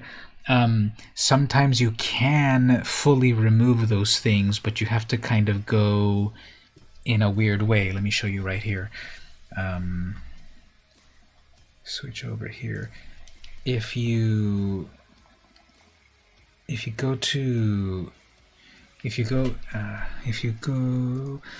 go over here to where all your apps are, if you go to where your main apps are, if you go to where all your apps are, and let's say like this app over here, tap it in, like my camera app, if you tap it and hold it, you might get a pop-up, and that's way overexposed, but you might get a pop-up over there. You get a pop-up. Okay, in my case it says video, selfie, or portrait, but then there's a little info icon right there. If you tap that info icon, it goes over here to app info. And then over here, for example, I see open, disable, force stop. If it's a regular type of app, one of the items that would be there is uninstall. But because camera is built into the system, there's no uninstall, but there's disable. So maybe try that. So you might not be able to, it's not exactly deleting, it's disabling it. It's still kind of on the phone, but it's not really taking up space, kind of like normal. So maybe give that a shot right there. So tap and hold it, press the I for info, and see if you've got a disable. Maybe you have to do force stop first, and then come back to the screen, and then do disable. But I've seen that to be done on things. So see if I go to this other app like Firefox. See, like this is an app that I installed later, and on this one it's got the option there that says in the middle uninstall. But the other one, because it was a built-in app, it just had disable. So that might be the closest that you might be able to do with those apps. Even though you own an Angraph, you've never understood its abilities. There were, I think, 2 Angraphs in total. We can look at them over here. So the one I just used, I have a soft spot for that one because it was like one of the first mythics I ever got on Arena. There's 3 Angraths. Okay, so the one I was using right now, which is the first one that I got on Arena back when it was still beta, was this one. So +1, each opponent discards a card and loses 2 life. -3, which won me the game here, gain control of target creature until the end of turn, untap it. It gains haste. So it's basically a, you know, the classic red, steal their creature, make it attack. And then here's something cool. Sacrifice it at the beginning of the next end step if it has combated mana cost of 3 or less. So if you steal their like 1/1, you attack them with it, and then it gets sacrificed because it's a little creature. The one that I stole there, which was a 5/5, it wasn't eligible to get killed at the end of the turn, but at any size you can steal. Like I can steal, if they had summoned their own Ulamog, -3 here, I steal their own Ulamog, attack them with it, and they exile their own cards, although it then does not die, because it's not a CMC3. -8, I almost never get to the -8. Each opponent loses life equal to the number of cards in their graveyard.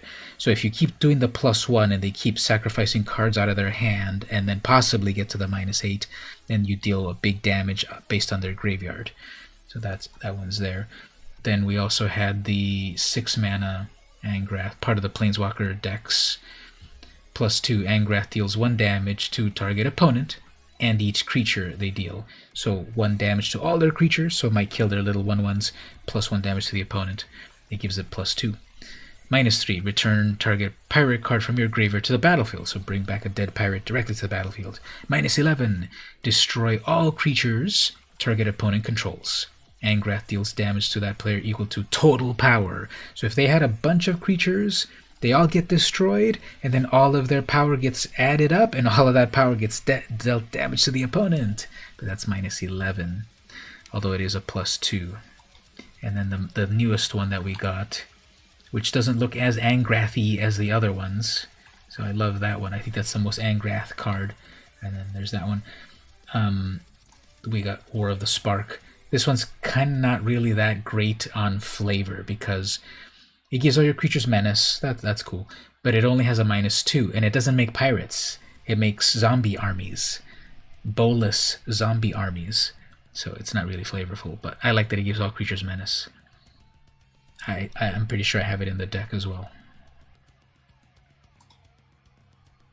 You never knew you could do that. You should give that one a shot. Yeah, try that on your phone and see if that does that disabled part. Usually Android phones give you more of that customization than iPhone phones, iOS devices. So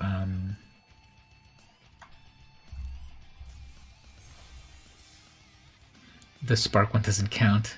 The War of the Spark one. Yeah, I don't. It doesn't look like Angrath from the other ones for me, even though I guess looking at it, it's close. But he's holding the same hammer and he's got the flame chains, but I don't know, his face doesn't look like other Angraths. And because it doesn't work with pirates, they just kind of shoehorned it in. Uh-oh. Someone's playing mono white with Lyra. I go first. Fight with fire will take out Lyra. Alright. And if they have some little 1/1s, my fiery cannonade will take care of them.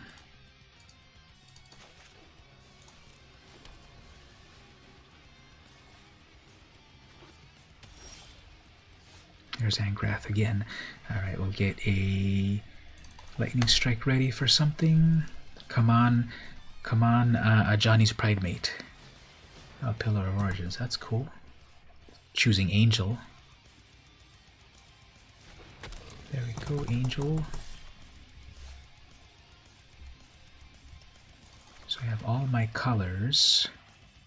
Now Chromatic Lantern doesn't matter if I'm missing colors. You're gonna call it a night. The kids want to watch the movie Shazam. Alright, cool. Have a great rest of the night. Thanks for stopping by. Thanks for the early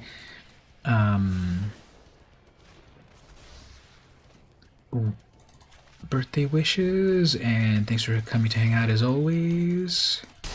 Mark, say hi to the family, and then I'll see you next time. For a moment I was trying to remember, what Shazam movie with Shaquille O'Neal? But no, that was Kazam. It was the recent Shazam movie. Okay, so here's the thing right here with Angrath. Watch, I'm doing Angrath's ability about stealing their creature, attacking with it, and then killing it because it's small.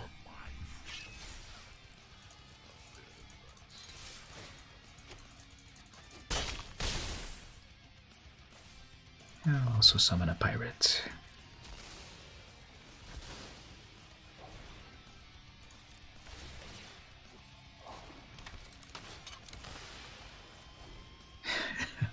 Brutal. I'll catch you on the next one. And then right here they think, well, you've got an amazing card, but can I steal it one more time? No, not yet. But anyway, don't even need to steal it. Pirates.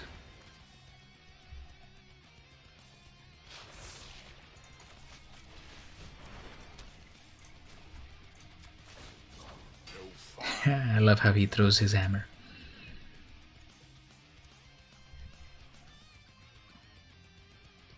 Arcades is the opponent. They're counting, what do I have there? And they dropped something. Ooh, I have ascended. Double strike. They dropped an Angelic Guardian. Okay.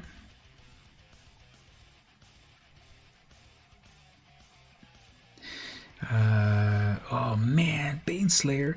When you did your New Year's Eve mini marathon, you're aiming for 10 hours. Well, 5 hours is still very good, even if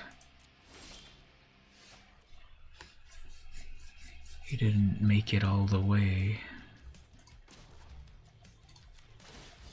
No fire, no steel. Alright, let's see if they fall for this. I'm going to attack with my double strike pirate. That's not going to work.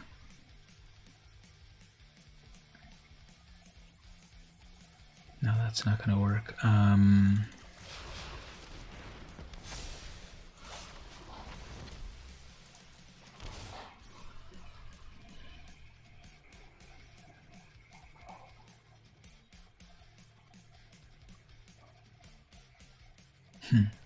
All right, so if they attack, oops, cancel. If they attack me, I don't care. If they attack Angrath, that's not great, but that's fine. It wastes a turn for them. And then if they don't do anything, if they don't have like Settle the Wreckage or something, I'll attack with 3 pirates and then steal their Baneslayer Angel. You started a bit earlier than your schedule to try to fit the 10 hours. After Mist, you were planning on giving Microsoft Simulator a try that you got at the winter sale. Yes, Flight Simulator's been around like literally 30 years now, or maybe even more than that. Oh, Unstable Obelisk, eh? That's a Mana Rock plus, it destroys things. And then a 1/1. Targeting, attacking, or blocking creature gets a +1. Sure. So let's see, are they gonna attack? And then a speaker. Okay, well, I'm gonna cannonade this. So, fire cannonade deals 2 damage to each non-pirate creature. Whoops.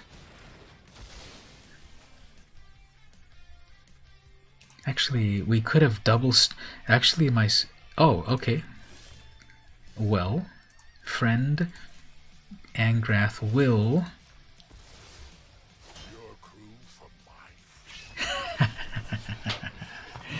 Yeah, Angrath, YOLO. You only live once on the high seas, and they thought, well, I'm gonna block. I'm gonna first strike your little old pirates. But we convinced the Baneslayer Angel to join the HMS VMC. Did you have any juice left? So it's just a tutorial of 2 hours, and then you can play, because Microsoft Microsoft Pirate Simulator. Microsoft Flight Simulator is like a real flight simulator. Like I hear tales that people feel like they could really feel like they could fly a real plane because they just make it so realistic. Actually, I've seen people that go completely all out, like they have real nice chairs with the yoke and everything, not a keyboard, and then multiple monitors so that it looks like they're looking out the window and everything. And then they play completely real, as in, I'm going to actually take a transcontinental flight, which takes 7 hours in real life or something, and they play a game of Microsoft Flight Simulator that they're actually simulating that they're flying a 7-hour flight across the Pacific. I just realized the opponent has the World Championship pet, but I've got a Black Lotus, and it has VR support. Cool. So, yeah, Pirates did it again.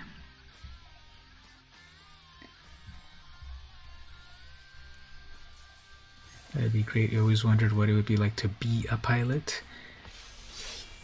You've got to get it hooked up with VR and play that flight simulator.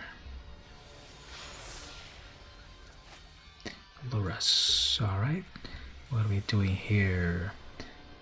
Black-white, probably.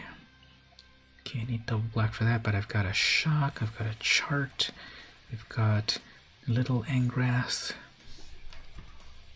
Let's see how this goes. What 1 mana thing are they going to summon on turn 1? Nothing. Okay. Alright, let's do a pirate here so that the next turn I can chart a course. Black-white. Bubbling Cauldron, okay. So here's all my colors.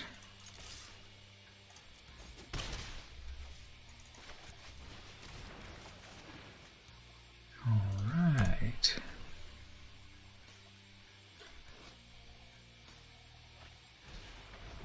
Dawn of Hope. Okay, so they're just doing a lot of building, and they're missing a land drop. But nope, there it is. Alright. Can bring out Angrath already, but probably the problem there is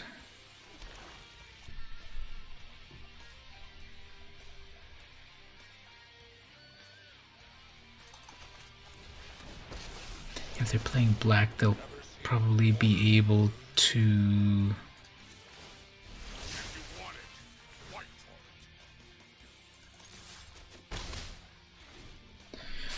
If they're playing black, they'll probably be able to kill my things relatively easy. Ooh, there's Cauldron Familiar.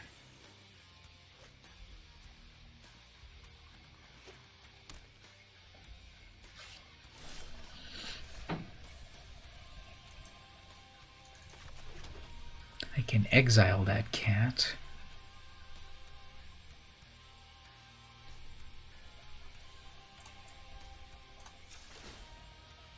The only prize I desire is your head.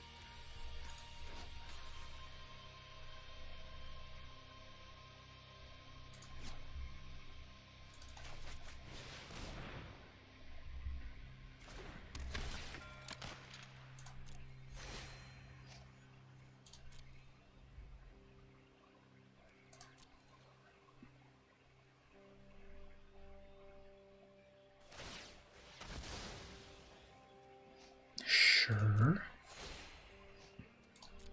You gain 4 life, but how about you lose 6?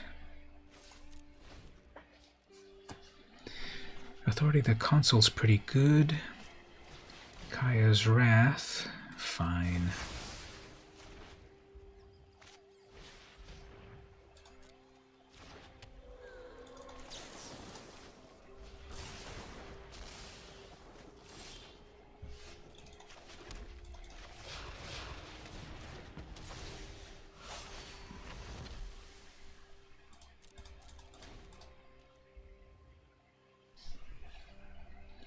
So they'll summon Laura, so I guess not. Okay, they'll summon a Johnny's Pride Mate.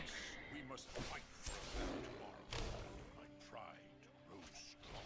Speaker, great. Okay. Let's get rid of that first. This has Menace, so we'll get rid of it there. I have let my friends down. Let's.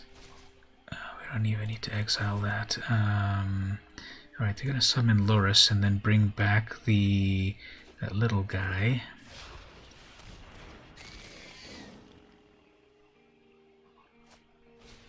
I'm gonna go with the Owl Seed. Okay. We can live with that.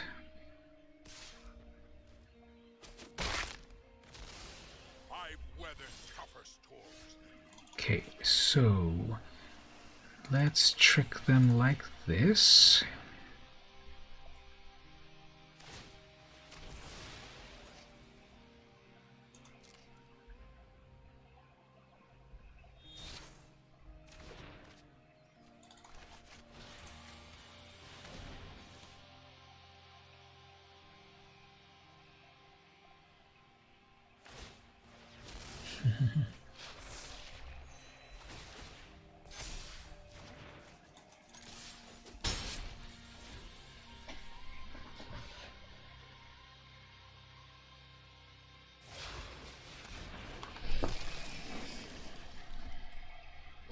Alright, well, we're gonna get. I was gonna say we're gonna get stuck in a combo here, but actually, I think we are stuck in a combo. They're just gonna be able to keep sacrificing things. Well, I didn't really need to do that.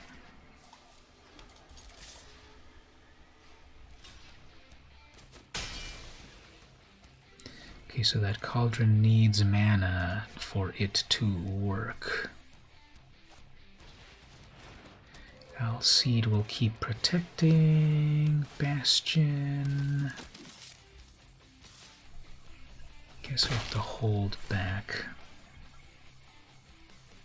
Huh, didn't pay mana for that.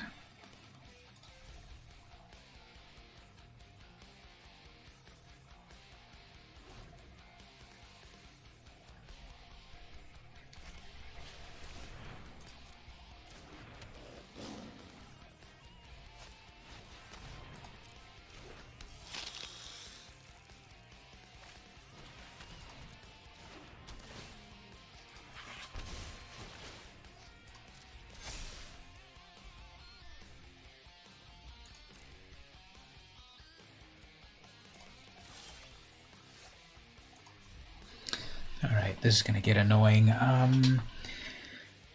need to Never mind. They've got the combo set up. I don't think I had very much that I could do around them. They were just going to keep sacrificing their creatures, getting me slowly killed, gaining life off of them, making the Pride Mate larger. If the Pride Mate's about to get killed, they'll just sacrifice it themselves, bring it back to life with Loras. They had the combo going. I needed to exile their graveyard to stop the combo, but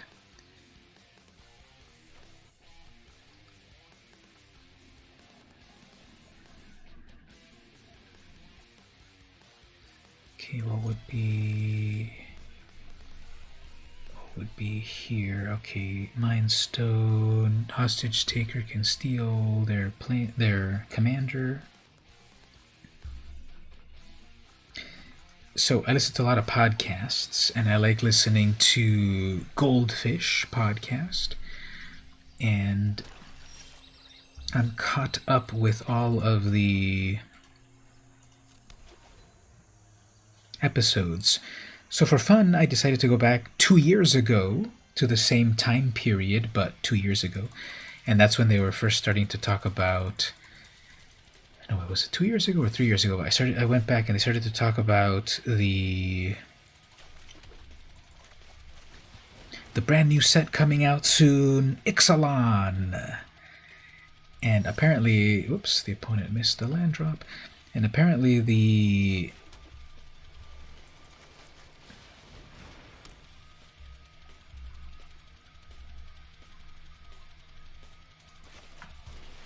at that point, what had happened was the opponent was missing land drops. What happened was there was a whole sheet of Ixalan rares that were photographed and uploaded online. So Hour of Devastation. Well, I guess it was 3 years ago then I went back to. Hour of Devastation came out in 2017. I got back into Magic in 2017. They have been talking about, I don't know if I want to play against this opponent. I know that Thassa and opponent goes first. Yeah, this is always a slog to try to get through, but, well, I guess if we'll see what happens. I know they're going to summon a turn 1 lifelink creature. There we go, just like I said. And probably a turn 2 lifelink creature. I've got removal for it. Then when they get to their turn 3 Heliod,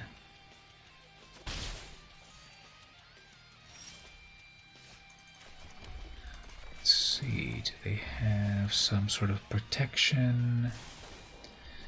Nope.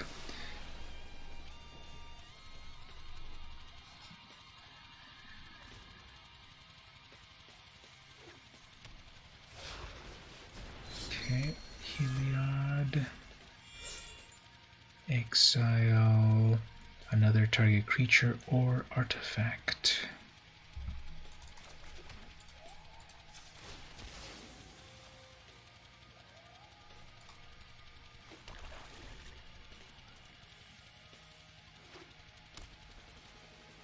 What I could do, the big brain play, could be to let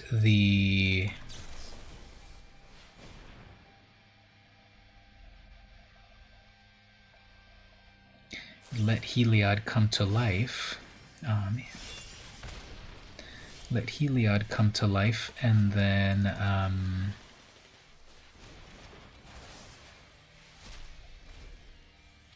steal it with the Hostage Taker. Pride Mate, wow, okay.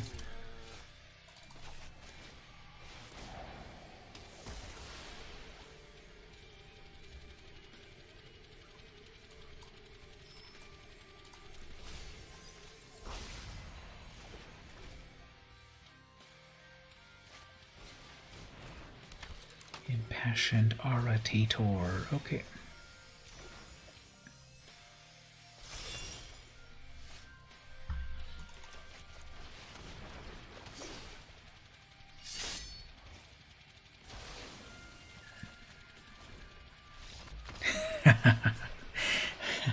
That was a pretty annoying.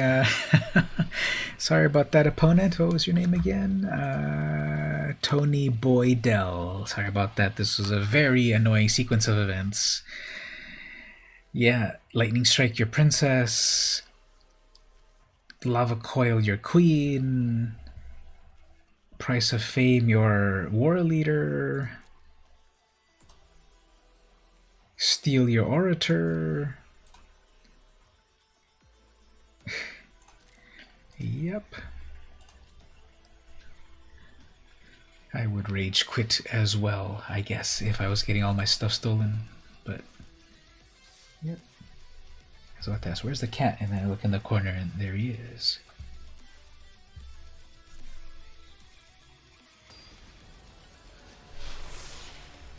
Wow, I've been streaming for 4 hours and 45 minutes already? That doesn't even seem like it.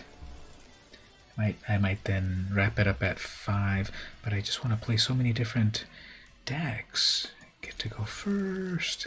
It's got Menace, Swashbuckler.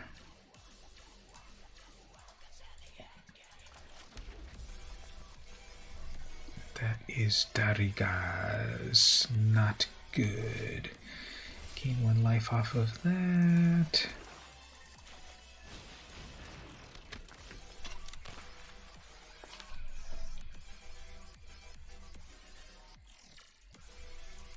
Usually I play my mana rock right away. Not sure why he didn't do it this time. I guess because I saw my captain and I thought that'd be cool.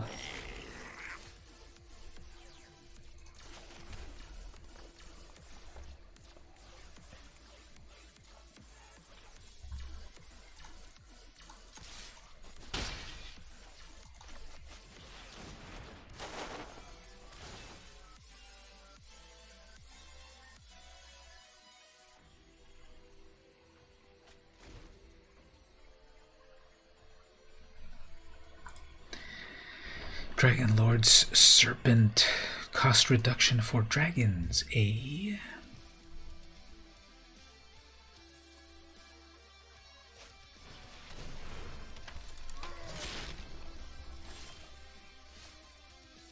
Dragon spells cost 2 less. Okay.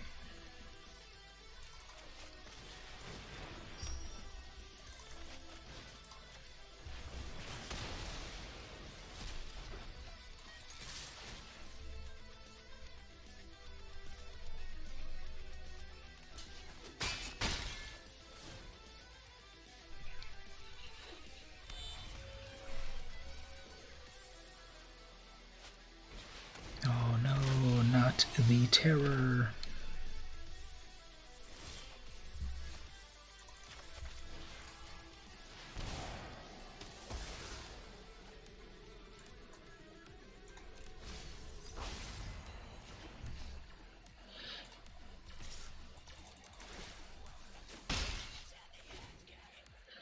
One, two, three, four, five. 3, 4, 5, 6. If they play one more land, okay, they're gonna cultivate. So now, what more removal do I have? I don't have more removal, and then we get one of these huge 7/7 flying trample haste. If this would die, instead exile it with 3 eggs at the beginning of your upkeep. If target is exiled, it comes back as an egg. Okay, fine. Let's set up one of these.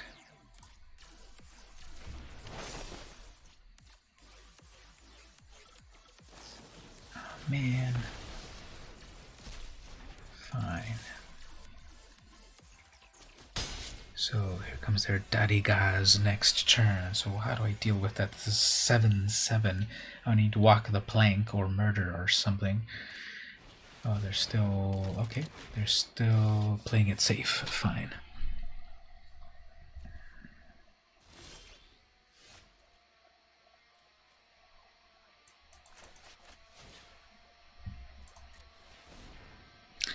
Reveal a pirate. Draws me a card. Nice. Play another pirate.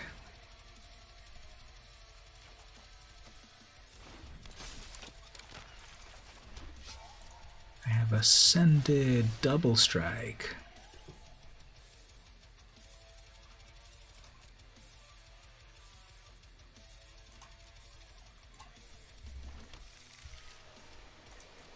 Okay, so then I'll attack.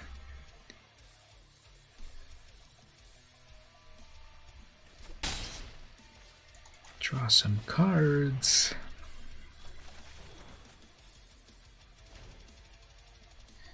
Alright, so there's Dadigaz. They'll of course attack with a 7 in the air.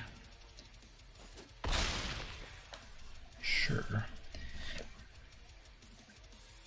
As for myself,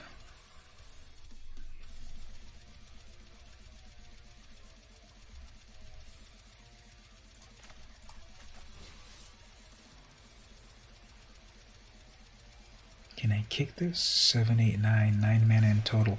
1, 2, 3, 4, 5, 6, plus 7. That's the only way I'm going to be able to get rid of Dadigaz.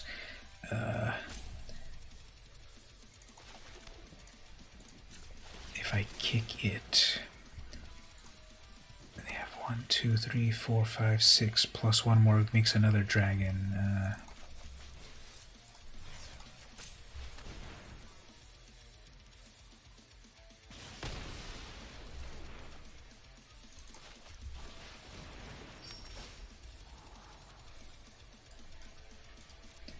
Alright, well, they're not going to block this. So that is 9, 10, 11, 12. That's lethal right there, actually. So they will block it. Never mind. Alright, so what are we going to do here? They have 7. I have 3 attackers. They need more blockers. Is there a way for them to deal 15 damage? I guess if they attach an Ember Cleave, that'll be 18. Okay. And then what? Huh. Weird.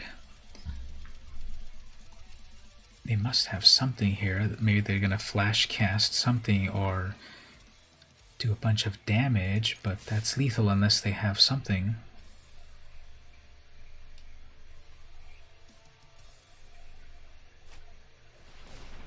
Fine, that's still lethal.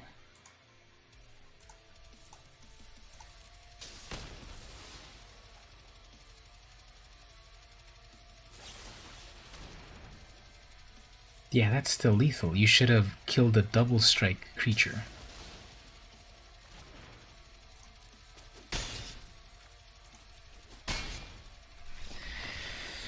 Dark Dragon, reading the card, explains the card. They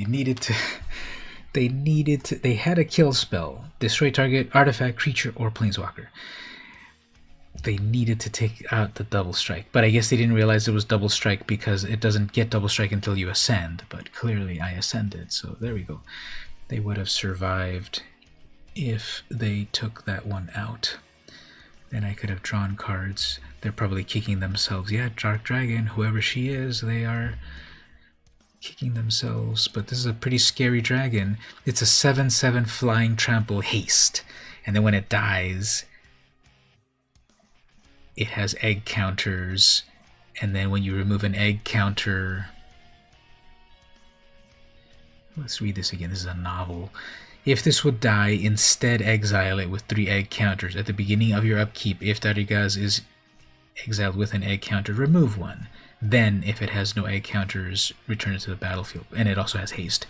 So, however, that it would die, if it would die, only if it would die. If it would get exiled, this would not do anything. So if like Settle the Wreckage or something did it, it would not do it.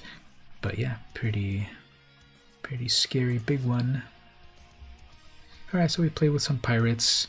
Let's switch it up a little bit. What other deck haven't I played with?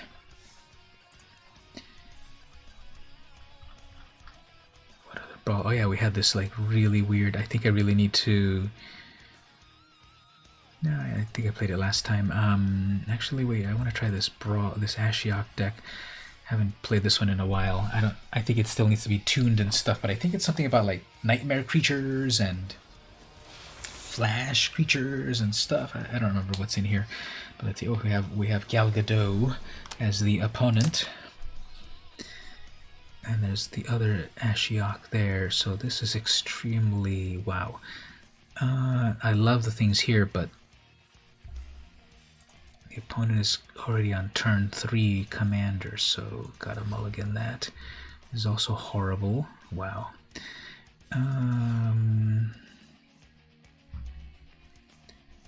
Yeah, this is all pretty horrible also, but let's scry that.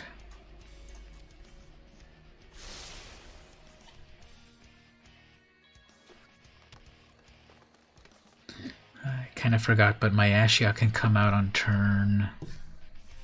Don't tell me Llanowar Elf turn 1. Huh, they must have like Once Upon a Time. Oh, maybe not. Or Giant Growth or something for a 1 green mana. Okay, is this some sort of mana dork? Nothing, pass. Okay, fine. Because I can bring out my commander already and start messing with them. So, little Ashiok.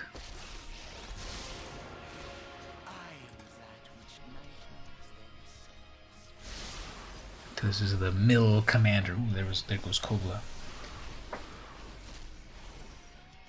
If I get 1 more black mana, Cry of the Carnarium can do things.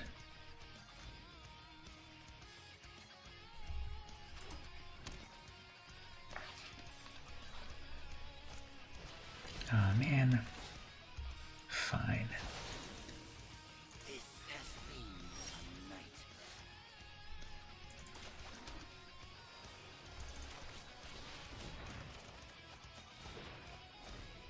Okay.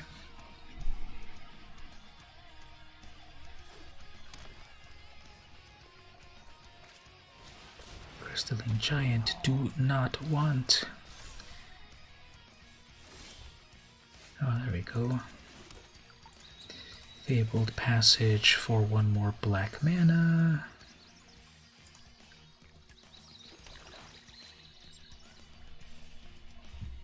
Let's bring out some annoying nightmares right here. There is little as exquisite as the artist.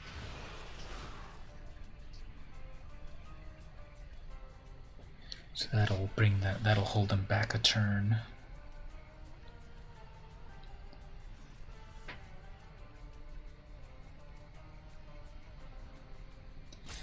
Yeah, so this deck has every Ashiok that exists. I've got 3 right there to play with.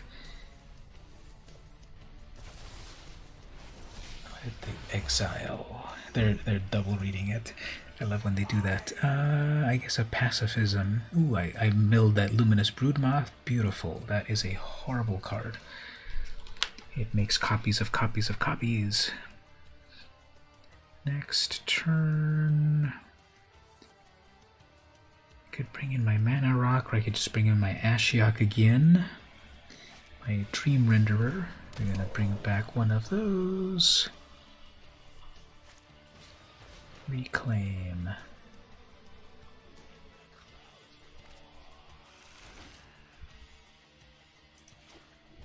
They missed the land drop. That's a 4/4. Okay. Let's get a blocker. You're gonna hit the hay now. Gotta get up early. Alright, thanks for coming by, Gabe. I'll be back next time as well. Double Ashioks? How is that possible?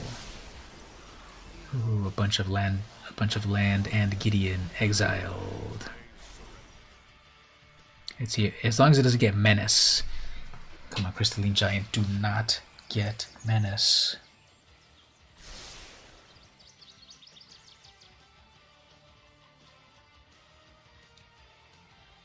Or Hexproof.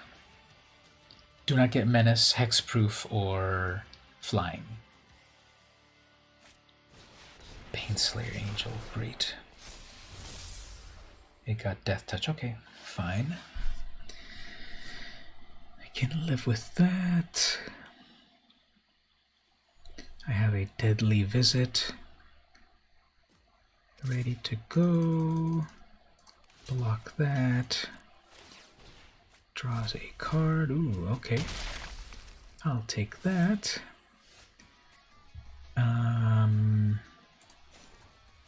Make another one of these.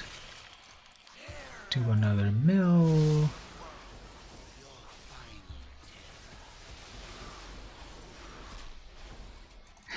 Get rid of that flyer. Surveil into lands. Nah. And then I pass.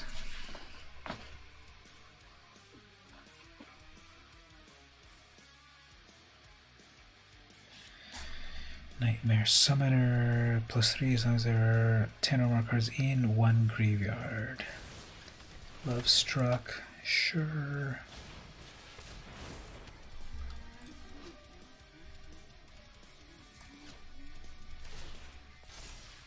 That got a Vigilance.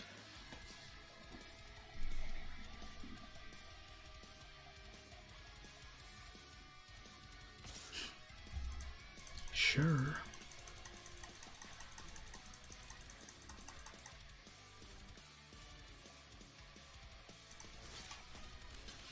Get to exile another thing. Okay. Plus I get to exile that Baneslayer Angel. Ooh, Tutor.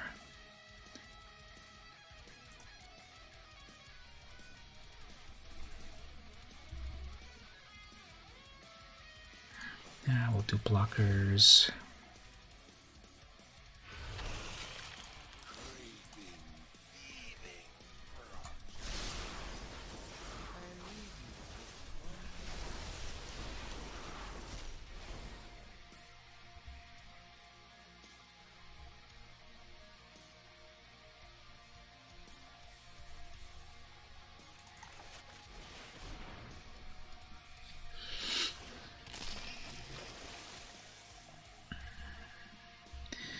Alright, so that gives me 2 blockers. That is unblockable at the moment.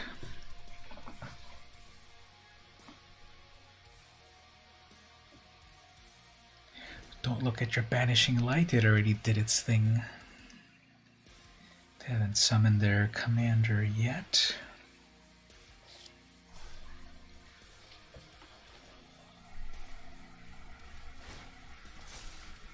Trample.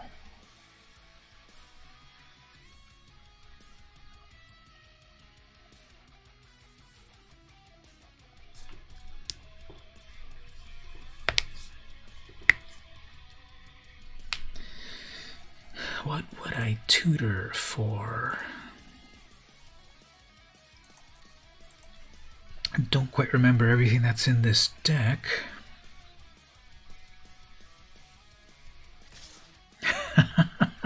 They really want to take that out, huh?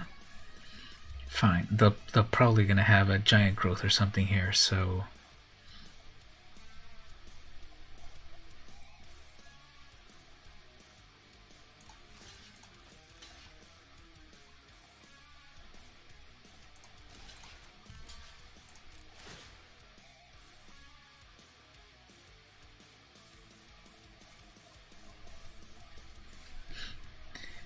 They're gonna have a giant growth or like a disenchant. Oh, they're gonna have one of those. Okay, yeah. So everything gets X. Fine. They really wanted to do that. Okay. Anyway, let's mill them a little bit more.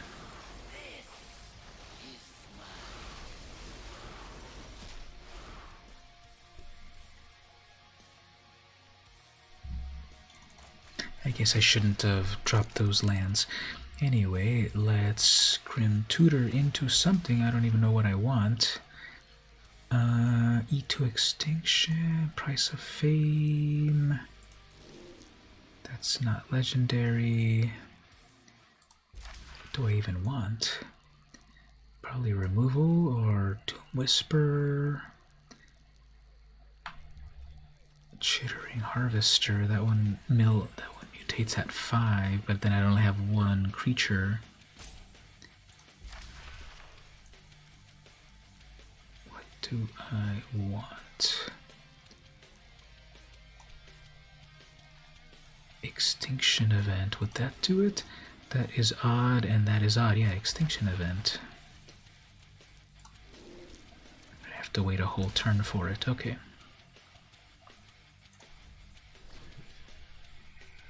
And then their commander's odd as well. Okay, yeah, so I think extinction event might have been the best thing to get. Uh-oh.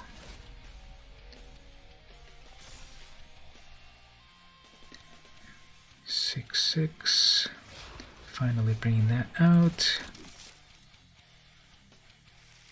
Nothing in their 7. Wow, they totally woofed that, and then they're gonna gain 6 life. Great.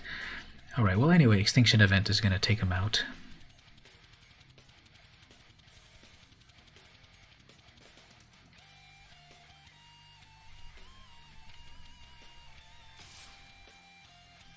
They'd rather attack me. Okay. Understandable.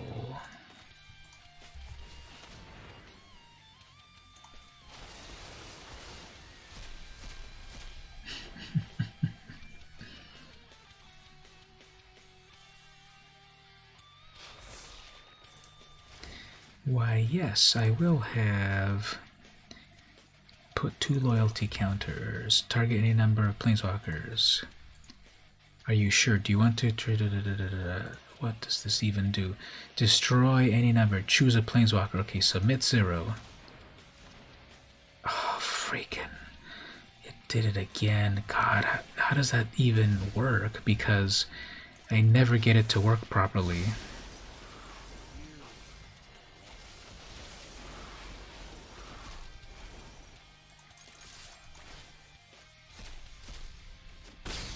I never get that freaking Elder spell to work properly, and why does it say, are you sure?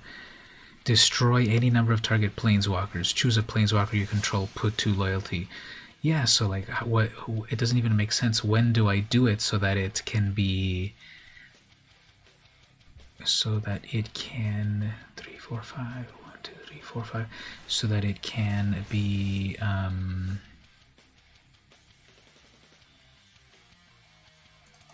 dealt with.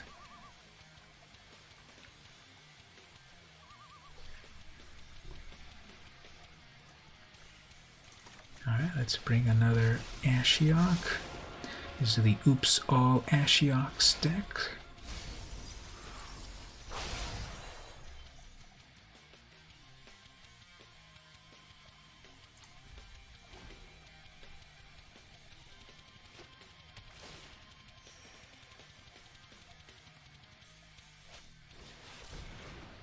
Keeper, so obviously they need to hit me in order for that to do stuff, but yeah, can live with that. Okay.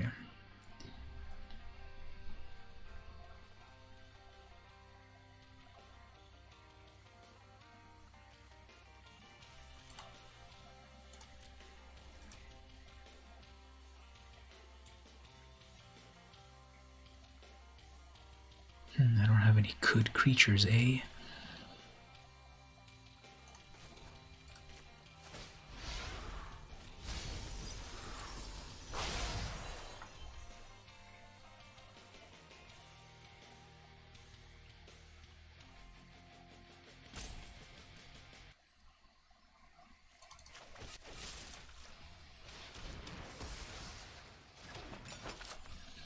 I don't know if that was the best strategy. Let's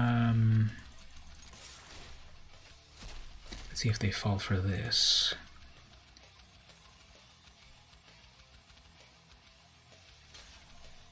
Whoops.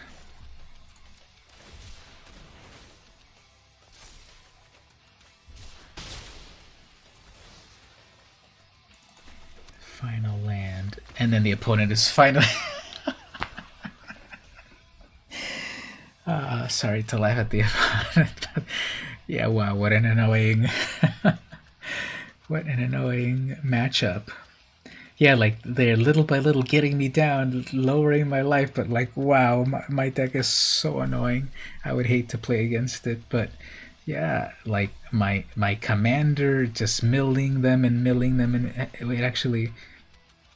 Oh, wait a minute. Oh, no, they didn't rage quit. They ran out of cards.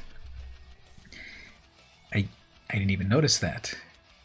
6 cards in the graveyard, 40 cards in the. Yeah, I didn't even know when that happened, but I guess I milled them enough that when it came to their turn, they just lost the game. Yeah, they didn't rage quit. They got milled out, and I didn't even notice. So that's one of the things this deck does. This deck is a mill, and look at all my creatures. Creature Nightmare, Creature Nightmare, Nightmare Horror, Nightmare Demon. So I remember I put all nightmares in this deck. I put every Ashiok, every Nightmare, Nightmare Merfolk, and card draw and removal and stuff. So that's this deck. That's my Ashiok Nightmare deck. And I believe I have all the Ashioks. There are 3 Ashioks. There are 4 that exist, but only 3 are on Arena, and all 3 of them are in the deck. So I can summon 3 mana Ashiok over and over, and then like really mess with them. And then, hey there, Dark Lord Eyes. This is giving you sick ideas. Yeah, if you want this deck, I can give it to you. Are you on the Discord? I can pass you the deck if you want it there. But yeah, let's play this deck again and see how it does. So one of the win conditions is milling the opponent, and the other one is just like messing with them with 3 Ashioks, giving them nightmares. So, all right, so you're not on the Discord. At the very, very bottom of the screen there, you should see the link, discord.gg/dptgvnu, capitals and all of that matter. Join our Discord, and we have a fun time there. And we also, I'll pass you this deck. I'm gonna get it right now. Deck Ashiok, if you want a copy of it. So this is my Brawl. It's a historic Brawl, so you'll need that. So export that, putting it in the deck list. Putting it in the deck list section there. So yeah, it's not an active clickable thing. You have to type it into your browser. So join our Discord, and we cover magic and fun stuff. So welcome. Have you been? I don't quite recall if you've been on the stream before, but welcome. Hopefully you've seen my other videos and you came by for some magic. So let's play that a little bit more.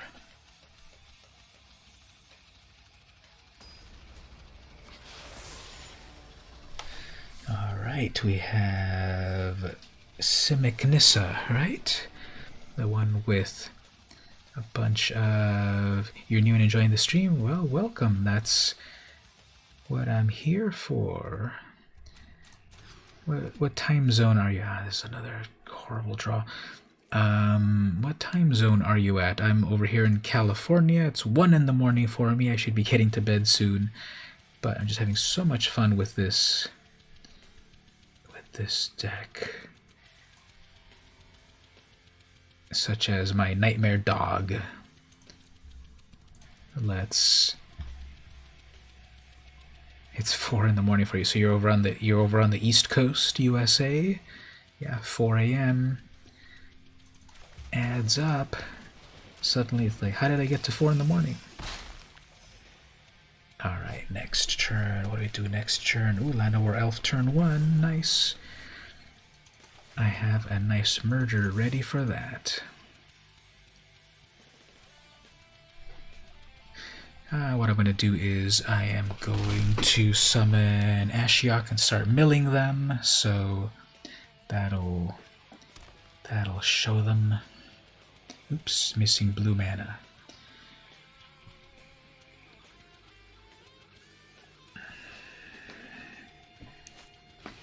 Wayward Swordtooth, do not want. Oops, there is that. Okay, so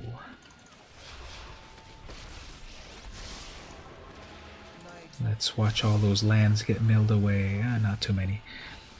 And that can't attack or block until they ascend.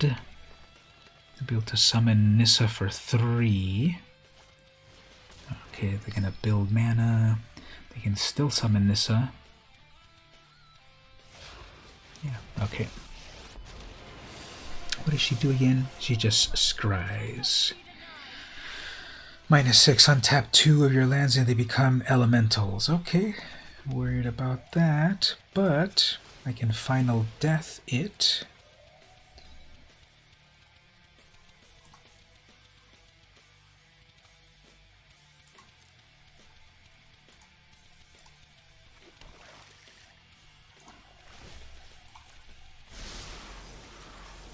It's probably what I'll do. Well, I don't have enough for it anyway. Well, I have murder, actually. I could mutate whenever they lose life. What do I want to do? They need to get to 6. I guess I can wait. Yeah, let's mutate.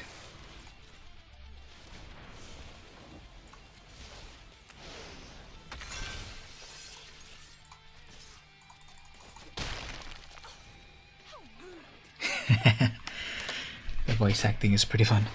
Victor, you had a great time. Oh, thanks for hanging out, Stevie. Hope to see you next time as well. Thanks for coming as usual. And Happy New Year. Okay, so they got a big old 5/7. Whenever Warden becomes the target of a spell an opponent controls, you may draw 2 cards. Whoops, okay. Well, let's do some of this first.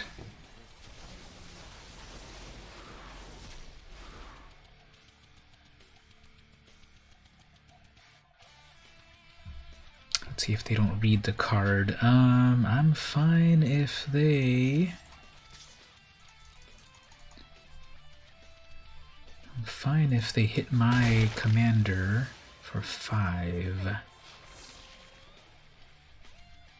I can do 3 right there. That's not enough for murder. Yeah, I can live with that. Let's bring out a creature. So that's unblockable at the moment, right? Swimmer gets +3 as long as it's whatever. Swimmer can't be blocked as long as you control an Ashiok Planeswalker, which I do. Well, for the moment. Alright, so they'll probably attack with that 5/7. Oops, they whiffed. They did not get anything good out of that. Fine, I can summon that pretty easily. Ooh, I can Elder Spell eventually.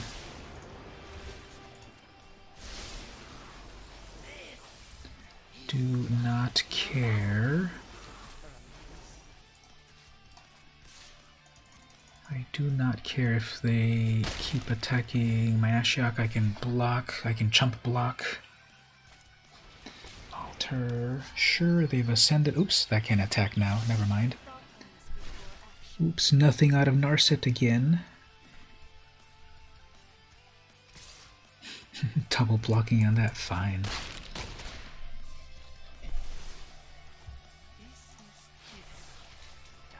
So Narset is deactivated. Ooh, I can mutate onto that. 3 and 4.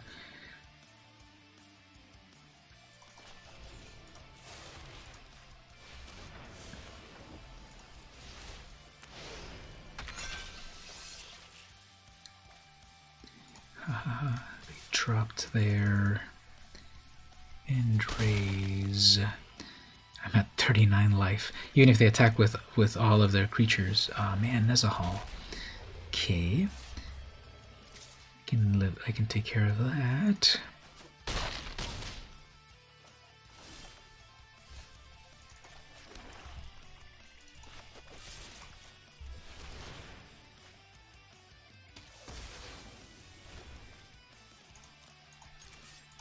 These have menace. Fine.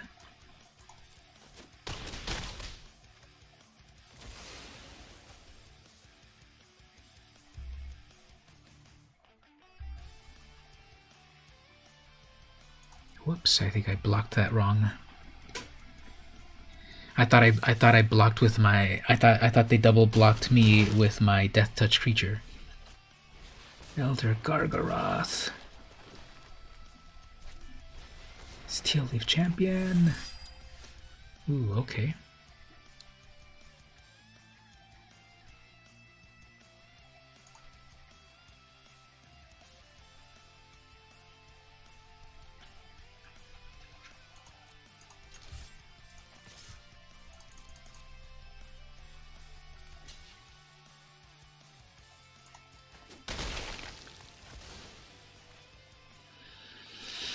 Okay.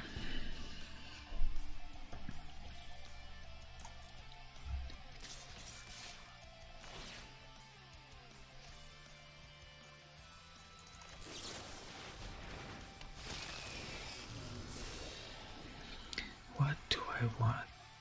Destroy all small things, which would be the Wayward and the Elf. Not that great, but Ashiok is great, and don't need that. Whenever this creature, something gets -2, that won't be great. Ritual won't be super amazing, but that Ashiok will. So we get the bounce back.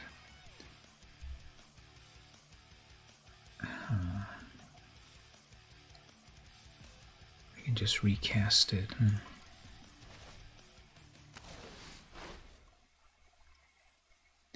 10 damage.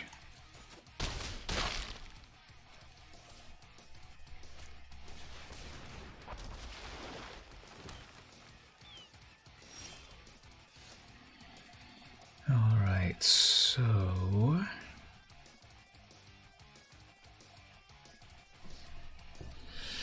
Ashiok will make them return. You want to build a unique deck? What do you like? What colors do you like, first of all? Let me see. I could bring in a blocker.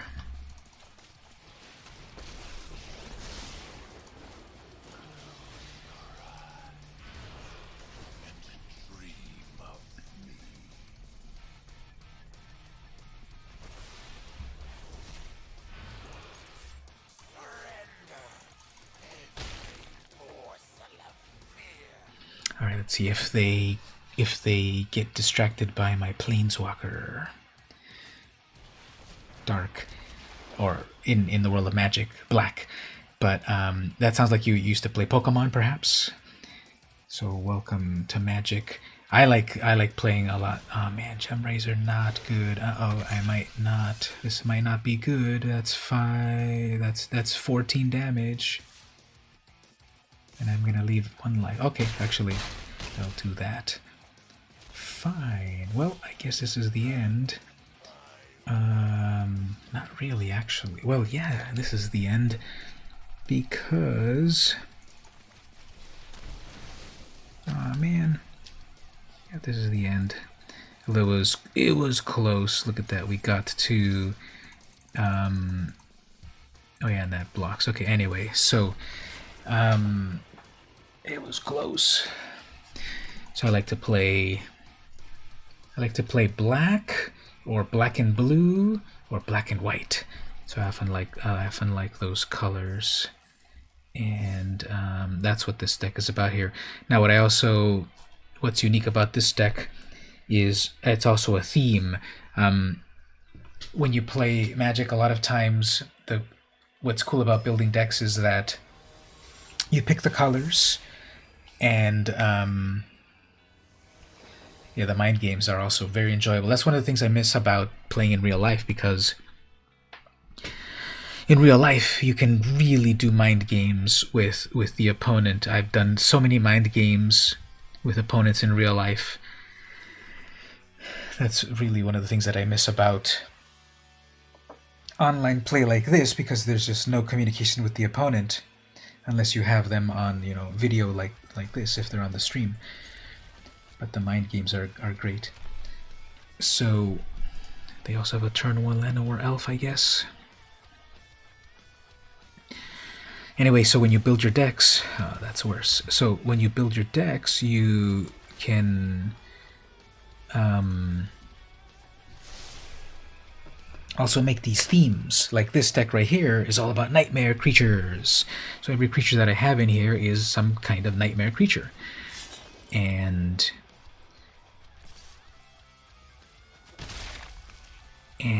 I'm not trying to put like the absolute, I'm not always trying to put like the absolute best cards in every single deck. I want to put in fun, interesting cards on a theme or topic. Uh-oh, the opponent missed the land drop. Whoops. Oh well.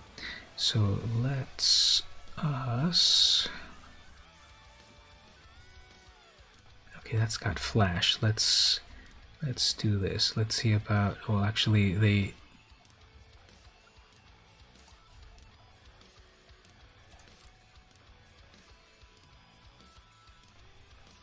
What are they gonna do? They're gonna cycle. Okay. Just playing historic with basic dark cards and see how it fares. Historic is a good format to play because it's got the most cards to play with. When you go into standard, that's a smaller card pool, and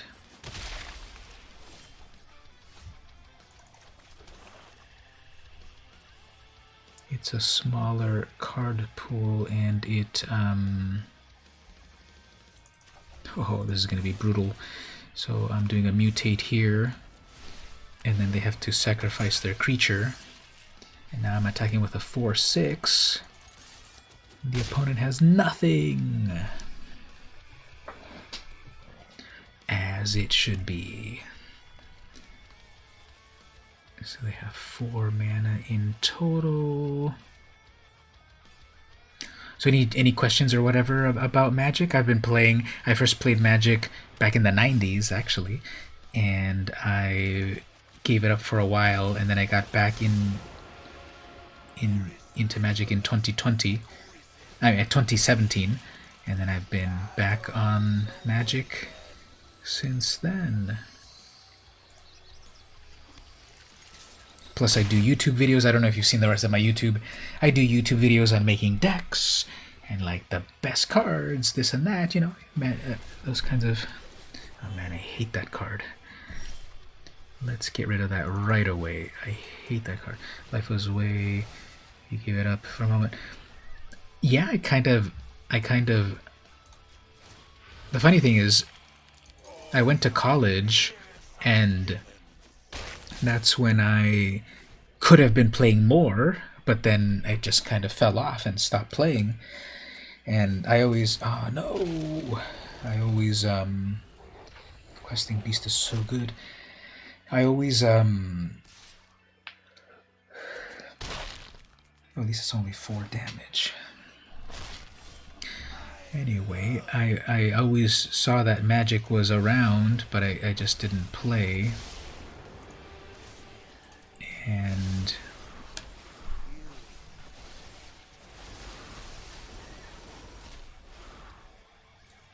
I still had a lot of my old cards from back when I first played, and then I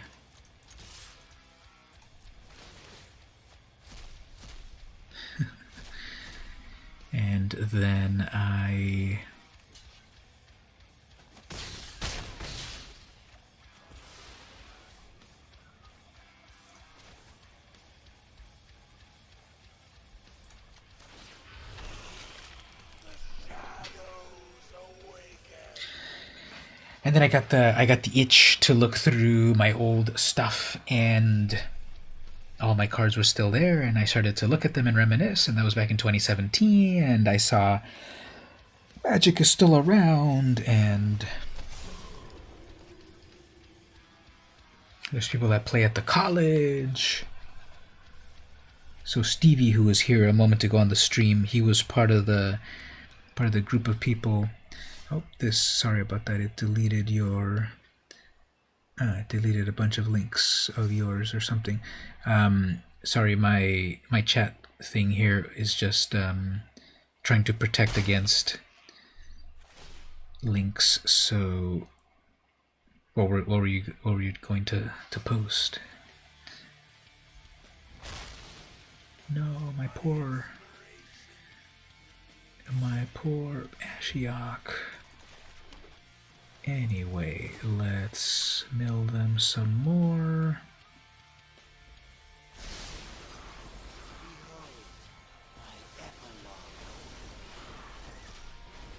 Do more attacks. More mill. 27 cards.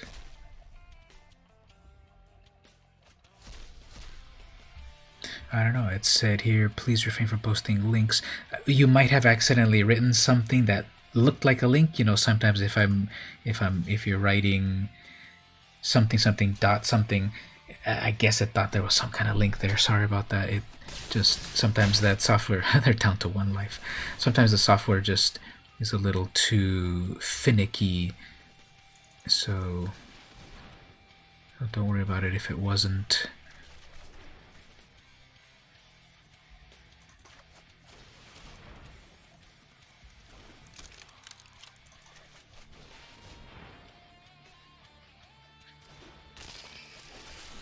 If it wasn't a link.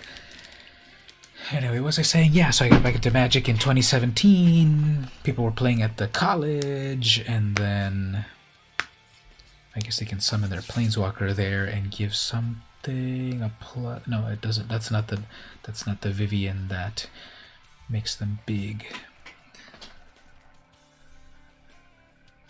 They've been forgetting to equip their Shadow Spear. Oh no, there they go. Equipping that. So that's a 5/5 with Trample. Never was able to get rid of that questing beast. And that gives it lifelink. Man, how am I going to live through this?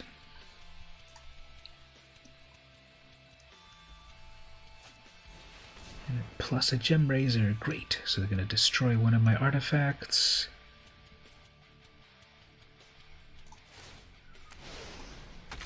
It's a 9/9. 9 plus 4, 13. That's going to be 13 damage. Yep, well, the game turned around right here. Unfortunately, I'm going to need to get some massive removal spell.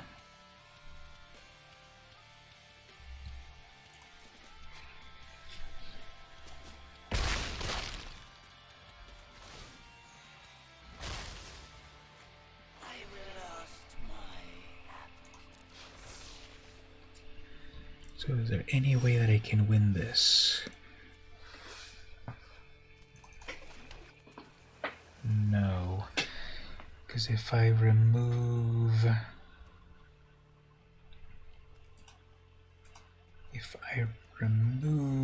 one creature, yeah, I'll do this.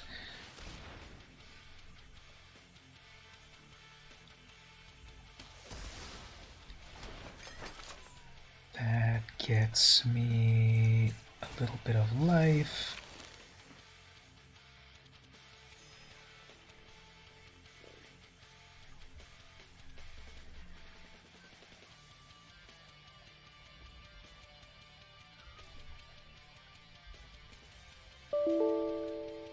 Whoops, what happened here?